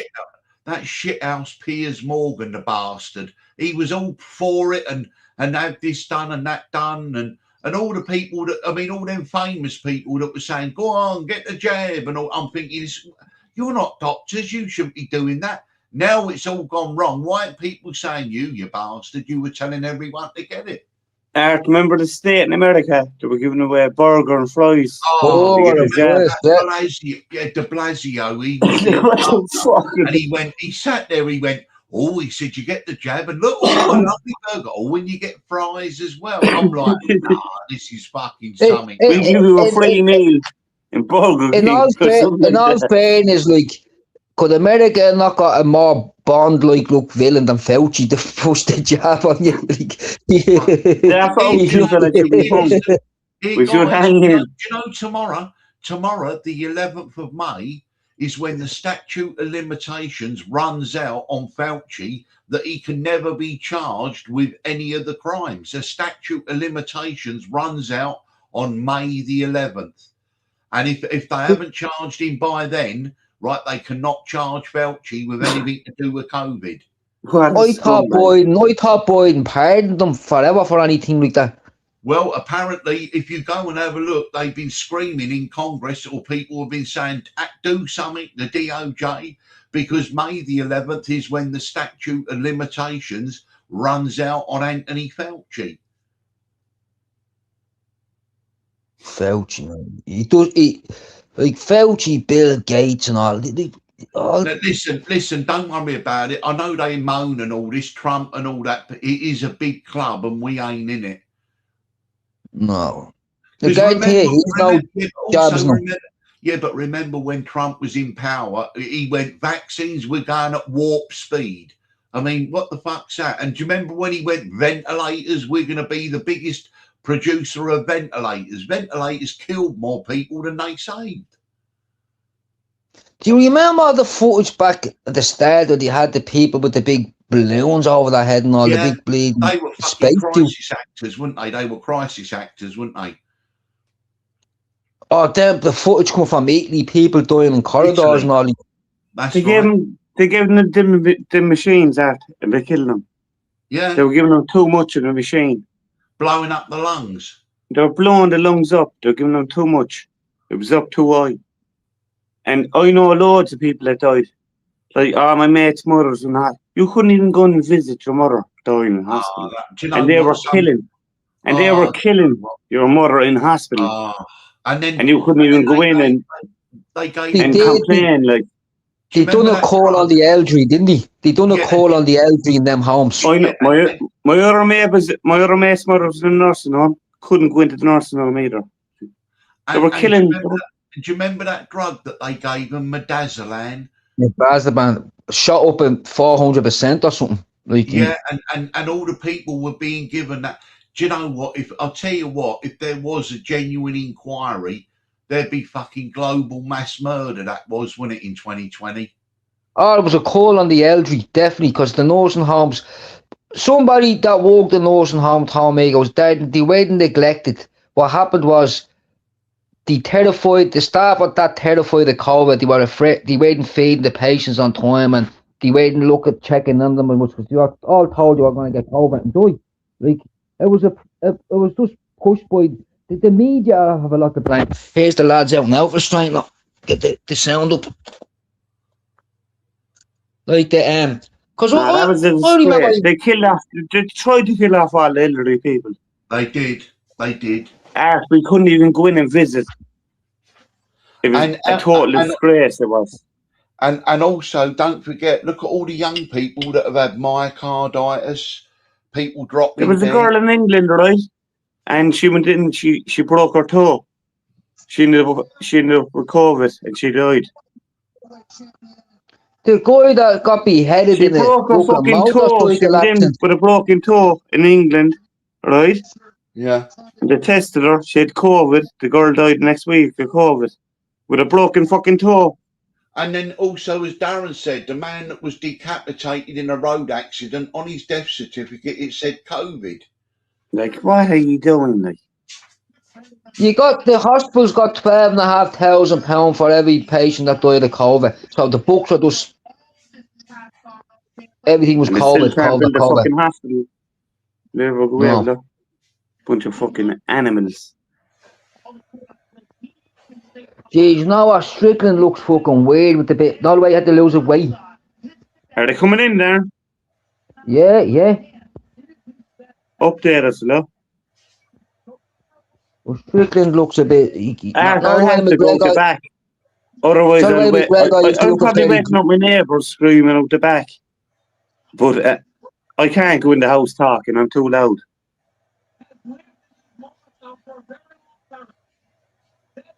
No, Donald Trump's not here tonight. Anyway, we haven't seen him, so he's probably planning bombing somewhere. You know, Amy, there was a ceasefire in Bamio. I don't know what to make of him as a president. I'll judge him after 4 years. Look, it was either him or Kamala Harris. We needed fucking Trump. Cap on. We got Kamala Harris, we were all fucked. Well, the only thing about Trump, he's not as funny this time. Like,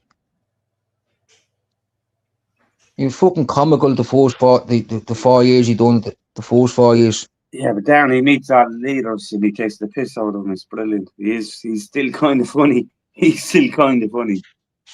Yeah, but I think he's more angry at this time. Like, he just wants to fucking get revenge He's on everyone. serious this time, yeah. He knows. He only Right, he's guys. only 4 years, whatever.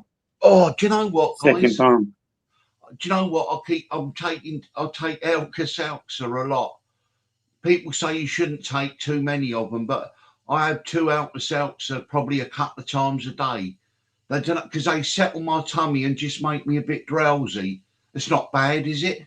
No, but it stops upset stomachs and stuff like that. Yeah. Well, when I eat a big dinner, Darren, I feel sort of full up, and then I'll have a couple of Alka-Seltzers, which just seem to settle my tummy. Well, that's why you feel sleepy then, because the food's settling and you're comfortable. Yeah. I mean, every time we're talking or eating. Yeah, the thing is, Or he's cooking. There's the oven on, he's the kettle on. The thing is, with Alka-Seltzer, they say because they can they can create ulcers and things like that. But I mean, I don't know. I just that's it.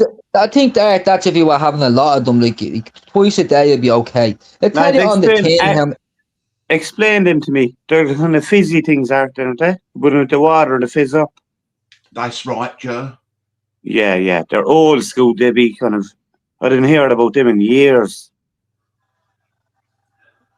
But no. This Dagestani fella looks confident. What would people use them for that years ago? Go on. Hangover. A hangover, yeah. That's right. Yeah. So but no, they can't be too bad for you. Jesus. No.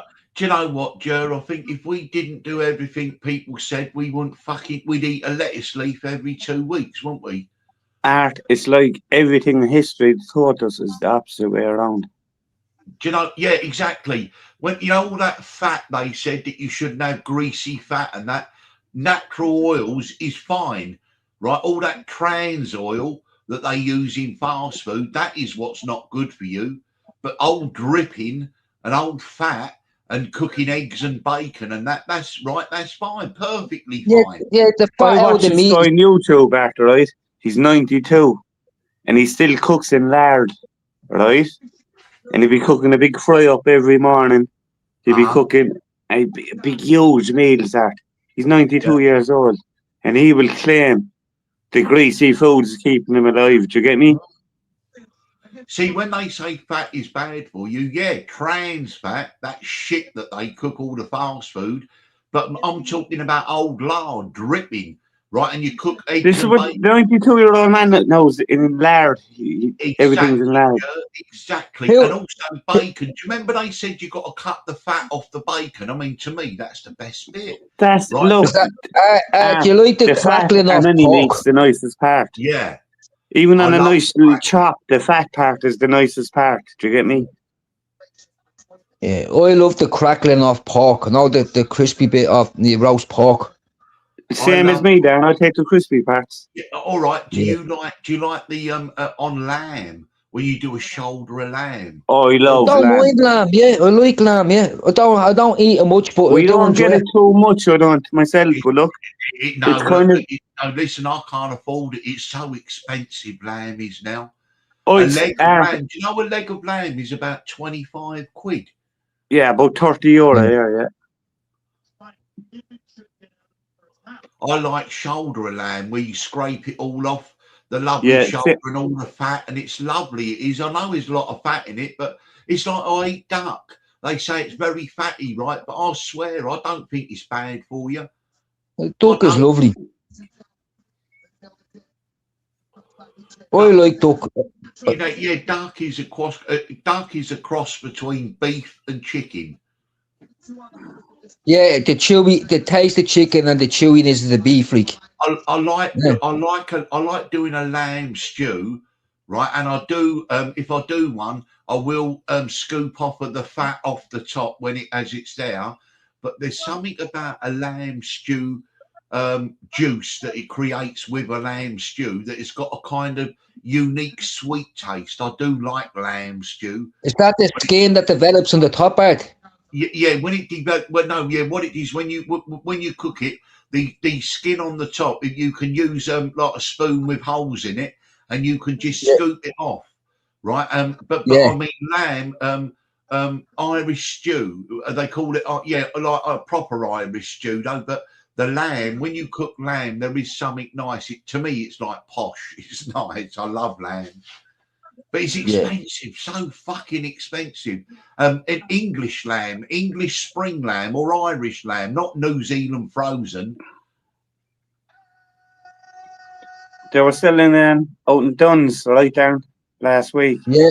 They're going around for the last couple of years. It says Farm Fresh Ireland.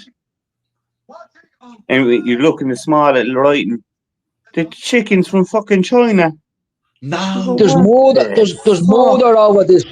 All the kids, I never read them, but all the kids were eating them.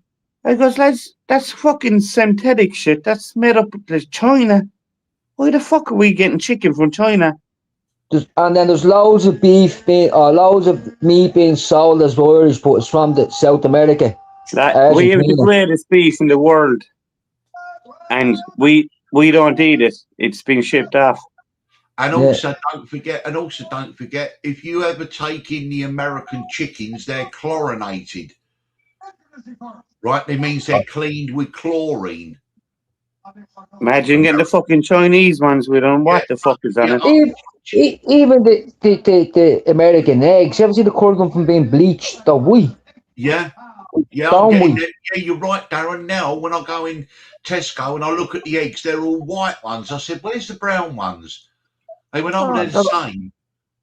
No, they're being bleached. So, man, that's why the white got bleached. Do you know what? When I say everyone back to their corner, why can't we just say, right, we're not exporting anything until we've eaten it all? And if there's any left over, right, why can't we act like that again? British beef and Irish beef and all this stuff, right? Because Jer's right, they export it to countries which pay a premium for it. Yeah. Art, we're eating Brazilian beef.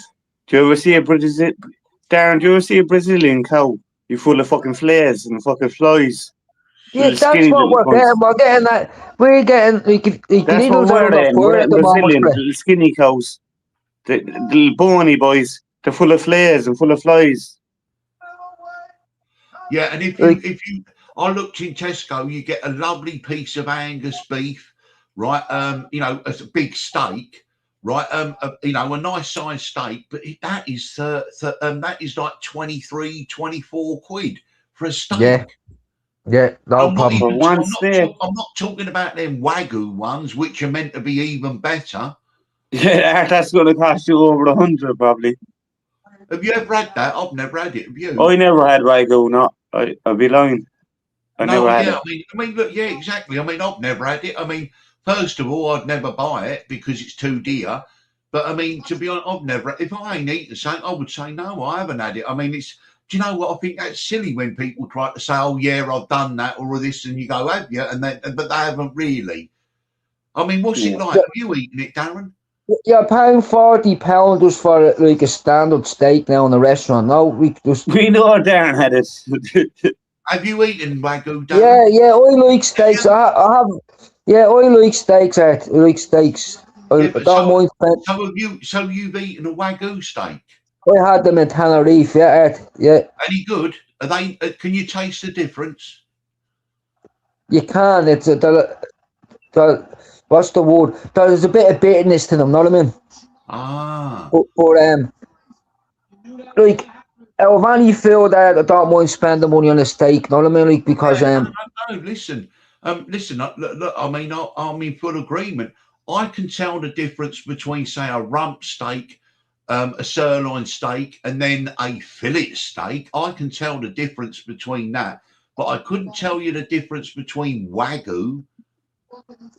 Wagyu's kind of new thing. What the fuck? I love fillet steak. Especially cows are bleeding or something, do they? I like it's the grass they eat here or something, like gives a bit of taste to it. Well, not bitter. It's acidic, tasty, but it's a nice. Yeah, they're grass fed and they're fucking Well, normal. I mean, mind you, your man has Strickland on the ground already. Oh no! Oh shit! But his defense is good. He's not doing anything. I mean, my favourite though, I like a rump steak with a big, thick bit of fat all over it. I love the fat. You know, the fat's the nicest part of any meat. Yeah, and to be honest, I do like a steak with a fried egg on it, with the egg yolk and that with the steak. Yeah. Steak and eggs. You're gonna get everyone fucking hungry. You know what's lovely? He loves talking about his food, doesn't he? I'm a Chinese. I'm a Chinese dude, though. I'm alright. Go on. A quail egg on a steak is lovely. I've had that because I had a quail once, looked like a little chicken, and they were like little tiny mini eggs. They were tiny small eggs. They're pointy, yeah. Oh, okay, yeah, quail eggs, yeah. That to be honest, I'll stick with a fried egg. To be honest, Darren, that's a bit. The quails, the guys up in the area, they eat up all the shit in the ground, aren't they? No, it's only for the quail eggs. Only for show, really. Like, but nice to one little bite you get. Yeah, and it's got to be really a fried egg, not a boiled egg on top of it. It's got to be a fried egg with a nice runny yolk.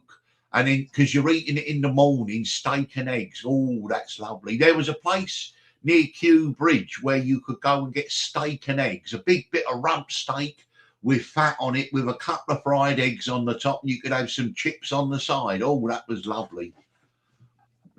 When I used to go to London.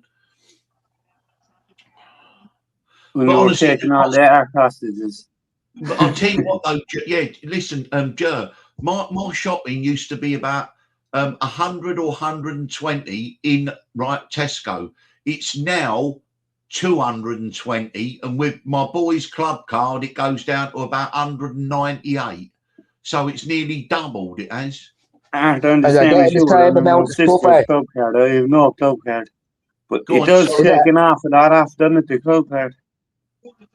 And do you get the same amount of stuff? Probably not even. Yeah, exactly the same as what I normally buy.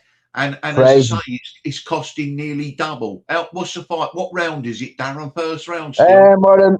There's a minute and 20 seconds left in the fourth round. Strickland's on his back the whole round, but he's not taking any damage. You know what I mean? The food here is gone unreal. I told you cannot go into the shop no more. Even with one kid, you need Yeah. 20 quid. I think it's €4.50 for a nice pop art. Here, can I ask you then, guys? You know when Ireland got rid of the punt and you went to Yeah. the euro, did the prices go immediately really up? No, We didn't kind of no. notice it at the same time after it was kind of brought in.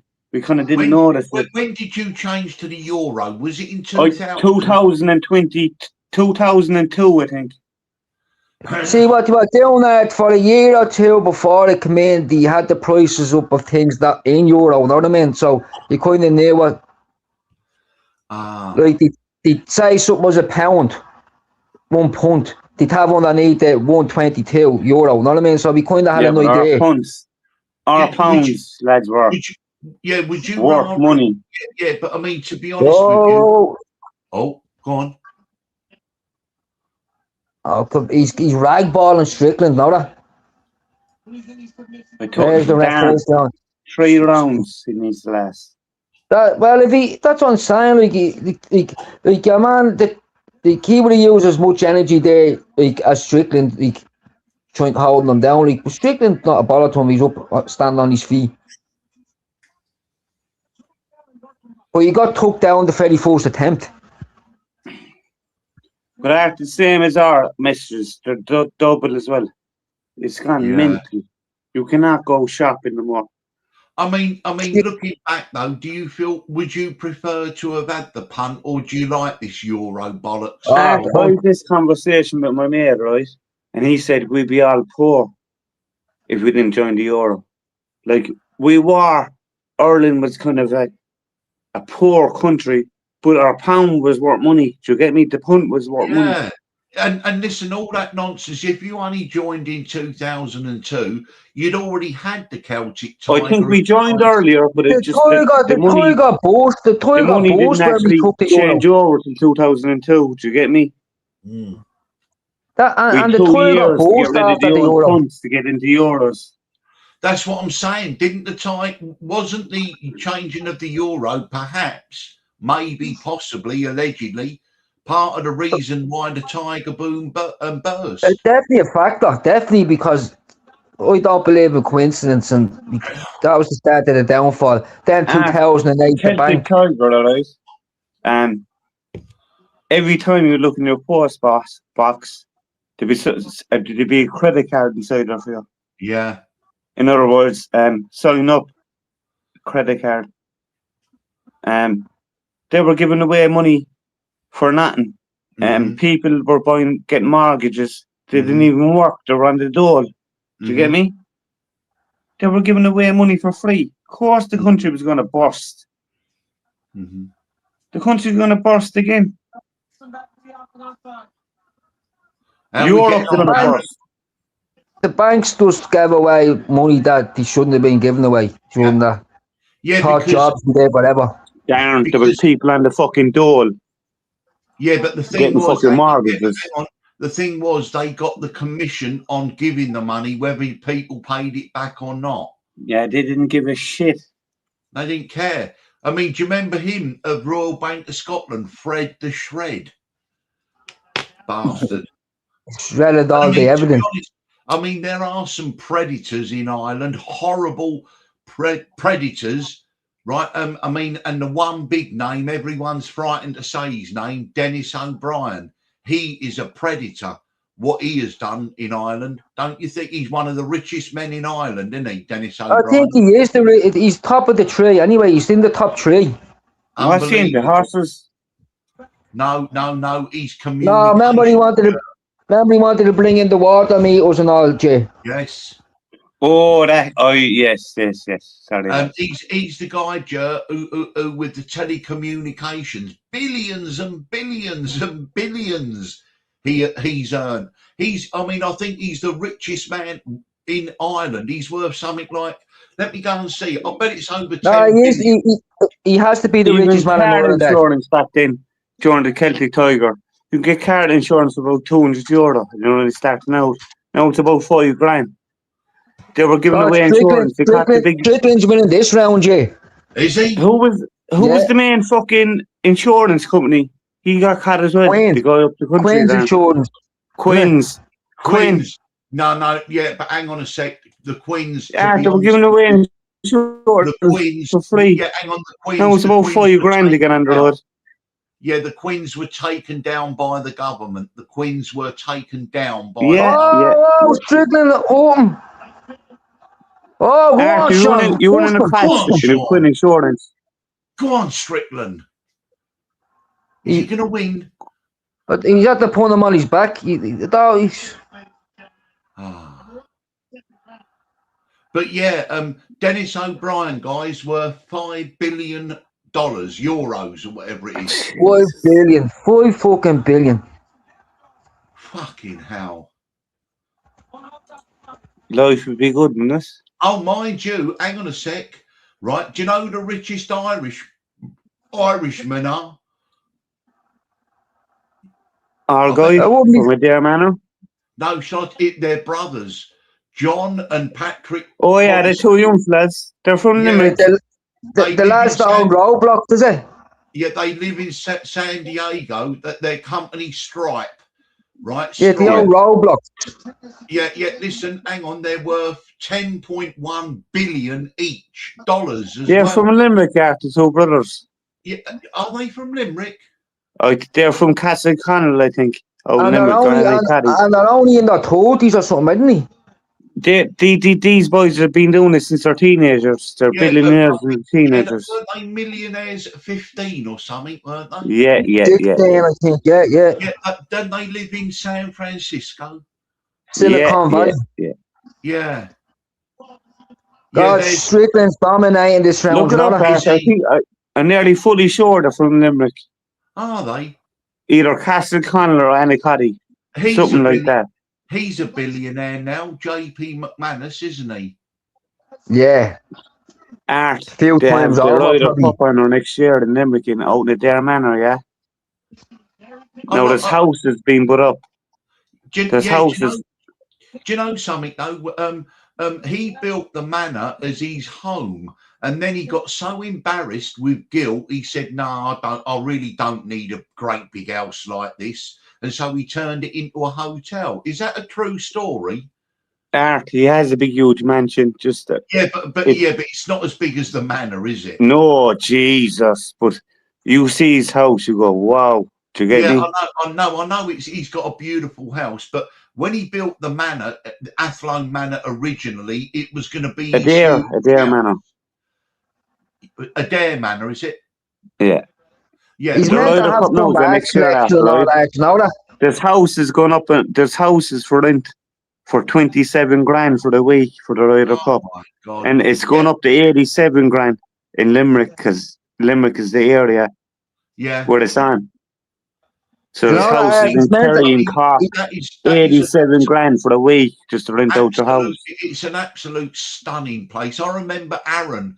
He took us on the journey over to the manor, right? JP McManus's. But I read up on it, and he built it as a house, and he felt so guilty that it was just such this huge place. He went, "No, I better turn it into a hotel." He said it's too big for us, right? You know what I mean? It was just too over the top. What the man does for Limerick is unreal. He backs the hurling team. He's the main sponsor. He does everything. They were trying to close down the rugby museum in town, and he offered them a couple of million just to keep it open, and the government still, the county council is still trying to close down the museum, and he goes, "I'll keep it open. I'll give you whatever money you're in debt." He's very good to Limerick. You know, and don't forget him and his wife silently, quietly, secretly, they've got a wing at the hospital. When they give the hospital in Limerick, they give it a lot of money every year quietly. And apparently, is this true as well, that JP McManus always has a wad of money, because wherever he goes, people always say, "I'll give a few, Bob," and he always gives money out. 100%, yeah. I've seen it in videos. I've seen it in videos. He's not flash or giving it the large. He just goes, "Yeah, go on then. Yeah, all right. It's a bit. Go on." Look, 'Cause you if all he- know who he is. You know he's a billionaire. He owns a Yeah. Dare Manor. Well, he you earned- cannot get married out. You need 100 grand to get married out in a Dare Manor. Now. Do you get me? right. Yeah. And you might need be in the hotel. You might be in a little tent out the side. yeah. Probably cost you 50 grand. Well, you never see him around his buddy anymore, Magna, don't you know? no, yeah, Don't see no, them. the big chunk of money they got was on Black Monday in 1992 when they backed against the pound, right? The same as George Soros did, but Soros got $1 billion, and JP McManus and Magnia got $400 million. And that was $200 million each. But that was in a day, one day's work, 200 million each in 1992. Because he was rich before then, JP, but only worth probably 10, 15 million. Was But he a that's gambler as well? Yeah, That's that's how he started his money gambling. Gambling. Well, it was actually it was the family firm he Right. got his money from with the JCBs and all of that. That's how they got the initial money. Then they moved into the horses. But his big chunk of money, which put him onto a different level, was 1992 when the pound crashed out of the ERM. Him and JP McManus and Magnia, they got $200 million each for one Was that day's work. inside knowledge? Was it like? Yeah, the British government lost $5 billion in one day. George Soros earned $1 billion in 1992. They knew exactly what was going to happen, Art. I Yeah, remember well, the yeah, story. they just, of course. And so, but then when they went on from there, but then JP McManus and Magnia parted ways. They both bought a joint stake in Man United. And then there was the argument over Rock of Gibraltar and Alex Ferguson and Magnia, and JP and Magnia sort of parted ways. Magnia's always been into the breeding, and JP wants, he's into the actual racing.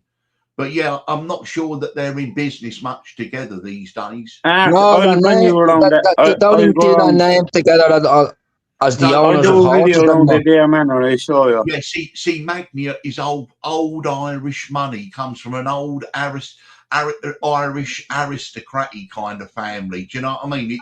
He's been, they've been rich for sort of generations. Well, they Well, own I want to be Bombers, there. don't they? They own Huh? Bombers, don't they, Art?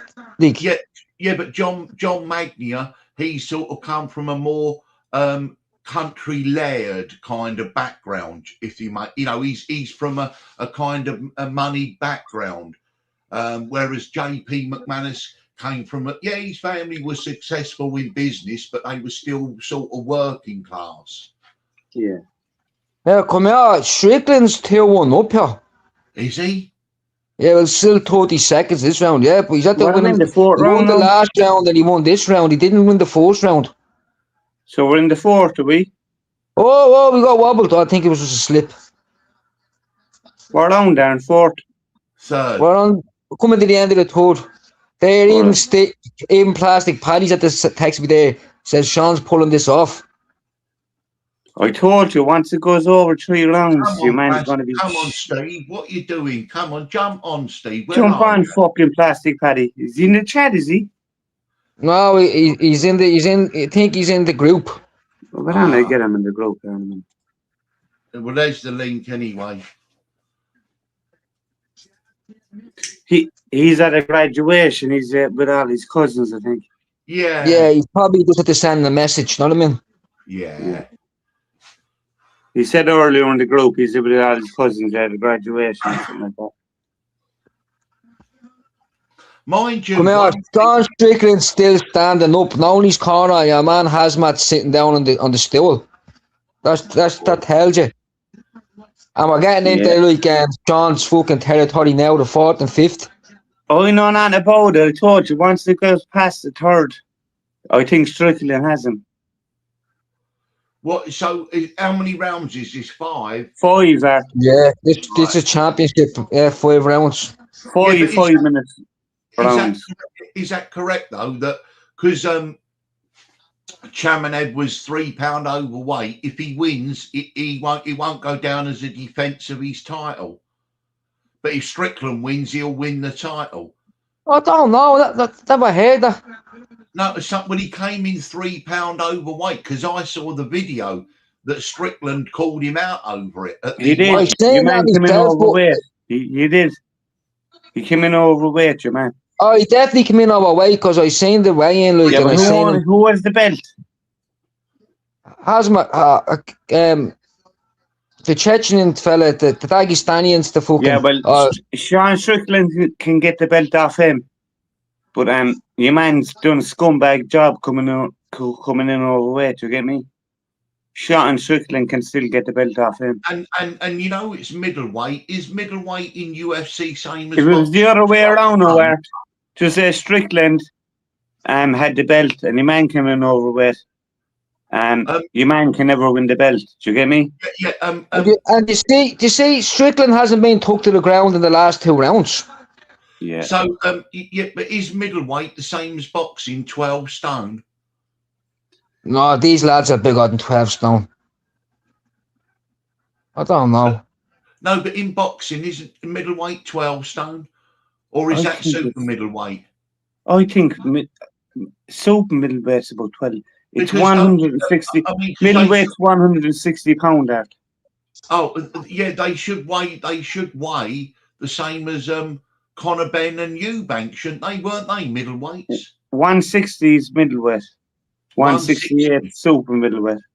160. So what is it then? It's that's 13 stone then, isn't it? That's 13 stone. 13 stone 6. No art. There's 14 pound in the stone, isn't there? So so 10 stone 10. is 140. 11 and a half. 11 and a half. Sorry, do you know what? You're correct there, Joe. 11 and a half. Do these look 11 and a half or bigger?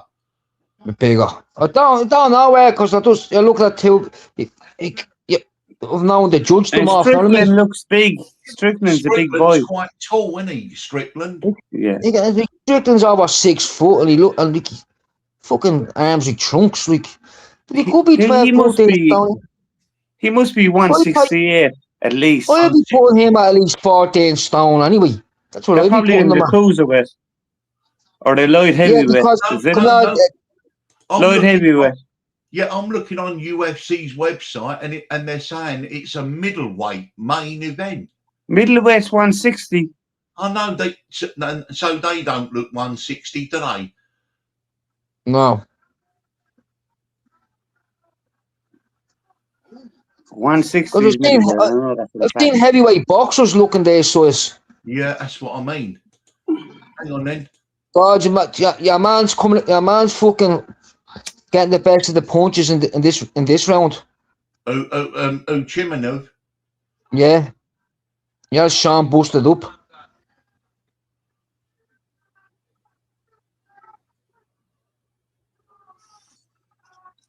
This could make it 2-all. There's still a minute and a half to go. God knows how these judges score these fucking fights as well, isn't it? Like, though, it's been some strange fucking.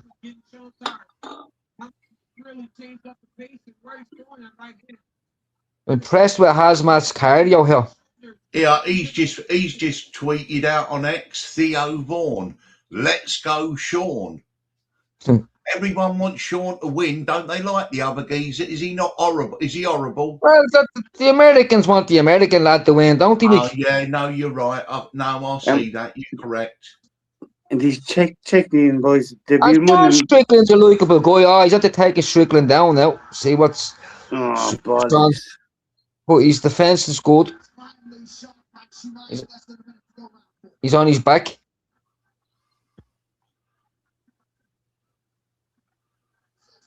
I could be inside my house watching the match. I'm out in my shed watching fucking E. Sean, I mean, fucking no smoke. Keep us up there, will Here, is Yeah, that we correct? I've just seen at the beginning of the fight. There's about 20 security people in the ring. Oh, yeah, totally. Sean Strickland says if they jump him, he's going to shoot them. And he does carry a gun. He's from Texas, is he? Is that right? Even He's Australian, isn't he? Strickland. No, he's American. Is he American?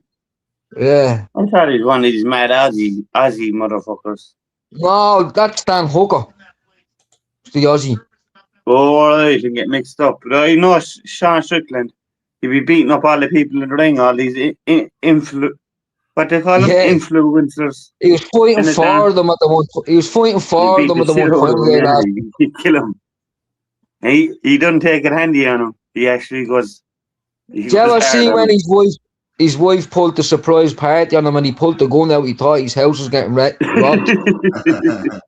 Did you ever see that? No. Psychopath, he's off his game. Oh, did you ever see the one where he's driving down? Did you ever see the one where he's driving? He's in traffic and he's now talking to his phone, and a car starts beeping beside him, and he rolls down the window and he goes, "What's your problem, dude?" And your man goes, "I think you're a shit fighter." You know what I mean? Like, next all, Sean puts his hand under the seat. He goes, "Tell that to me gun." The man drives off. And Sean Strickland goes, "You need to have a gun. There's some crazies around here." He's the craziest fucker you ever meet. Oh, my God.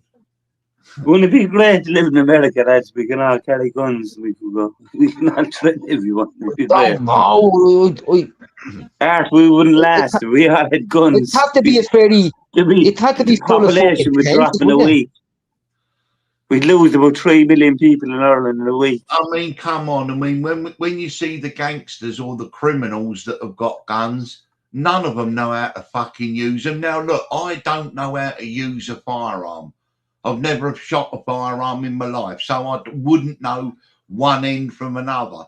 But these people who are in that world, you'd think they'd at least know how to fire a gun, wouldn't you?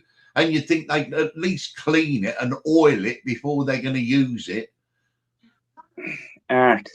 My father's a hunter. He always had guns legally. Do you get me? You obviously looked me up, my name up in fucking Limerick. You get my father.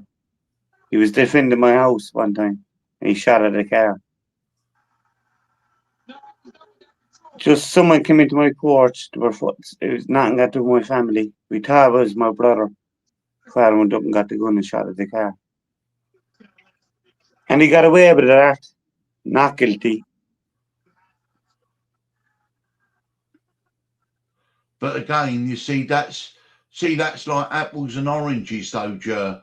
The reason your father had firearms wasn't for any criminality. It was no act, none whatsoever. It's hunting. My father has no criminal convictions all his life. No, but that's what I'm saying. And it's like farmers with shotguns and things, shotties. Yeah, that's what he had. He had a shotgun. Oh, okay. But it was for hunting. My father's a hunter. He's a fisherman. Some farmers will fire at you if you're on the land, won't they? Like? Oh, they will. They fucking will. Yeah. So where are we now, Darren? Last round. About 2 minutes 40 1 seconds into the last round. So on paper, then who do you think's got it? Is it so close?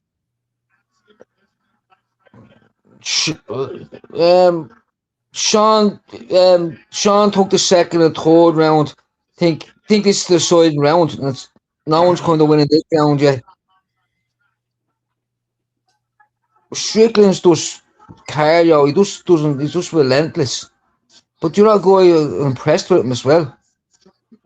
Where are we, Dan? 1 minute. 2 minutes left. It's getting late. It's like 20 to 6 in the morning. Jer and myself are both nearly falling asleep. Are you, Jer? I am. I'm nearly falling asleep. I nearly fell asleep 5 minutes before the live. It was out for a minute or two. We're coming on here to keep you alive. When you jumped on the live, because I was already backstage, Jer, he came on and he'd just woken up. And he went, where am I? Hang on a minute. I've just got. I went, yeah, all right. Slow down. He must have taken a few gummies. I've enjoyed it. Darren, you want the jellies again tonight? Hey, Darren, No, Jesus. I'm going to be well asleep now. No, you seem to have got the hang of this StreamYard now, Darren. That's what I was going to say. Thank God he got on. How the hell did he even get on tonight? I'm just not pressing any buttons. I don't know what they do. Leave it alone, yeah. But no, it's good because now you can go live at any time and we'll all jump up and everything. So it's good. Yeah. Especially the way I looked at it, like I could be watching this on my own or fucking have a chat with people. Know what I mean? Yeah. And then at least I might get a bit of a people on all over the world, lads. We can get Mary on from fucking the reservation. But like, where the hell are we gonna find these people? And I'm mad the way you can do this type of shit, but yeah, it's unbelievable. I can never get over it, to be honest with you. I can't get over it. I mean, there's 10 people in here still. There's still 10 listeners. How many is texting? We've had 10 people from the start. How many joining us? 10. So yeah, it's been a 4-hour, 40-minute live, and honestly, the time has belted by, isn't it? I think Sean won it. Not that, boys. You think Sean's won it? Yeah. Is it over? Yeah. I told you, Dan. Well, I never fucking betted. You told me bet a while ago, Dan. You'd go to 5 rounds. He told me a while ago, bet you'd go the whole way. Come on. Sean Strickland was 9-4 Jordan the week to win this. Dan, you tell me a while ago, bet he'll go the whole way, the whole 5 rounds. Yeah, Strickland will win. We'll see now in a minute. The judges might have seen a different fight. I never betted. But to be honest, I mean, because I don't know, but what I've been detecting all week is there's a groundswell of support for Sean Strickland. Really is. Strickland, look, asking for the belt and all already, look. he's a bold fucker, ain't he? I hope I know it's not going to happen, but I hope they hug each other and fucking quash her. He's gone over to him. They're hugging. Yeah. That's good. They're talking. Lovely. Oh, no, that's good. That's good because, to be honest, we don't want it spilling outside the ring. The animosity and the shit talking. It's over now. They've had a fight, shake hands and all that. Yeah, that is what I like to see as well, Darren, definitely. There's some amount of security in the ring. Coppers and everything. Is there a lot of them in there? Yeah, coppers and all. Like the old Mike Tyson fights. Mind you, if he don't get the decision, Strickland's likely to lose the plot, isn't he? Yeah, 100% he will. Well, whoever who loses, he'll just get out of that ring fast. I don't know, like I sound. See, Mark, he told me earlier about 6 o'clock tonight. He'll go the whole way and Strickland will win. Who said that? Darren told me tonight. I thought he told me betting it like. I thought he would have took I thought Strickland would have lost the first and second and half the third round and then won the second half on the next 2 rounds. But he lost the first, he lost the fourth, I think. So what's the stats down here? Yeah, Strickland got 133 hits into 98. And 9 out of 14 takedowns. Sean Strickland didn't get one takedown. I don't know. The groundwork is double by Hazmat, so like this could go. Depends what the refs are into. To be honest, I'd like to hear. Here we go now. I'll go on. Come on, Sean Strickland. Oh. After 5 rounds, we go to the judges' scorecards for decision. Suzanne Ferdinand scores it 48-47. Salvador de Mano scores it 48-47. Strickland. Oh. And Eric Cohen scores it 48-47 for the winner. Strickland. Split decision. You know. Sean Strickland, won it. Yes. No. Yes. Get in there, Sean Strickland. Oh no, that was great fucking money for anyone in the Jay. I'll wake them up. Go on.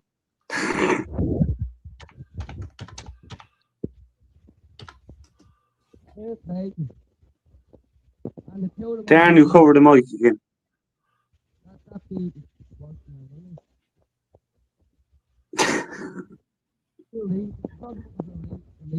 You're covering the mic again, Darren. Darren, take your hand off the mic, you lunatic. I reckon they'll have a rematch probably, you know what I mean?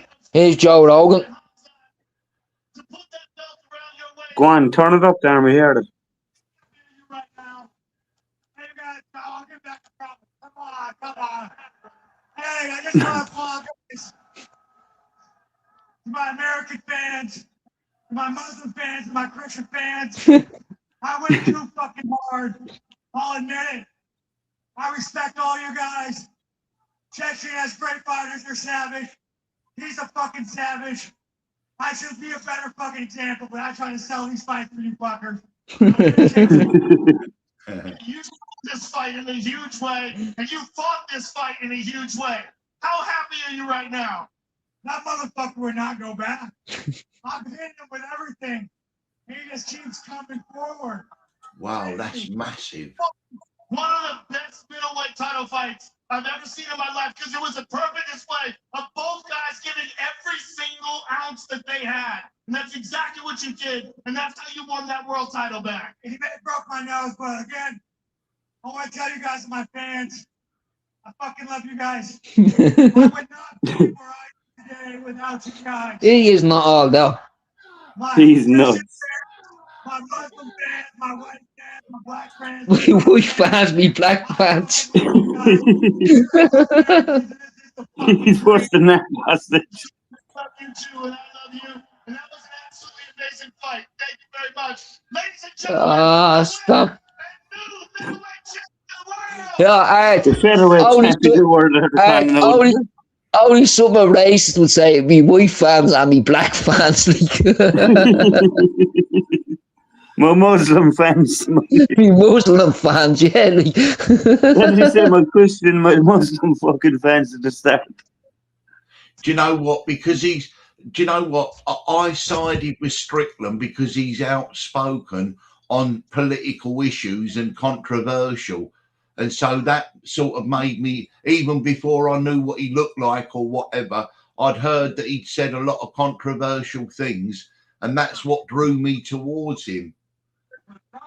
And he actually apologised for what some of them tonight. No, he said some crazy fucking things in the past. Like, I mean, good man. He was critical of Israel, wasn't he? Art, I joined in the chat, right, Darren? I'm going to go to bed. Yes, I'm going to go up to bed. I won't be far behind you. I'm tired. I'll be in the old chat there. If you're staying on, like. It's fucking bright out now. The kids will be up soon. I just need to win. Do you get me? Thanks for having me, lads. Thanks very much. No problem, Jay. It's been a pleasure. Yes, thanks very much, lads. And no, God bless. Thanks, Art. Thanks, Dan. God bless. Hang up me, Dan. What's it? But yeah, that was worth staying up for. I'll have to watch the video of it. Yeah, it was a good fight, Art. It's a good fight. And even that other one before that, DeBow Wardley was good as well, wasn't it? Oh, the boxing was brilliant. Boxing was brilliant. 48. So, one judge gave it the 2-1, yeah. So, split decision, yeah. Yeah. Brilliant. Told Jay the Grand that he wanted to do a bet on his phone. He says, "Do go 5 rounds and Strickland to win." What odds could you have got for that then, Darren? Sean Strickland was 9-4. It was a Wednesday or Thursday. I was looking at the machine in the bookies. Like, that's okay. Is that 4.5 to 1? No, 9-4. Just 2 and a bit. Oh, 2 and a bit to 1. Yeah, but that's good. Like, for Sean Strickland, like £40 when you're £90 out. Know what I mean? Oh, okay. Yeah. So if you put £40 on it, you get £140 back, like, with your own. Oh, okay.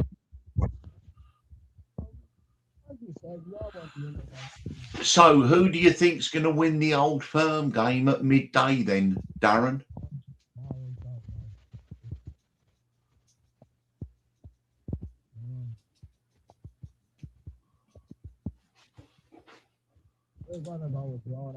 You're touching the microphone again. I'm gonna go a draw, a cagey draw. Oh, But then again, none of them can afford a draw. They both need to win, No. don't they? that's right. I mean, do you know what? I hope it's not true, but I think it might be one of them ill-tempered ones where you get like 2 or 3 players sent off. For what's at stake, it could be. Do you know? Yeah, it just seems that it just seems it's going to be a volatile fixture. This actually seems more of a Premier League title game than without Hearts involved, if you know what I mean. Yeah, it's like a cup final today. No, like it draws no good. You need to win. Yeah. I mean, I think, me personally, I think Celtic will edge it. I think they will, you know. I just think Celtic will win today. It's on there. I mean, as the home team, like I'll tell you what I will say, though. If Celtic had not gone with that idiot, right, Wilfred Nancy, and then, right, and got rid of Martin O'Neill, Wilfred Nancy, all gone wrong, and get Martin O'Neill back. If they hadn't have done that, I think Celtic would have won the league already by now. like yeah, man, Nancy lost. Remember, he lost 3 games in a week. 3 got them knocked out of a cup. Lost in Europe. Lost But at home. the first game he took, which I thought was a slap in the face to Martin O'Neill, was the Scottish League Cup The final, final. which they lost And to he- St Mirren. How That's what I mean. He lost it. Yeah, but how disrespectful. They should have allowed Martin O'Neill to lead the team out, and then he should have taken over afterwards. But honestly, I can't think. I don't know about you, Darren. I can't think of a worse managerial appointment to a top club than that Wilfred Nancy to Celtic. Can you? Yeah, man. That fucking Chelsea gave a job to for a few games. What's his name? Rosier. Oh, yeah, I forgot about him. Because Chelsea have had 3 managers, ain't they, or 4 this season? They're on an end term. Yeah, like like what? I can't understand Chelsea. Like they give out 9-year contracts to their players. I give them what? 9-year contracts. All them youth players are on 9-year contracts. 7 and 9-year contracts. I mean, to be honest with you, though, I've got no sympathy because I'm not nothing to do with Russia, Ukraine, but I think that it was wrong stealing Chelsea off of Roman Abramovich. Wrong, completely wrong. And where'd all that money go to Ukraine? Like, yeah, but still, though, still, Darren, right? I mean, you won't convince me. I think it was daylight robbery, and I think it was wrong to steal it off of Roman Abramovich. he took his yacht and all, didn't he? Fucking disgusting what they've done there, to be honest with you. And It's meant to be a serious amount of Russian money frozen in London, like 300 billion. Ooh. And also, Darren, right, that they've now just given Zelensky in Ukraine another 90 billion euros. Ireland, Michael Martin said we're having some of it. And Keir Starmer, we're not even in the EU. He said we'll have some of that as well. We'll give you some. Did you see the what's the name of these people that look into fraud and auditors? Yeah, but they have a name, Department of Corruption or something like that. Mm-hmm. Did you see the footage of the fella that's headed that in Ukraine? His wife in a strip club throwing £300,000 on the dance floor. Yes, I did see that. Like that is what you call the foxes guarding the hen house. Like, and what? The chief of staff of Zelensky got caught with $100 million fraud fled the country and is now living openly in Israel, was filmed on the beach, walking along the beach. And they're talking to him, and Zelensky's still in. I mean, honestly, it's ridiculous. This is the deal that had like the press is full of money. When they went in and they got a crowbar and you're opening all these presses and it was just loaded with cash. And also, don't forget when they found the what's name the Ukrainian oligarch with the gold toilet, didn't they? And all the gold fittings and that. Yeah. Like seemingly Putin says the war is going to be over soon. Yeah, I heard that. Wonder what he's going to settle for. I've just seen the video with Strickland getting the result. Yeah. Delighted for him.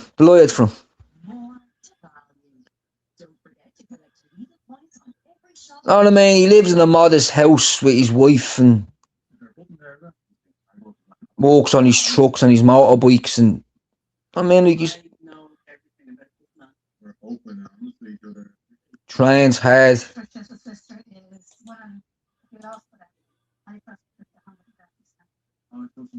Like, I don't think many of the fighters gave him a chance tonight. I think mostly the fans gave him a chance, you know what I mean? But I think deep down, this guy he fought tonight is at the being ragdolling everyone, you know what I mean? He's forced defeat. But also, think about this though, Darren. Could the mystical spell of these Dagestan and Chechenian fighters, could that have been broken this evening? The invincibility that we all have on these Topuras and Kazmats and all these people, right? As that proved that they're not invincible. Because don't forget, he came into this 15, never been beaten. Not only like never being beaten, like ragdolled everyone, like no, like. That's what I'm saying. See, these Dagestanis, they're wrestlers, I think. Like, so, like, if you have a good defense to your ground game, you have a good chance against them. Now, I was impressed with the I was impressed with his stand-up. He stood up and had a knock a couple of times tonight. He was able to throw a dig, like. But Strickland's just. But you know where you get these a myth, you know, that think, you know, people are invincible. You know, you get certain times, didn't you, when Tiger Woods was at the top of his game, invincible. When you know, when you see people like Ronaldo or Lewis Hamilton, they're invincible. But then all of a sudden, at some stage, right, the mask slips. Because everyone who, any time that there is a Dagestan Chechenian fighter, everyone goes, oh, they're the favourites. Yes, Jer. Thanks, Jer. As again, another lovely live. I've enjoyed this one.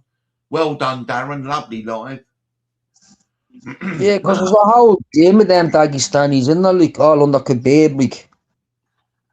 Yeah, I mean, I'm not saying that they're not good. Of course they are, but they're not invincible, are they? No. And now Strickland's won that. I'm gonna, not that I know anything about it, right? And I know it might be an outside bet, but I think Justin Gaethje's gonna beat that Topura. Is it Topuria? Justin Gaethje can beat anyone on his day, like. Yeah. Like, he's as tough as they come.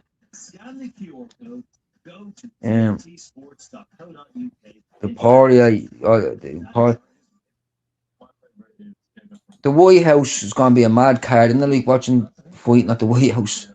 Oh, it's going to be crazy. And I mean, so what? Some of the tickets are over $1 million. How much is the average ticket? Because I don't know how many people are going to sit down. 500. I don't think there's an average ticket. I think it's just invitation and then like so many tickets. Because it's costing so many millions to put on, like, so the White House are funding none of it. It's all UFC, so they have to make that money back. Yeah, and also don't forget though, there'd be the TV rights and that, wouldn't there? Well, the Paramount owned it. Yeah, but and also, Darren, are the fighters getting a fee? Oh yeah, yeah, Oh, right, as normal. yeah. Because I didn't know what the protocol would be there. And here, and I talk about switch and bait. Bait and switch. President Trump announced the ballroom, and he said it's costing $200 million, and it's all privately funded. Well, he's now doubled the size of it. Said it's going to cost over 400 million, but that's because of security stuff. Now it's coming out that the government, because it's a government building and security and features and that they're going to have to pick up the tab, and it could come to over $1 billion. That is a typical Trump move, isn't it? It starts off private money, 200 million. Yeah, still private money, 400 million. Oh no, the government's got to step in because of national security. So we'll have to pay for it, government, $1 billion. Like when you strip Trump apart, he's a mobster, isn't he? Of course, he's in New York. In New York, he's an old school New York mobster. Of course he is. I've never thought of anything different. I mean, no one could say to me, I would never say, I never knew that about Trump. If I thought Trump was, listen, every single thing that Trump has done, he's done in the kind of gang mafia, gangland boss style, right? So nothing has surprised me. Nothing. And he would have had to deal with all. And he would have had to deal with all these people when he was doing all the building, because they ran the concrete and the. Yeah. So he knows people. And another thing is just that, I mean, for all the terrible things that Trump's involved in, the theatre and funny lines he comes out with, right, sometimes just crease me up. What about the NASA guy he had in there when they were, and he went, have you seen the size of his ears? He has lovely ears, yeah. Yeah, he said he won't, he hears everything, he won't miss anything.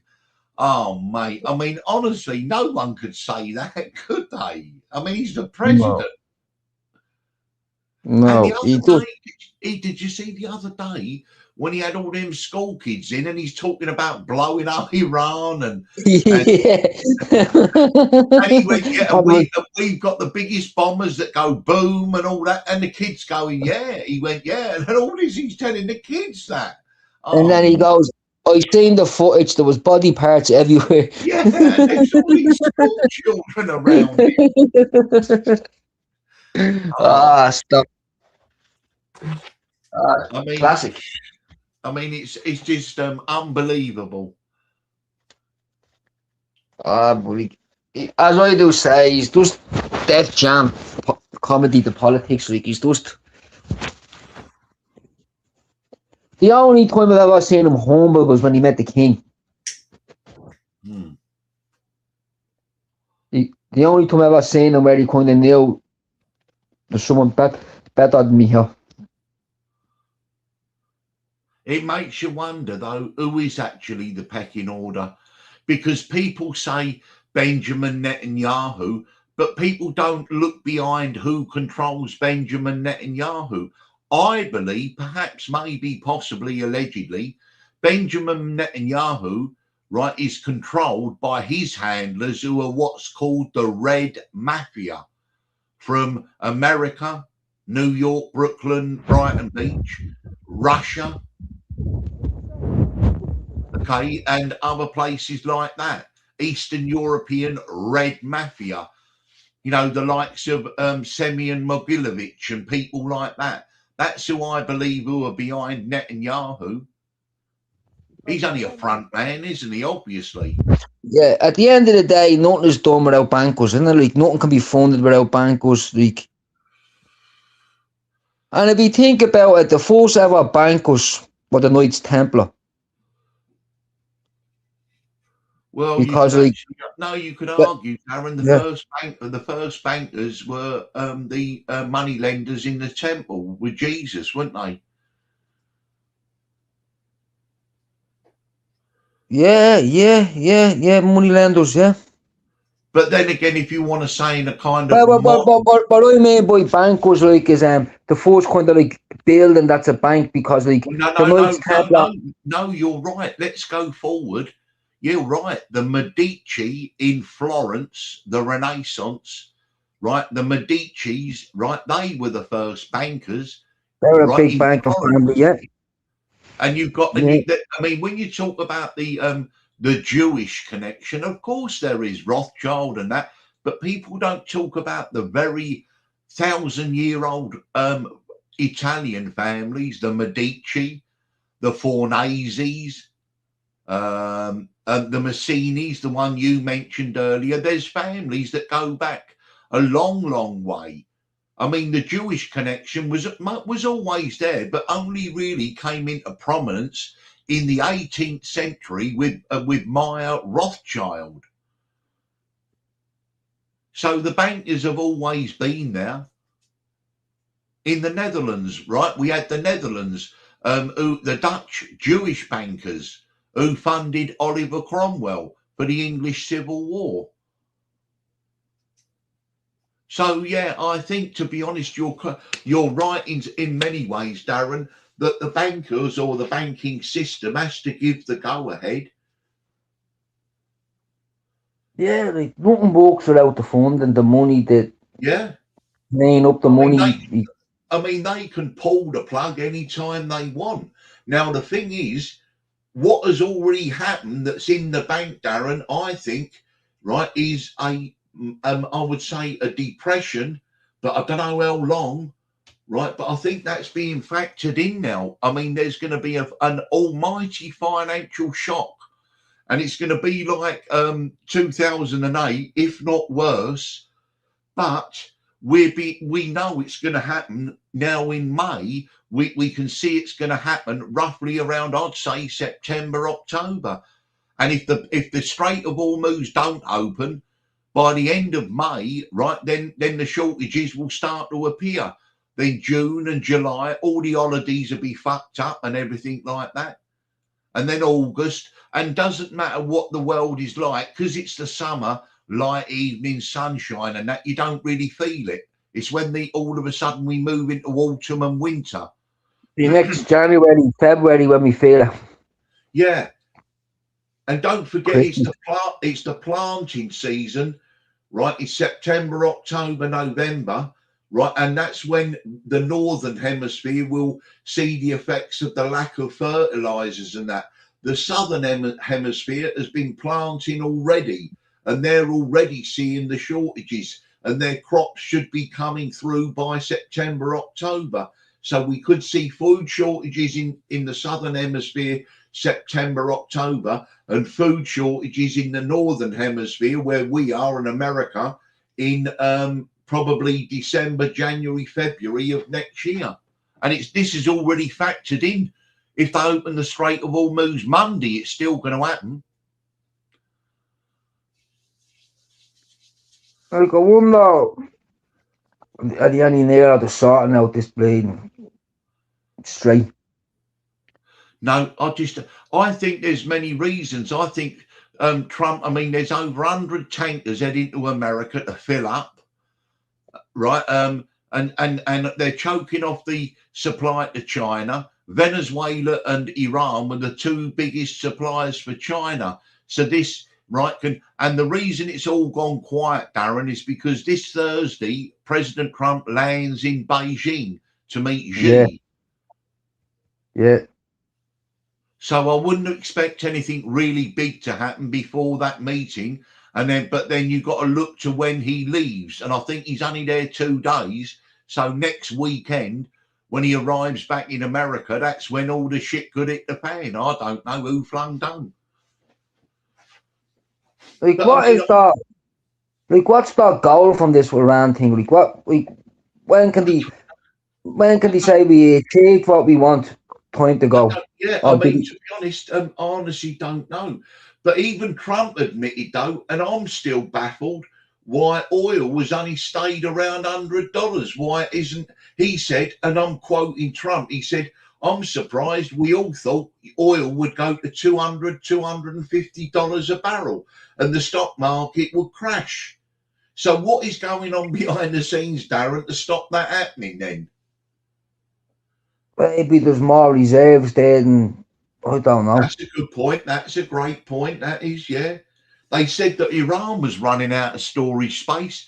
Then I was looking at some satellite photographs and of their storage, and it said if you can see a shadow, it means that the oil storage container is empty.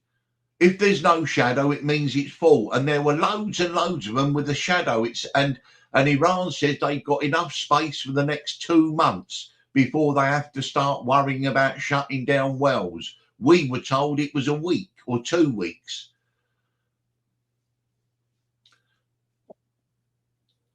And Iran has got most and of it. the thing about it is like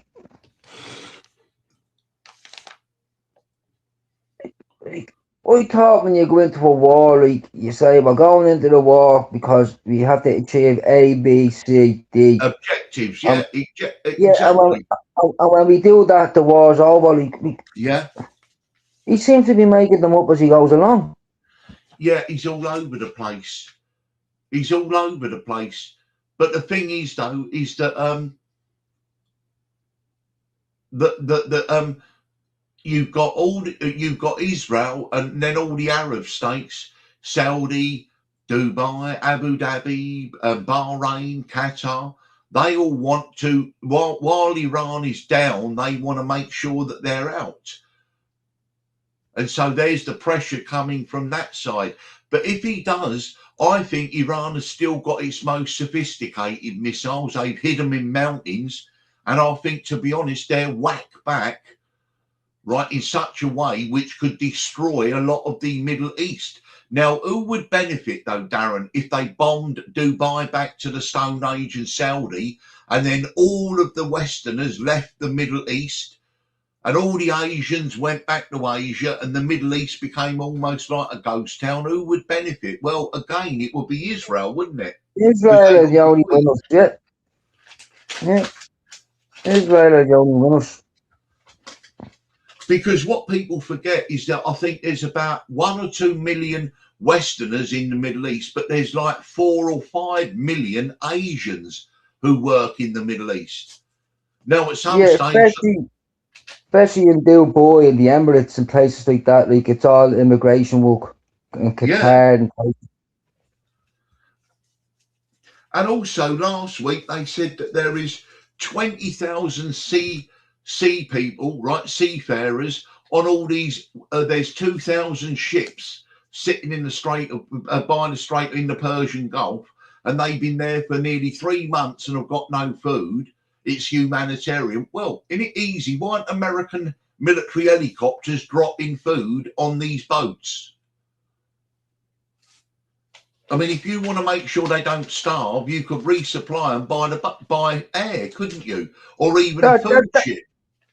Like, that's what makes you question what you're being told. Yeah, exactly. Like, there's just too much disinformation in what's going on over there. I don't know what's going on. Or lack of, yeah, I think in some respects it's not so much disinformation, it's the lack of information itself. I mean, when Trump said, "Oh, we're gonna escort the ships through the Strait of Hormuz for humanitarian purposes," why didn't anyone say, "Well, sir, don't worry.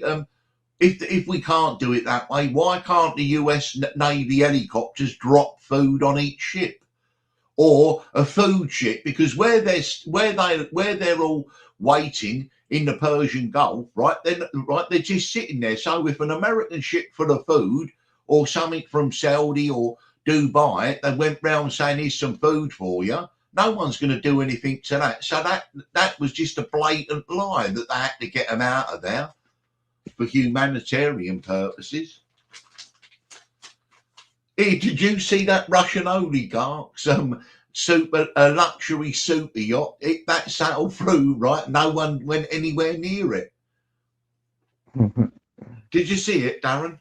No, he went straight through the strait and no one said nothing to him. Yeah. It went straight. It went through the Strait of Hormuz and out the other side. Not the Americans or the Iranians touched it. Huge, great big ship it is. Flying the Russian flag, was he? I don't know, but it said it was owned by a Russian oligarch. It sort of reminded me. Do you remember when in Only Fools and Horses, when the rioters were rioting and the police were all they were all fighting, and then Del Boy arrived in the Capri, and they all stopped fighting and parted so he could drive through. That's what made me laugh about it, really. He probably paid a fair few bob to go through there. No, probably paid a little. Yeah, oh no, he guaranteed it. I mean, the Iranians want $2 million a boat, don't they? Yeah. Either that or a favour for Putin. I mean, we get that. Yeah, but also the Americans let it go through. So, I mean, so it shows that the power these people have. And, as I say, I mean, I know Trump lost the election, but if Trump had won the election in 2020, do you think he'd have pushed the vaccines as hard? I think he would have done. Yeah, well, he was speaking about them before, warp speed, he said. We're going to develop. He said, what takes 10 years to develop in vaccines, we're doing 10 months. Do you remember that? Warp speed. Yeah. The only reason Trump doesn't get the full blame for the pandemic and all the vaccines is because he weren't in the White House when it all went down. No, he was only there at the start, wasn't he, when it was Well, it started, the lockdown was March 2020, election November, he was out the following January, and that was before the rollout of the vaccines. Right.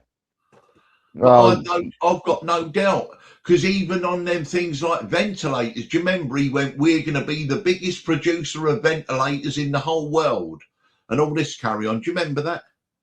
He does anything to make money. He's just in there. I wonder, like as a country, how they're doing. I think America's doing well if they can allow the tariffs. But a judge the other day said that even his global 10% tariff is illegal. Now, if America could keep the tariff money, I think financially they'd be doing marvellous. But if you take the tariff money out, goodness knows. Because he done all right his first 4 years, didn't he? He had the country kind of I mean, look, we got on the ground information on that from Steve. He said the first couple of years were hard, but the last couple of years of Trump's first term, he was much better off. And then it went all downhill again under Biden. Who are the Democrats going to run again in the next? Who do you think? AOC and? No, I think the Democrats, I think that they will go for someone less controversial if they want to have a chance. I mean, the Republicans, it seems that the choice is there.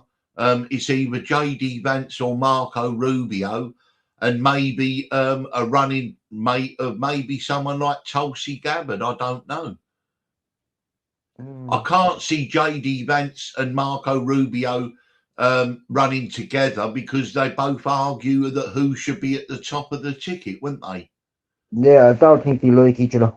No, I mean, to be honest with you, I would say, only personally, from what I've observed, that Marco Rubio is more capable than J.D. Vance.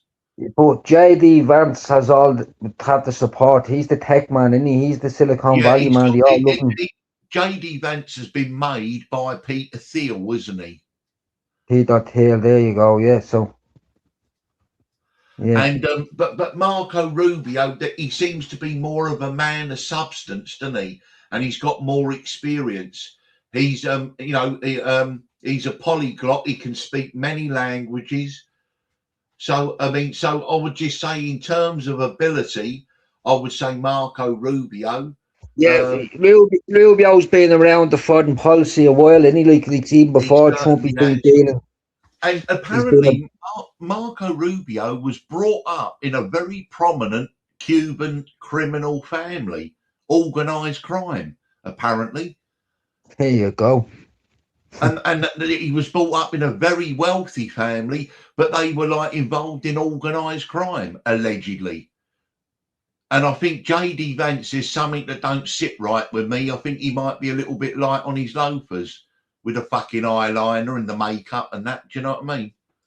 Yeah. No, I don't know.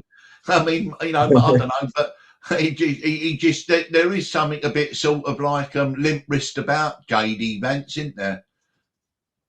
I don't know. We haven't seen much of him since the time he gave Zelensky a bit of shit. Well, we ain't seen. Last really we saw was when Trump sent him to negotiate with the Iranians, and they did it all night. And he came out and said, "Sorry, we ain't got a deal." We ain't seen him much since then, have we? No. Because I'll tell you what, he even sent Marco Rubio to see the Pope, didn't he? Pope Leo, to smooth that over that argument. That I know it's the job of the Secretary of State, but the Vice President is up from that, right? And so at the end of the day, it shows all of a sudden the trust on that level is really with Marco Rubio, isn't he, as negotiating? But it's mad now, like Trump getting into fucking arguments with popes and all this. Yeah, but I mean, a lot of it is actually done for the reason that everyone will be talking about that, rather than it's a good distraction thing, isn't it? Yeah, vote for me and we won't be in any more wars like this. Stop, man. He hasn't stopped bombing places. Look, yeah, I mean, to be honest, now that is, but however, what I would say is I believe that when Trump said it, he believed it himself and he meant it. And I genuinely believe that he's been pushed and forced into this war with Iran. I don't think he would have done this willingly.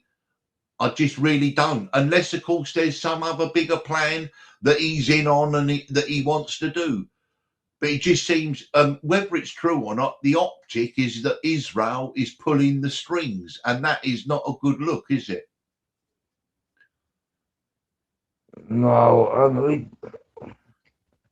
I just can't wait to get the real numbers of what's going on, who's being killed, how he's being killed. Just so I can wrap my head around it a bit. And also, why didn't America and Israel wrap this up in a week if they're as good as they say they are?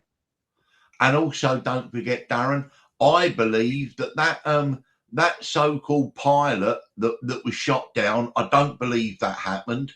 I believe that they sent in a squad to try and retrieve the uranium, and the Iranians blew them all up. Right, and all them aircraft, and I believe that there were a lot of American casualties that they're covering up on that operation, didn't you? Of course. So didn't I know Iran have all the missiles and all, but like the Americans beat the biggest army in the Middle East, Iraq, in 2 weeks or something. Know what I mean? Like, and here we are, like what? 3 weeks. Here we are now. 3 months. Yeah, Donald Rumsfeld, he said shock and awe, and it lasted 3 weeks.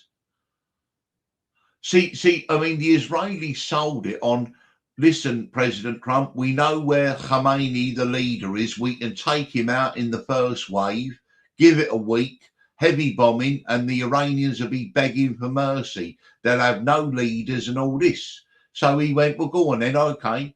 So they took out the leader, they bombed them, right, took 1 week, went into 2 weeks, 3 weeks, and now we are where we are. And I'll bet Trump behind the scenes is going, you bastards, you told me that this would be all over. And they'd be going, oh, yeah, say, don't fucking make excuses. Like, did they not turn around and say, did none of Trump's advisors around and say, now, President, like, you know, all these Iranian Republican Guards, like the headmen, well, these are all veterans of the Iran-Iraq war. Yeah. That went on for 10 years. You think they're going to give up after 2 weeks? Yeah, but they did. The people who did say that, like Joe Kent, were ignored, and so they resigned. Tulsi Gabbard advised him against it, but she stayed on. But yeah, I mean, it's the hawks and the doves. But I mean, you can be hawkish, but not fucking kamikaze. I mean, come on, anyone with one brain cell can know that the Iranians, with their long history, would not roll over. Would not roll. And if you compare the Iranians to Hamas, right, except multiply it to a figure of 90 million, well, look how long it took the Israelis to, and the only way they managed to do what they did in Gaza was by flattening the whole of Gaza. So in other words, the only way you would do the same to Iran is by flattening the whole fucking country, which is impossible. And yes, Iraq they did in 3 weeks, Darren, but Iran is a different kettle of fish because it's very mountainous. Yeah. And plus Hamas are still there, they're just underground. They haven't. See, no one talks about it. What's happened to the 2.1 or 2.2 million people in Gaza? Are they all right now? No, they're still starving every day. Yet the media don't report on it. Something new come up. I mean, we were told they need 500 trucks a day just to feed them. How many trucks are going through? I mean, I'll be honest, I haven't looked recently. Have you, Darren? No. So I don't know how many trucks are getting through. I know through there's trucks every day coming in from Egypt, but I don't know how many.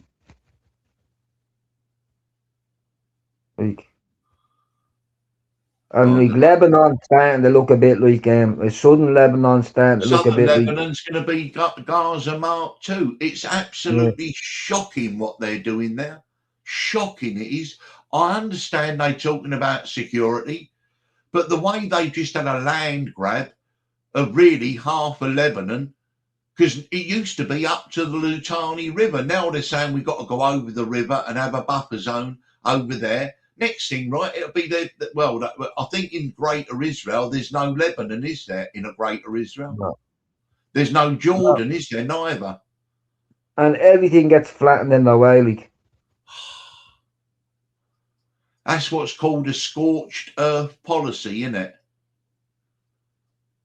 I mean, honestly, the way they're looking at it, like Gaza's a little Riviera on the Mediterranean. You know what I mean? Like they could build like casinos and wherever they can turn it into a little Monaco. That's what I think they're thinking. Yeah, I've seen those drones though, Darren. I've watched them drones going through Gaza.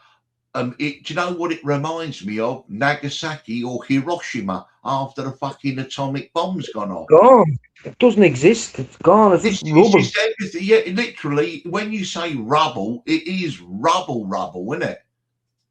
Like, it's not even like bombed out buildings. They're just rubble. Yeah. And now, because of those actions, the whole world has turned against Israel, and in turn by the Jewish diaspora. Instead of trying to address that and say, well, but maybe they should behave themselves, no, they're bringing in censorship laws and anti-Semitic laws about anyone even raising the issue. So, I mean, which is just going to ingrain, right, the dissatisfaction and dislike of Israel even more. They're taking the power away from them words where they're going to mean nothing. It's like now, if someone's called far right, you say, so what? Like, yeah, exactly. 10 years ago, being called far right, real offensive. Mm-hmm. Now being an anti-Semite, you'd be just like, and what? Like, because I thrown the word out so much, people get desensitized with it. I mean, it doesn't mean nothing. Like, it's. But the thing is, and people who are anti-Israel don't necessarily mean that they're pro-Palestine. It don't mean they're pro-Muslim. Because you're one thing, don't necessarily mean you're another thing. You can possibly be anti-Islam and anti-Israel. I think it can be just anti-murder, isn't it? Like, anti-bad. Let's just call it what it is. Listen, Darren, let's call it what it is. You can be anti-bad behaviour. anti-arrogance, anti-aggression, whoever does it. Entitlement, isn't it? It's in a where it goes on. Do you know what? It's just I don't know. But then again, I don't know. Maybe it's right then, Darren. The earth is the devil's playground, and that you only 100%. and when you 100%. only thrive when you act like in the devil ways or something. I don't know. Maybe that's the way it's set up. I suppose mankind has always been like this. There's always been some type of carnage going on somewhere in the world. Yeah, but it was always easier to control and keep at arm's length. The speed of news, the speed of information these days means you can't. So you either have to just front it, which Israel's done. They've said, yeah, we've done all these bad things. What are you going to do about it? Oh, no, nothing. So that's why they just carry on, don't they? That's why sometimes I just wish there's some things I didn't know. Like that, you're still back where you had to put on BBC World News to hear what's going on, and they just told you half the things you wanted to hear. And Because, and years ago, you get news from the front or at a war about 6 weeks later on the old Cafe News or the Gaumont News at the cinema. Now we get it in real time. And it's hard to cover up now. Look at all the things Israel has been exposed about doing. Years ago, you wouldn't have heard. Do you remember them ambulances where they murdered them all and then buried the ambulances? They did, yeah. Journalists, the amount of journalists they've killed. It's hundreds of journalists. Yeah. And remember the attack on the school in Gaza that killed the children? Do you remember the attack in Iran? 160 children and teachers killed. The volleyball team, yeah. The volleyball team, yeah. I mean, you can just go on and on and on with atrocities. And to be honest with you, like we said before, if it looks like a duck, quacks like a duck, walks like a duck, it might be a duck. Well, look, if it looks like genocide, sounds like genocide, okay, do you think it could possibly be genocide? What are the conditions? Wiping out an entire people? Well, what do you think's been going on in Gaza, for fuck's sake? Even southern Lebanon. Shocking. I mean, honestly, it's shocking. It really is. And to be honest with you, maybe that's just the way people are, but not all people are like that. They can't be. They just can't be. I mean, I don't want to even think that. No, there's meant to be tens, up to 100,000 people every weekend protesting in Israel about what they're doing. Yeah. They had a big protest where there was 500,000 people protesting in Israel. That was the Gaza war, when they wanted to turn it in with that. Jewish people are evil, as a whole, you know what I mean? You just have a fucking mad, far, Israel force government. And everyone keeps having a go at Netanyahu, but listen, who are the alternatives then? Smotrich, Ben Gvir, Naftali Bennett. I mean, honestly, now I know they're all bad choices, right? But who would you rather have as Prime Minister? Netanyahu, Ben Gvir, Smotrich, or Naftali Bennett? Because those three are the next Prime Minister of Israel, one of those three. It's fucking like the Nazi party all over again. Well, I mean, to be honest with you, they're a supremacist. Well, okay, fair enough, but fuck's sake. And they see years ago, they're not nice people. Anyways, and years ago, Darren, they would have denied everything. Right now, they don't even bother to deny it. They just say things out in the open, don't care.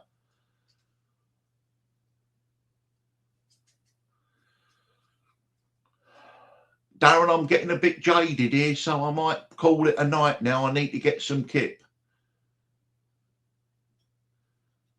Are you on the phone? How many people we got in here? Oh, there's still 8 people in here.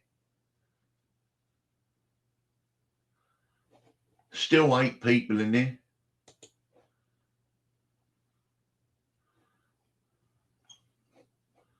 That's good.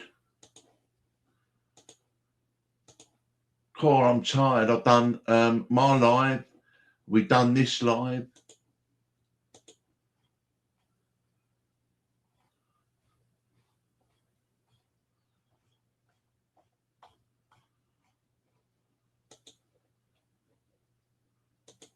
Oh, Darren's gone.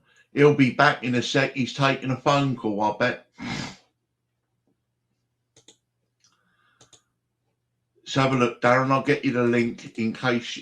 I don't think you need the link, do you? But I will put it out there in case you do.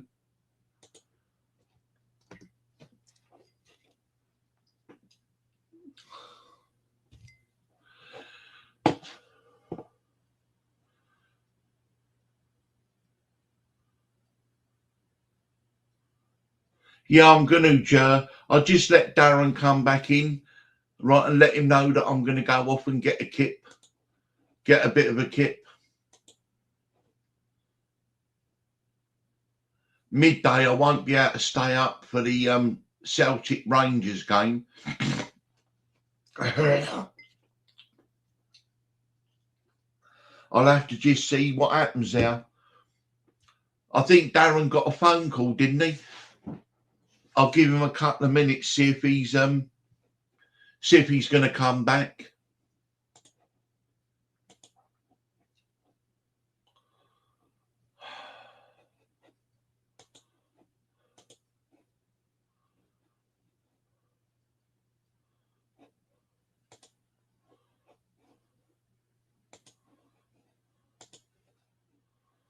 Just having a look round, see if any stories are dropping.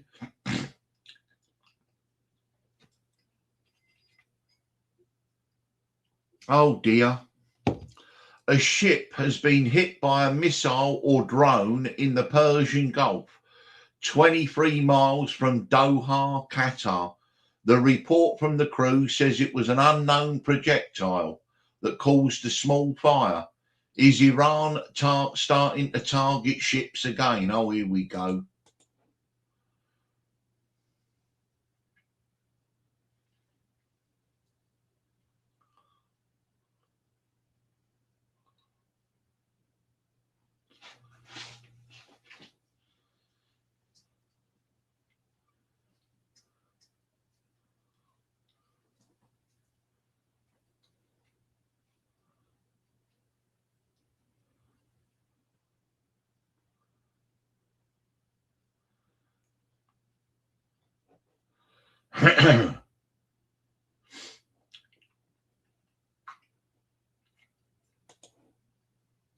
Yeah, light today. It gets light early in the morning now.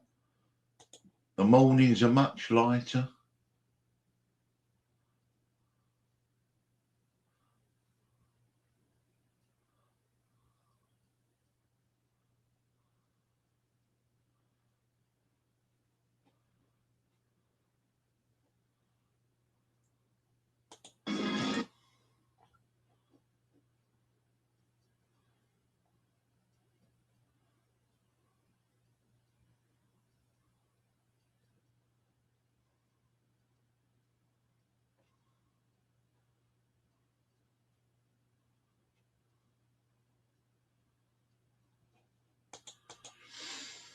So is Darren still gone? Do you think so? No, I heard his phone go, I don't want to just run off and leave him. I thought I heard his phone go, so he might be on the telephone. He didn't sound like he was going to sleep. What shall I do, Joe? Shall I jump off?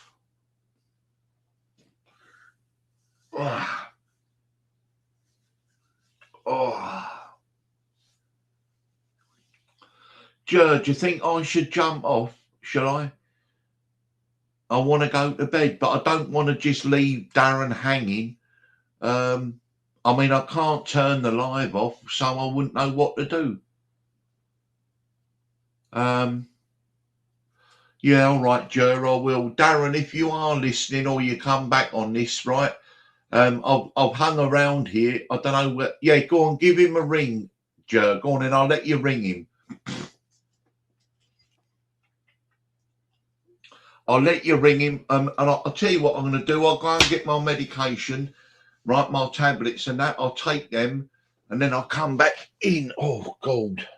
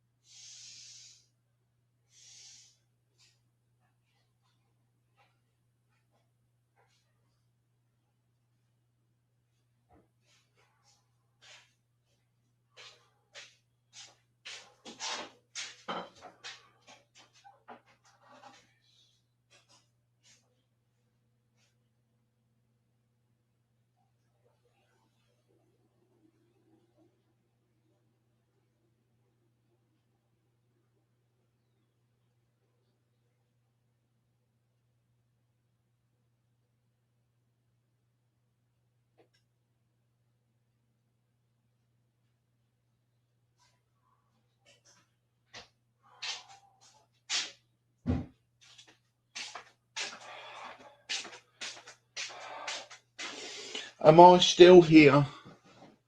His phone won't ring. Okay, Jer. So I just got all my tablets here.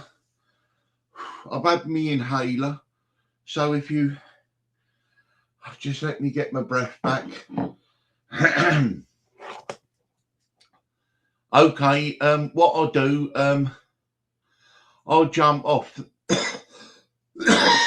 Oh, excuse me.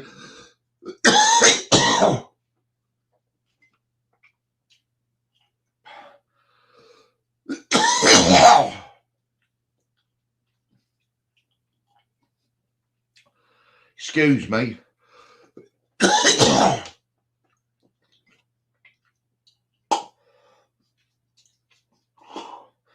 Just getting it up off my chest.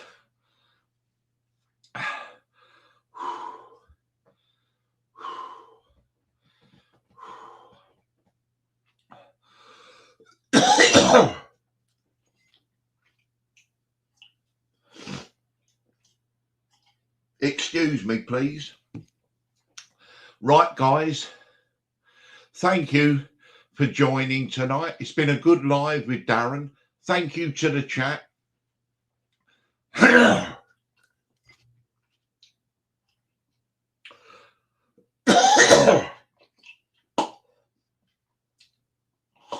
Sorry about that.